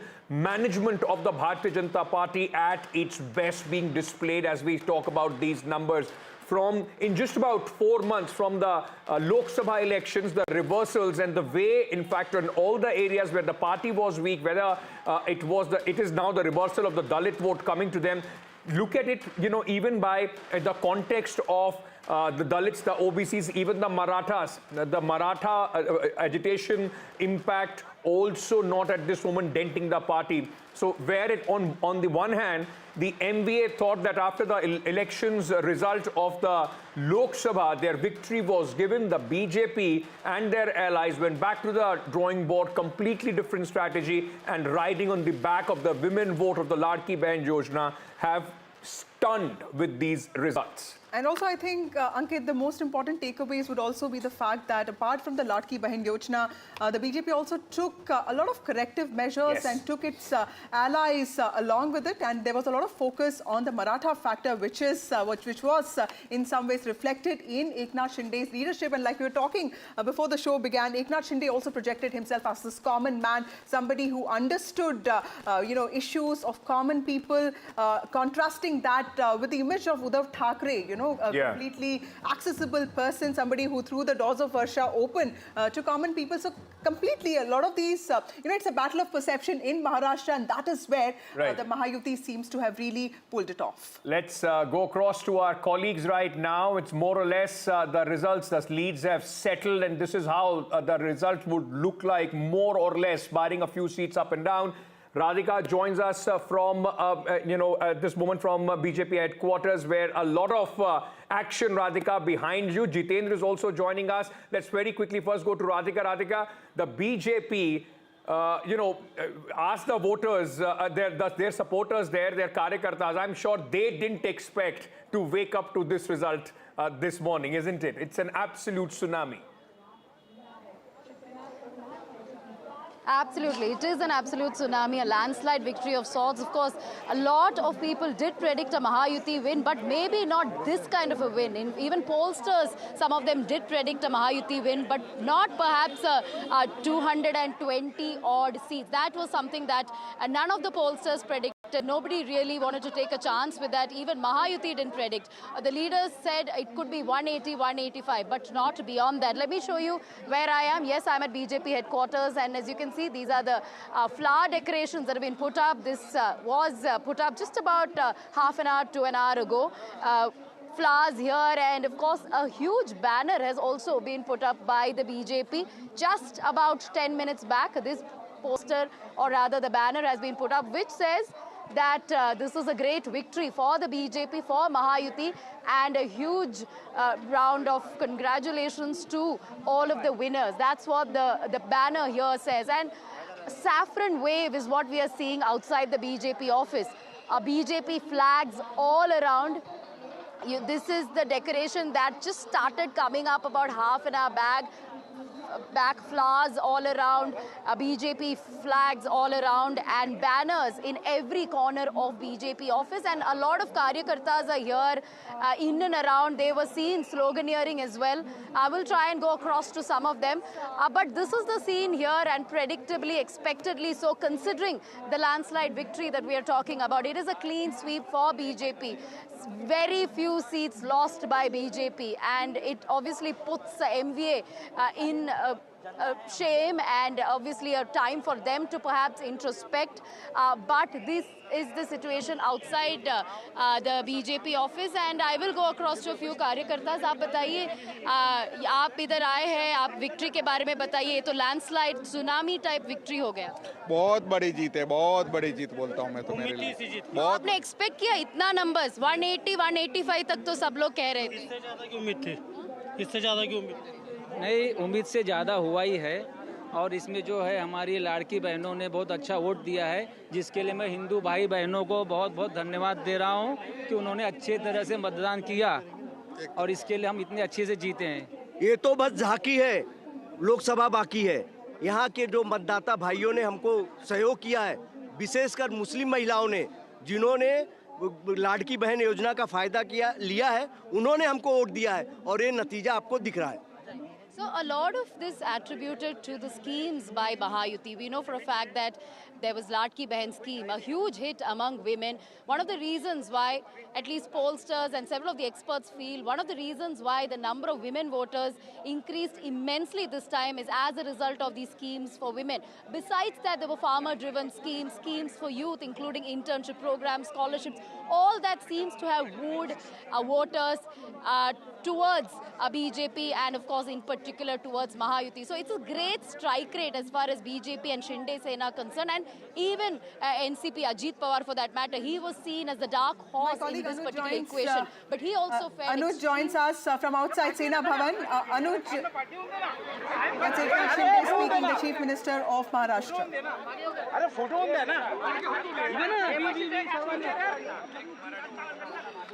The Chief Minister is also leading from his constituency, Kopri Pashpakadi, and also a strong man there, Maratha strong person. But of course, the BJP doing well on its own this time. But also, you know, one of the big winners of the day, Eknath Shinde, who transformed the image. You know, if you would have asked somebody 2 years back, who is Eknath Shinde, many people in Maharashtra would not have been able, to tell you who Eknath Shinde is today. He transformed the chief minister to the common man. His house is also open all the time, and that is something that Shiv Sainiks would have always wanted. He's speaking at this moment. Let's listen in. Oh, all right, he's speaking in Marathi. I don't think Vasudha and I are capable of translating that for our viewers. As soon as we get a translation, we'll put those, that Ankit, I think voice this ideological divergence that people talk about, with respect to Uddhav Thackeray not really aligning with the Hindutva ideology, betraying that, was something that Eknath Shinde managed to turn it around on him, because he was often called the Gaddar. But he said that, you were the one who really didn't stick by values that we were brought up with, and hence what I did was the right thing to do. I think for Uddhav Thackeray, we've been seeing, and that's the problem with the Mahavikas Aghadi. Right from the Lok Sabha election, whatever worked for them, they continued with that. Rahul Gandhi continued with his constitution plan. Uddhav Thackeray still continued to try and gain some sympathy, calling him Gaddar and Pachas Koka, so on and so forth. That trick worked once, did not work in this election. And of course, with the Ladki Behan Yojana riding on the popular women vote, I mean, there has been an increase as far as the women voters are concerned in Maharashtra.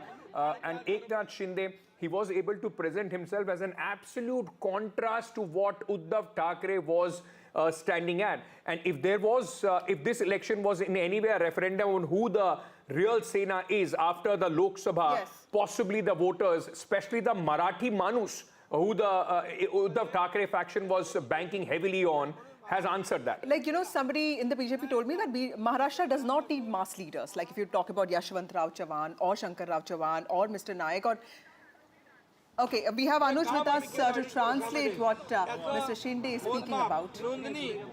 नोंद आणि त्याची कामाची पोचपावती या महाराष्ट्रातल्या जनतेने आम्हाला दिलेली आहे.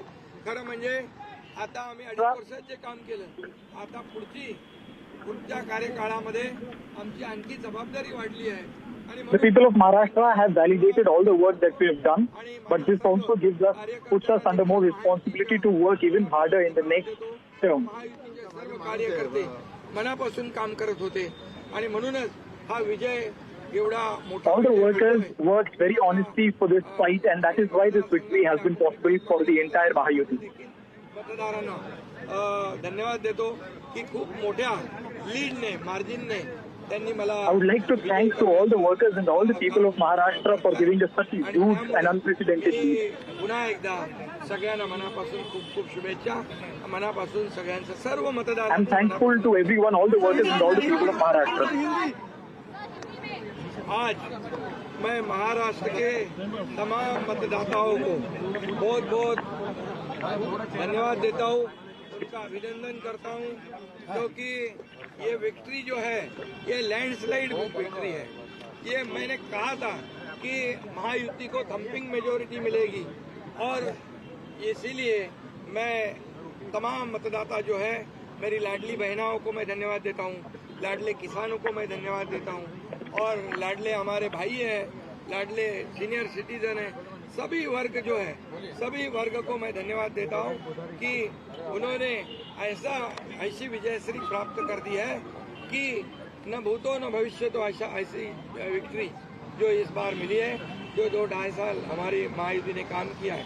ये महायुति ने जो काम किया है उसके काम के ऊपर ये जनता ने शिक्कामोर्तब किया है, काम को तवज्जो दिया है, प्राथमिकता दी है और इसीलिए महायुति को इतनी बड़ी जीत हासिल हुई है. इसलिए मैं महायुति के पूरे महाराष्ट्र की जनता को तो धन्यवाद देता ही हूँ, उनका स्वागत करता हूँ, लेकिन महायुति के सभी कार्यकर्ताओं को भी धन्यवाद देता हूँ. उन्होंने जो काम किया है बहुत ही बढ़िया काम किया है और इस चुनाव में हमारे महायुति को जिताया है. इसलिए मैं बहुत बहुत उनका आभारी हूँ.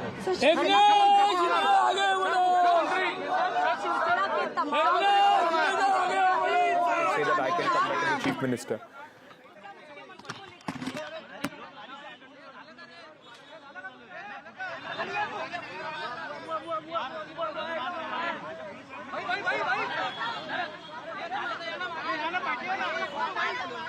Sweet victory for him as the Chief Minister of Mahayuti at this moment. Whether he continues or not, that is going to be $1 million question with the kind of numbers that the BJP has got. But you know, he has proved his utility. He's a Maratha face. You remember the Maratha protest that took place under Devendra Fadnavis. The Peshwai allegation is often there. But you know, remember that it is because of Devendra Fadnavis and also because of Nitin Gadkari that Vidarbha has really turned around for the BJP. So while the BJP is the real winner there, they cannot really deny the utility that Mr. Shinde brought to the table. Yes. But what is going to happen to Ajit Pawar? Let me also tell you that Ajit Pawar has actually performed better than Sharad Pawar's teammates, except of course some of his leaders, which include Chhagan Bhujbal and a couple of leaders here and there. Of course, Nawab Malik seems to be trailing, but other than that, most of his leaders, most of his influential MLAs seem to be really retaining their hold over their seats. Now the big problem for that is what we were discussing, and we'll go into that. The big problem would be with these kind of numbers, whether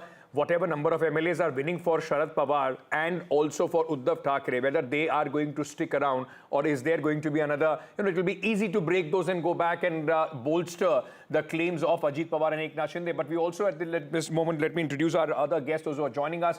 Neerja Chaudhary, senior journalist, political analyst, is with us at this moment. Zainab Sikandar, political analyst, is also joining us. Dr. Shama Mohammed, national spokesperson of the Congress Party, is with us. Pradeep Bhandari, BJP national spokesperson, also joining us at this moment. Thank you so much to all of you and welcome to the broadcast. Let me, Mr. Sushil Vyas, spokesperson of the Shiv Sena Shinde faction, is also with us. Sanjay Gupta, who's the leader of the Shiv Sena UBT, also joins us.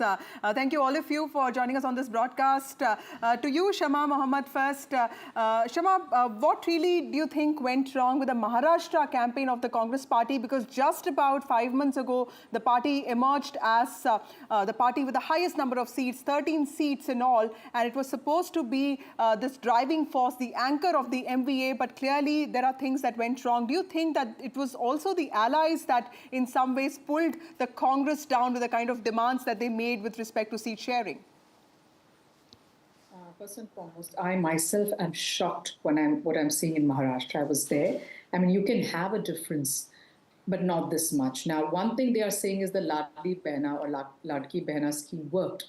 But even if it worked, it can be 156, 160. But this sort of landslide is very unbelievable for me. I mean, I don't want to blame anybody. I don't want to blame my alliance partners or any of those things. We have to see exactly, talking to the leaders, what exactly went wrong, because it's very shocking. Farmer distress was huge, unemployment was huge, businesses going out of there was huge, women's security, many issues as such were very big. So yes, there was a Ladli Behna scheme, and when it came itself, I was at the opinion that we should really take it up, in the sense as it was given 3 months before, and we knew that the election, which when somebody wants one nation, one poll, normally last election, Jharkhand, Maharashtra and Haryana all go together. So why it? Of course, we knew it was for this. But as you know, I mean, I'm not going to blame anybody, but there is no independent election commission in this country. That is a very big issue. And you cannot say polarization worked, because the same polarization was done in Jharkhand. It did not work. I mean, but it's the same election commission also conducting the elections there, ma'am. No, let me finish. Despicable ads were put on where Muslims are entering a Hindu house, they're taking over, showing us Guspetias, and JMM Hemant Soren outside his photo that he's allowing this. I mean, that's despicable. So that did not work there. All right. So they cannot say that ek hai to safe hai worked. I will not believe that. That is not the. But okay, what did not work for the Congress party? Before I go to our other guests, because like you are saying, even if you call out the election commission, the same election commission has conducted the election in Jharkhand, where your alliance is coming back to power. The route in Maharashtra is there a feeling that the Congress party, like you were saying, there have been so many issues. And just 3 days before people voted, the Congress did a press conference, and that's the time they announced, 7,000 rupees for the soybean farmers. Were you not able to, in fact, your messaging continued from what happened in Lok Sabha? You thought after Lok Sabha election, it's a given that you are going to win, while the BJP was able to reinvent itself. So just one point. I'm not blaming the election commission for anything, but for the dates of the election, when they say, one nation, one poll, you can't tell festivals are there and then change dates. That I don't agree. We all know festivals. In the beginning of the year, we get the calendar. So we know when festivals are. The other thing is, yes, I agree with you and admit, in Telangana, the guarantees were given much before. The guarantees itself came 2 weeks before. It was very late. The people, I was in Pune, many of the candidates did not even publish those, get the guarantee cards to give it to the houses. So guarantees were released very late. I agree on that. In Telangana, it was done 1.5 months before. We were up to there. We gave it to the people. Yes, there was a coordination issue in Maharashtra. I saw it. So there are definitely issues. So the coordination issue is important here, and I'm glad that you mentioned it. Pradeep Bhandari, the Prime Minister and a lot of BJP leaders have been extremely critical of freebies. But of course, what is happening is state after state, we see the BJP actually offering a lot of guarantees. Okay, I think Pradeep is not able to hear us. Yes. We'll go back to Pradeep. Let me go across to Sanjay Gupta, who comes from the UBT Shiv Sena. Sanjay Gupta sir, आपको लगता है कि जिस तरह उद्धव ठाकरे ने एक बहुत ही ज़्यादा पर्सनल अटैक सेंट्रिक कैंपेन जो चलाया था, इतनी बार जो एकनाथ शिंदे को गद्दार बोला उन्होंने, आपको लगता है कि that actually made an impact and that actually led to a lot of anger amongst people कि at the end of the day Eknath Shinde भी तो एक कॉमन पर्सन थे, कॉमन शिव सैनिक थे, वहाँ से वो एक चीफ मिनिस्टर के पद पे आए थे. देखिए, एकनाथ शिंदे जी गद्दार नहीं, वो बागी थे. उन्होंने बगावत की थी, और बगावत जिस बात पर की थी, इस बात को हमारी पार्टी के सीनियर लीडर्स ने कई बार बोला. मनोज जोशी जी ने बोला कि हमारा नेचुरल अलायंस बीजेपी है. प्रताप सरनायक जी ने भी बोला कि हमारा नेचुरल अलायंस बीजेपी है. और हमने भी कई बार इस बात को चेताया कि जिस तरह से हवा दिखाई नहीं देती मगर जीवन उसी से होता है, ठीक इसी तरह से हर पॉलिटिकल पार्टी अपनी विचारधारा पर टिकी होती है। लेकिन जब हम बोलते थे तो अक्सर हमसे पूछा जाता था कि आप किस तरफ हो। तो जिस विचारधारा को छोड़ करके पार्टी ने जिस तरह से कांग्रेस के साथ गठबंधन किया, इस बात से हमारे उद्धव गुट में भी 90% लोग ऐसे हैं जो आज भी ये चाहते हैं कि हम कांग्रेस के साथ गठबंधन में ना रहे और हम बीजेपी के साथ ही गठबंधन में रहे, क्योंकि हमारी पार्टी के चुनावों के अंदर जितना नंबर्स का बाला असर साहब को है। मानते अभी हैं। से इस तरह की आप बात कर रहे हैं, कल आपके जो एमएलए दोनों जीत के आ रहे हैं वो भी अगर बीजेपी के साथ चले जाएंगे, वो भी वापस चले जाएंगे शिंदे जी के साथ। तो उद्धव ठाकरे का जो पूरा सवाल था कि असली शिवसेना कौन है, वो क्या आप इन चुनाव से जवाब मिल गया है?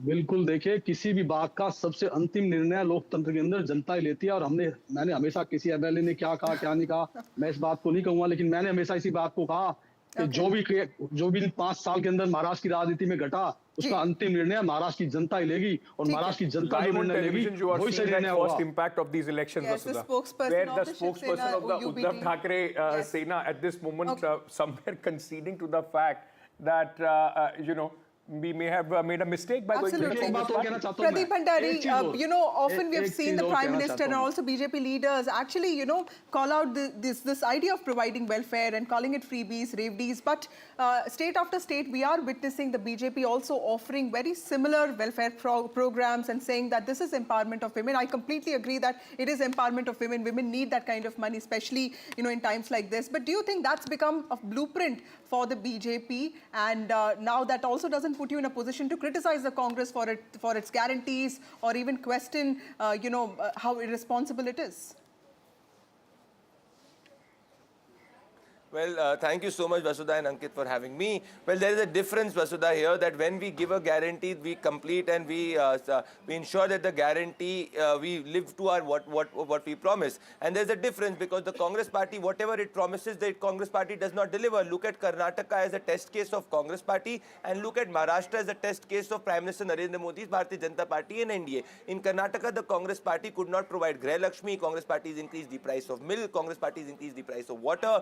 Congress Party has ensured that the land of the farmer is given to work. So we can go on to our political debate. Today I want to focus on a very important point, Vasudha. I was listening to Shama and she could not even concede. She started to blame the election commission and was saying that the result is unrealistic. Please look at this last history. 2014, the same individual said the result was unrealistic. Prime Minister Narendra Modi came with full majority. 2019, the same individual said that the result was unrealistic. Prime Minister Narendra Modi came with full majority. 2024, they said that they're coming in absolute majority. We repeated the government for the third consecutive time. In Haryana, they said that it is impossible for the Bharatiya Janata Party to come. We came back and defeated all odds. In Maharashtra, they were claiming victory. We've got a landslide victory. The commonality in all of this is that we get a pro-governance vote, we get a pro-welfare vote. And in all these elections, the good part for a democracy has been, whether even it is Jharkhand, that the women voting in the democratic process has increased substantially. For the first time in Maharashtra, since 1962 onwards, the women vote surges more than the men vote surge. So in our democracy, it is the women which is the swing vote, and the women is going with welfare and development. Pradeep, may I just come back to you in just a fraction of a second, because our colleague Prabhakar is joining us from Jharkhand at this moment. Jharkhand, of course, Pradeep, interesting things to talk about as well. As interesting as Maharashtra is, this is the only solace as far as the India alliance is concerned. Prabhakar, for Hemant Soren, now not only does he emerge as one of the biggest tribal leaders, not just in Jharkhand but across the country, he has also done something which is not usual in Jharkhand. 5 years we have seen the government changes. This time he has been able to make sure that the alliance crosses that victory mark. Yes. And is it more of an emotive vote? Because, like Ankit said, that he is, Hemant Soren is the, most popular tribal, in fact, the only tribal chief minister that the country has. He was also jailed for a few months. What is an emotive vote, or was it also the welfare push and also... Maya Samman, I mean, the women voted once again. And the campaign around tribal identity, protecting Sarna Code, is that all, all these factors, did they play an important role in this, in making the voters, go for Hemant Soren's party, or at least as of now, we think that's where the leads are showing us to.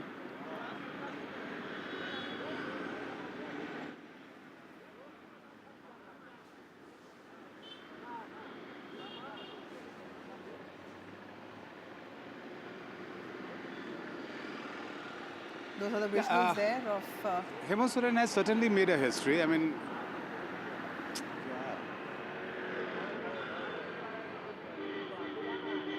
so Hemant Soren certainly has made a political history, and it has never been done in Jharkhand before. He is a chief minister who served for 5 years, and then he made a comeback, which was never seen in Jharkhand before that. We are right now at the chief minister residence, though it wears a deserted look as of now, but we are told that as time passes, you'll see laddus and crackers, all laddus being distributed here and crackers being busted here. Now, what actually worked for JMM on ground is something very interesting. Hemant Soren was from day one playing a victim. He said that he was a tribal chief minister, a tribal leader, and the way BJP had not only targeted him, but he was sent behind bars. So he went to his voters actually claiming to be a victim, playing a victim, and that seems to have worked on the ground. As far as BJP's effort to dent into that tribal vote bank of JMM, which is considered to be their vote bank, it did not work on the ground. We saw the narrative of the infiltrators, the Bangladeshi migrants, all being floated on the ground by BJP, but that actually did not seem to be working on the ground and did not work for BJP at all. And most importantly, the women voters. Remember, Maiya Samman Yojana is the flagship program of JMM, and they have been giving 1,000 rupees stipend to women living below poverty line, 1,000 rupees monthly, and they've already given away four installments. Now, JMM has promised that if they are voted back to power, they would increase this stipend from 1,000 to 2,500 rupees. What we saw on ground was women voters lining up, and we saw it in data also released by the Election Commission that almost 80% of the constituencies, actually, the women voters outnumbered men. So is it because of the women voters who stood in the line and voted for JMM? So we'll have to actually dig deep into this data, but as of now, JMM seems to be all smiling. Yeah. Thank you for joining us at this moment. But Neerja ji, let me ask you this. Does this now present the blueprint for every political party, for every alliance? Yes. We have seen the whole women voter, and especially trying to give the direct benefit of cash incentives to the women voters, state after state. If you are in government, if you start doing this, even if it is just 6 months before the election, that becomes the most formidable thing. Whether it is Madhya Pradesh, whether it is now, of course, in the state of Maharashtra and Jharkhand. Whether what you do in 4.5 years matter less, what you do in the last 6 months with these direct cash transfers to the women, is that the way forward for every political party? And also two more things, sub-classification in the Dalit category, in the SC category, something that we saw in Haryana also, and also in Maharashtra, and of course, electricity for farmers. So I think these are the three things that the BJP has managed to crack, and they feel that that is one thing that gets voters on their side. And you see, if women are almost 50% cutting across caste, and I saw in Maharashtra, Dalit women, OBC women, Maratha women being excited by this, what money they had got in their hand. Yes, the answer to your question is yes, this may well become the blueprint. And even in Maharashtra... I'm sorry, I'm interrupting you. Mr. Vinod Tavre is speaking at this moment. The man was in a lot of controversy 24 hours before the voting. Let's listen in. Eknath Shinde ji, Devendra ji Fadnavis, Ajit Dada Pawar, आणि Ramdas आठवलेंचे RPI या सगळ्यांनी जे एकत्रित या राज्यात काम केलं, आणि माझं तर स्पष्ट मत आहे की अप्रत्यक्ष लाभाचं राजकारण आणि प्रत्यक्ष लाभाचं राजकारण, इन्फ्रास्ट्रक्चर डेव्हलपमेंट, रस्ते, पाणी, वीज, वंदे भारत, मेट्रो, म्हणजे अप्रत्यक्ष लाभाचं राजकारण, आणि प्रत्यक्ष लाभाचं राजकारण म्हणजे लाडकी बहीण, शेतकरी सन्मान निधी, शून्य बिल, या दोन्हीचा बॅलन्स एकनाथजी शिंदे, देवेंद्रजी फडणवीस आणि अजितजी दादा या तिघांनी केल्यामुळे जनतेला यांच्यावर विश्वास बसला. दुसरं मला असं वाटतं की भाजप शिवसेनेची जी नैसर्गिक युती होती ती शरद पवार साहेबांनी, उद्धवजींनी 19ला तोडली. त्याचा एक वेगळा राग विशेषतः माननीय बाळासाहेबांच्या मतदारांच्या मनात होता. रोज सकाळी राज्याचं राजकारण कलुषित होणारं वक्तव्य भांडूपवरनं यायचं आणि ज्यावेळी एकनाथ शिंदेनी बाळासाहेबांचं हिंदुत्वाचं धनुष्यबाण, हिंदुत्वाचं शिवसेना नाव हे हिंदुत्वाच्या मूळ प्रवाहात भाजपबरोबर आणल्यामुळे एकनाथ शिंदे साहेबांना बाळासाहेबांच्या विचारांची मतं ही बीजेपीच्या बरोबर मिळाली. मला असं वाटतं की महाराष्ट्रातला हा विजय बिहारमध्ये पोटनिवडणुकीत 4 पैकी 4 जागा एनडीए पुढे, उत्तर प्रदेशमध्ये 9 पैकी 6 जागा भाजप पुढे आणि तसंच राजस्थानमध्ये 4 जागांवर भाजप पुढे.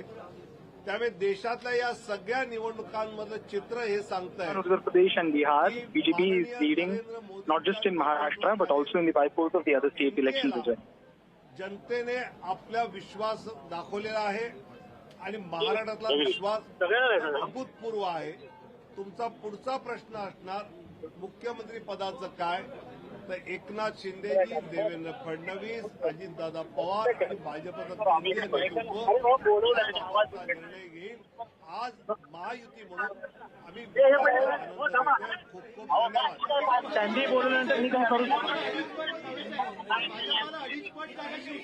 महाराष्ट्र में मतदाताओं ने जो भाजपा महायुति को Sanjay Pugalia, who's the CEO and editor-in-chief of NDTV, has his analysis on what went right with respect to the Maharashtra elections and how did the narratives pan out. Let's listen in to what he's saying. सोबत आहे विनोद भी अपने साथ, informal चर्चा भी कर रहे हैं इस पूरे इलेक्शन के बारे में. हर कोई अपनी अपनी राय दे रहा था, हर कोई अपने अपने प्रेडिक्शंस बता रहा था, पर शायद ही आज के जो आंकड़े आए हैं वहां तक कोई भी प्रेडिक्शंस पहुंच पाया. बिल्कुल सही है. ये चुनाव का जो रिजल्ट है वो वास्तव में कई कारणों से ऐतिहासिक है. बीजेपी की जो डोमिनेंट पार्टी बनने की एक मुराद थी वो कई सालों के बाद इस चैलेंजिंग चुनाव में पूरी हो गई है. मराठा वोट और गैर मराठा वोट को एक साथ लाने का असंभव काम भी उन्होंने करके दिखाया है. उनका स्ट्राइक रेट करीब करीब 85-90% का है सीटों के मामले में और वोट शेयर करीब करीब जाएगा 50%. ये ऐतिहासिक है. आप ये सोचें कि शतरंज की जितनी चाल इन्होंने खेली और जब खेली पिछले 2 साल में या 5 साल में महाराष्ट्र की राजनीति को कैसे डोमिनेट करना है या कैसे जीत के लाना है, उसमें उनकी हर चाल, हर स्ट्रेटजी और हर टैक्टिक्स कामयाब हुई है. शिंदे को तोड़ करके लाना, अजित पवार को साथ में लाना, शिंदे को प्राइमेसी देना और उसके बाद ऐसे मुद्दे गढ़ना जिसमें एक तरफ विकास और दूसरी तरफ उससे भी बड़ा महिला वोट बैंक, ये जो था उन्होंने इनके लिए कमाल किया है. इस तरह की विजय की तो बीजेपी को खुद को भी उम्मीद नहीं थी, ये बात मैं आपको बता सकता हूं. तो इस चुनाव का जो सबसे बड़ा आउटकम है वो ये है कि लोकसभा चुनाव महाराष्ट्र के मामले में एक एबरेशन था. वो आप पाएंगे कि इस बार सभी वर्गों के, हम लोग कह रहे थे कि पिछड़े वोट मिलेंगे क्या, दलित वोट मिलेंगे क्या, हिंदू दलित वोट संविधान के नाम पर चले गए थे उसका क्या होगा, वो सब वापस आते हुए दिखलाई पड़ रहे हैं. ये चुनाव स्ट्रेटजी और टैक्टिक्स के लिए इस पूरे बीजेपी, मोदी, शाह, संघ, देवेंद्र फडणवीस, शिंदे, इन लोगों के काम करने के तरीके का पीएचडी का विषय होना चाहिए विपक्ष के लोगों को जो आज धूल चाट रहे हैं. संजय सर, एक सवाल यह है कि जिस तरह से बीजेपी को इस चुनाव में जीत की ज़रूरत थी, मगर इस जीत की वजह से कुछ सवाल भी खड़े हुए हैं. स्पेशली उनके जो दोस्त है शिंदे, उन्होंने अच्छी नंबर्स लाया है और साथ में अजित पवार. बीजेपी इस तरह से उभर के आई है कि इस दोनों दोस्तों में से एक दोस्त काफ़ी है उनको सरकार स्थापित करने के लिए, दूसरे दोस्त की उतनी ज़रूरत नहीं है. कुछ सवाल खड़े किए, ये जब मैं बोलता हूँ तो इन 2 दोस्तों का इसके बाद क्या हो सकता है? देखिए, बीजेपी जब बहुत बढ़िया से जीत के आती है तब भी वो गठबंधन का धर्म निभाने में जितनी ज़रूरत है वो सारा काम करती है. आप पाएंगे कि इन तीनों लोगों को वो लोग अच्छे से रखेंगे, गुड ह्यूमर में रखेंगे. मैं मानता हूं कि ज़रूरत नहीं है, इसीलिए दरअसल ये शिंदे को और अजित पवार को सोचना होगा कि बीजेपी के साथ बने रहने के लिए, विश्वास का संबंध बना के रखने के लिए वो क्या करें. बात बिल्कुल सही है कि अब शिंदे की उस तरह की ज़रूरत नहीं है, लेकिन बीजेपी आप मान के चलिए लॉन्ग टर्म पॉलिटिक्स करती है. उनका हमेशा था ना, आप सुनते थे ये महाराष्ट्र में सीनियर पार्टनर जूनियर पार्टनर कौन है, अब वो डोमिनेंट सीनियर पार्टनर बन करके आई है। इसीलिए मुझे लगता नहीं है कि एलाइज के साथ उनकी कोई भी प्रकार की वेवलेंथ में कोई मिसमैच होगा, ऐसा मुझे बिल्कुल नहीं लगता है। ये बहुत अच्छा फार्मूला निकालेंगे, अच्छे से पावर शेयर करेंगे, उसमें मुझे कोई दिक्कत नजर नहीं आती है। ये जरूर है कि घटनाएं होती हैं, संकेत पढ़ते हैं, उससे संकेत पढ़ते हैं कौन मुख्यमंत्री बनेगा, लेकिन ये इतनी बड़ी विजय है कि उसमें ये सारे सवाल गौण हैं, कुछ दिनों का सेंसेशन रहता है। मगर अभी जिस तरह से एकनाथ शिंदे जी ने बयान दिया है, उन्होंने कहा है कि कुछ फॉर्मूला तय नहीं है सीएम के बारे में। एक तरह से बड़ा बयान उनका माना जा रहा है, बीजेपी को एक तरह से चैलेंज दिया जा रहा है। मैं ऐसा नहीं देखूंगा, उनका काम है वो पोस्चरिंग करें कि भाई मुझे मुख्यमंत्री बनाइए। अच्छा, ऐसा कर लेते हैं कि आधा आधा कार्यकाल बांट लेते हैं, मैं मुख्यमंत्री था, मेरे चेहरे पर चुनाव लड़ा गया, लाड़की बहना स्कीम को मैंने एक तरीके से पायलट किया, ये बात सही है, लेकिन ये सब बीजेपी की ही स्कीम थी। तो शिंदे का पोस्चर करना, बार्गेन करना बिल्कुल बनता है, वो बिल्कुल करेंगे और उनको करना भी चाहिए, ताकि पावर शेयर जब तक बीजेपी ठीक से नहीं करेगी तब तक अलायंस का धर्म निभेगा नहीं। लेकिन मुझे इसमें यह कहना है कि देखिए, ये ऐतिहासिक विजय बीजेपी के लिए क्यों है। हाईएस्ट एवर सीट्स है उनकी, तीसरी बार 100 के ऊपर का आंकड़ा इन्होंने क्रॉस किया है। 50% के वोट शेयर में अगर 30% का वोट शेयर बीजेपी का है तो ये हिस्टोरिक नंबर है। तो पब्लिक मैंडेट को आप ईमानदारी से डिकोड करेंगे तो सीएम का पहला हक तो बीजेपी का बनता है। उसमें आप कैसे कहोगे कि मैं जूनियर पार्टनर हूं इसलिए आप मुझे बनाइए क्योंकि मैं मुख्यमंत्री था, तो ये बहुत लॉजिकल नहीं है। इसमें मुझे लगता है शिंदे साहब को थोड़ा सा पीछे आना ही पड़ेगा अल्टीमेटली, और वो भी खुशी से आएंगे। मगर बिहार में एक है कि तब की जरूरत, जब शिंदे साहब को मुख्यमंत्री बनाया गया था तब की जरूरत, आज की जरूरत, तब के आंकड़े, आज के आंकड़े, तब की राजकीय परिस्थिति, आपकी आज के, इसमें बहुत सारे। लेकिन आपने जो कहा कि शिवसेना को वो अपने साथ रखेंगे, इसमें मैं ये सवाल पूछना चाहती हूँ कि हिंदुत्व का जब भी मुद्दा आता है तो बीजेपी ये चाहती है कि शायद वो मुद्दा हमारे पास रहे या फिर जो उस मुद्दे के साथ जा रहे वो हमारे साथ रहे। शिवसेना इसी तरह उनके साथ थी, और जैसे ही शिवसेना ने हिंदुत्व का मुद्दे से थोड़ी सी फरकत ले ली तो फिर एकनाथ शिंदे को उन्होंने साथ में ले लिया। मनसे की भी वही है, मनसे ने जैसे ही हिंदुत्व का मुद्दा उठाया वो बीजेपी के साथ जाते दिख रहे थे। तो क्या ये मुद्दा है जो शिवसेना को और बीजेपी को साथ बांधे रखेगा आगे भी? मैं समझता हूं कि आपका एनालिसिस बिल्कुल सही है। ये लोग बिल्कुल साथ बने रहेंगे और उनको मालूम है कि बड़ी अपॉर्चुनिटी है और आगे सीमेंट करने के लिए उनके पास एक जगह और मिल गई है। क्योंकि इसके बाद क्या होता है, महाराष्ट्र एक ऐसा राज्य है जहां महानगर पालिकाएं बड़ी होती हैं, लोकल चुनाव भी बड़े होते हैं, तो सबका अपना अपना स्ट्रेंथ एरिया है, सबको अपने रीजनल कंसोलिडेशन करने पड़ेंगे। तो पावर में बने रहें और ये मोमेंटम मेंटेन कर पाएं, इसके लिए इन एलाइज में मुझे कोई बहुत दिक्कत नहीं आती है। एक ही बड़ी इंटरेस्टिंग बात है इसमें ऑन अ लाइटर वेन कि महाराष्ट्र की राजनीति अभी कैसे भी आप शेप कर लीजिए, पवार तो उसमें रहेगा ही। एक तरह से ये जो मैंडेट आया है, आप सोचते कि क्योंकि बीच में जिस तरह से फडणवीस जी ने बयान किया था कि हाँ मैंने ये पार्टियां तोड़ी है, उनको एक सबक सिखाना ज़रूरी था, इसके लिए मैंने ये किया, उसके विषय में ऐसे कहा जाता था कि लोग इस तरह से बीजेपी को देख रहे हैं कि ये पार्टी तोड़ने वाली पार्टी है। मगर जिस तरह से मैंडेट आया है उससे आपको लगता है कि जनता ने अभी नकार दिया है, बीजेपी को माफ कर दिया? बिल्कुल। पॉलिटिक्स में देखिए ये तोड़ना फोड़ना क्या होता है, it is art of possible and you do everything to gain power, that is why you are in politics. तो मुझे लगता है कि पब्लिक ने बिल्कुल, हम जो कहते थे ना कि तोड़ दिया, सरकार चोरी कर ली, हाईजैक कर लिया, इन सब बातों को नहीं माना गया। और सबसे बुरी बात क्या है, मैं इसके कुछ जो दूसरे पक्ष हैं उसको देखिए, हमने बीजेपी पर चर्चा की और अभी किस प्रकार का अलायंस बनेगा, मुख्यमंत्री कौन बनेगा इसकी चर्चा की, लेकिन इस चुनाव का जो दूसरा सबसे बड़ा सबक है वो है कांग्रेस पार्टी के लिए। चुनाव कैसे हारें ये आप राहुल गांधी से सीखिए। उनकी कमेंट्री आपको क्या याद है, आप बताएं, आपको क्या याद है कि उन्होंने यहाँ की जनता से क्या वादा किया, ये आप सोच करके देखिए। एक मुद्दा जो कि सोशल मीडिया पर ट्रोल का मुद्दा था, तो जब लीडर ऑफ अपोजिशन अपने को ट्रोल बना ले, सिंगल मुद्दा पार्टी बना ले, पूरा मीडिया में उसकी सेंसेशन के कारण डोमिनेट करना चाहे और सोचे कि महाराष्ट्र में वो अच्छा कर लेगा, इससे बड़ा सबक नहीं हो सकता जो महाराष्ट्र ने सिखाया है। और वो ये है कि विदर्भ जो उनका गढ़ होता था, जहां संघ का मुख्यालय है, संघ कभी भी और बीजेपी कभी भी विदर्भ में ये डोमिनेंस नहीं बना पाई थी जो आज उन्होंने बना लिया है। तो कांग्रेस को हारने की कला इतने शानदार तरीके से आती है, ये इसका दूसरा उदाहरण है। वो झारखंड में भी कोई बहुत अच्छा नहीं कर रहे हैं, इसीलिए कांग्रेस पार्टी को यह सोचना पड़ेगा कि इस प्रकार का लैकलस्टर, स्टैमर करने वाला, हकलाने वाला नेतृत्व ले करके वो कौन सी पॉलिटिक्स कर रहे हैं, उनकी स्ट्रेटजी क्या थी, उनकी टैक्टिक्स क्या थी, और चुनाव में जितना एफर्ट उन्होंने महाराष्ट्र में लगाया, क्या उतना या उससे ज्यादा उन्होंने वायनाड में नहीं लगाया? वायनाड जीता हुआ चुनाव था, पूरा का पूरा कैडर अपने नेता को चेहरा दिखाने के लिए वहां पर बिजी था। इसीलिए मेरा यह मानना है कि महाराष्ट्र में कांग्रेस पार्टी के लिए बहुत बुरी खबर है। ये कांग्रेस के ध्वस्त होने की खबर है। ये राहुल गांधी के नेतृत्व के ऑल राउंड फेल्योर का मैसेज है इसमें। और मैं पुराना कांग्रेस बीट रिपोर्टर हूं, इस नाते ये बात बहुत अधिकार के साथ कहना चाहता हूं और पोलाइटली कहना चाहता हूं कि राहुल गांधी जिस पॉलिटिक्स को परस्यू कर रहे हैं, ये पॉलिटिक्स षड्यंत्र की पॉलिटिक्स है, ट्रोल की पॉलिटिक्स है। इस पॉलिटिक्स का इलेक्टोरल कन्वर्जन नहीं है। दरअसल आज तो बीजेपी और संघ का नेतृत्व हो सकता है राहुल गांधी को बहुत बधाई दे रहा हो कि आप जो अडानी अंबानी कर रहे थे, आप सिंगल मुद्दे पर बने रहिए, उसमें आपको वोट नहीं मिल रहे हैं और हम ऐसी हिस्टोरिक लैंडस्लाइड विक्ट्री के साथ आने वाले हैं। दूसरी तरफ आप उद्धव ठाकरे की हालत देखिए।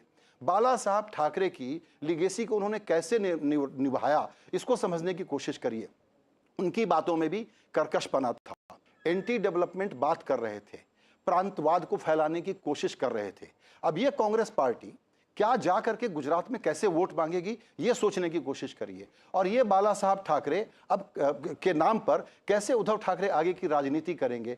20-20 सीटों की पार्टी हो गई है ये महाराष्ट्र में।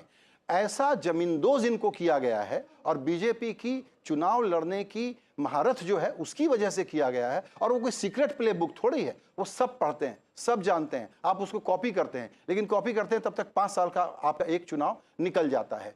तो ये चुनाव राहुल गांधी के पर्सनल फेल्योर की सबसे बड़ी मिसाल है, सबसे बड़ा सबूत है। और ये बहुत गंभीरता से ये बात हम आपको समझाने की कोशिश कर रहे हैं कि देखिए, लोकतंत्र चलना चाहिए। बीजेपी का ऐसा डोमिनेंस किसको चाहिए? कोई पब्लिक नहीं चाहती है कि ऐसा डोमिनेंस हो।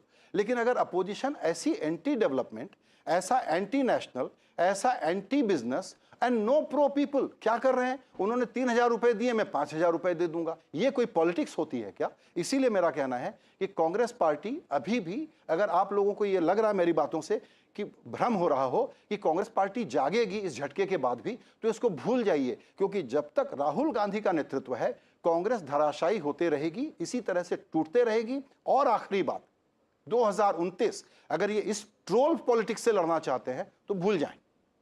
कांग्रेस के प्रचार में जो एक बात दिख रही थी वो ये दिख रही थी कि कोई भी महाराष्ट्र व्यापी, जिसको आप पैन महाराष्ट्र कह सके, ऐसा मुद्दा लेने की वजह एजेंडा सेटिंग लग रहा था। ऐसा लग रहा था कि जो मुद्दे कांग्रेस लाना चाहती थी वो पहले से तय किए गए थे और उन्हीं को कांग्रेस आगे लाना चाहती थी। पर बदकिस्मती महाराष्ट्र के लोगों ने उसको एक्सेप्ट नहीं किया।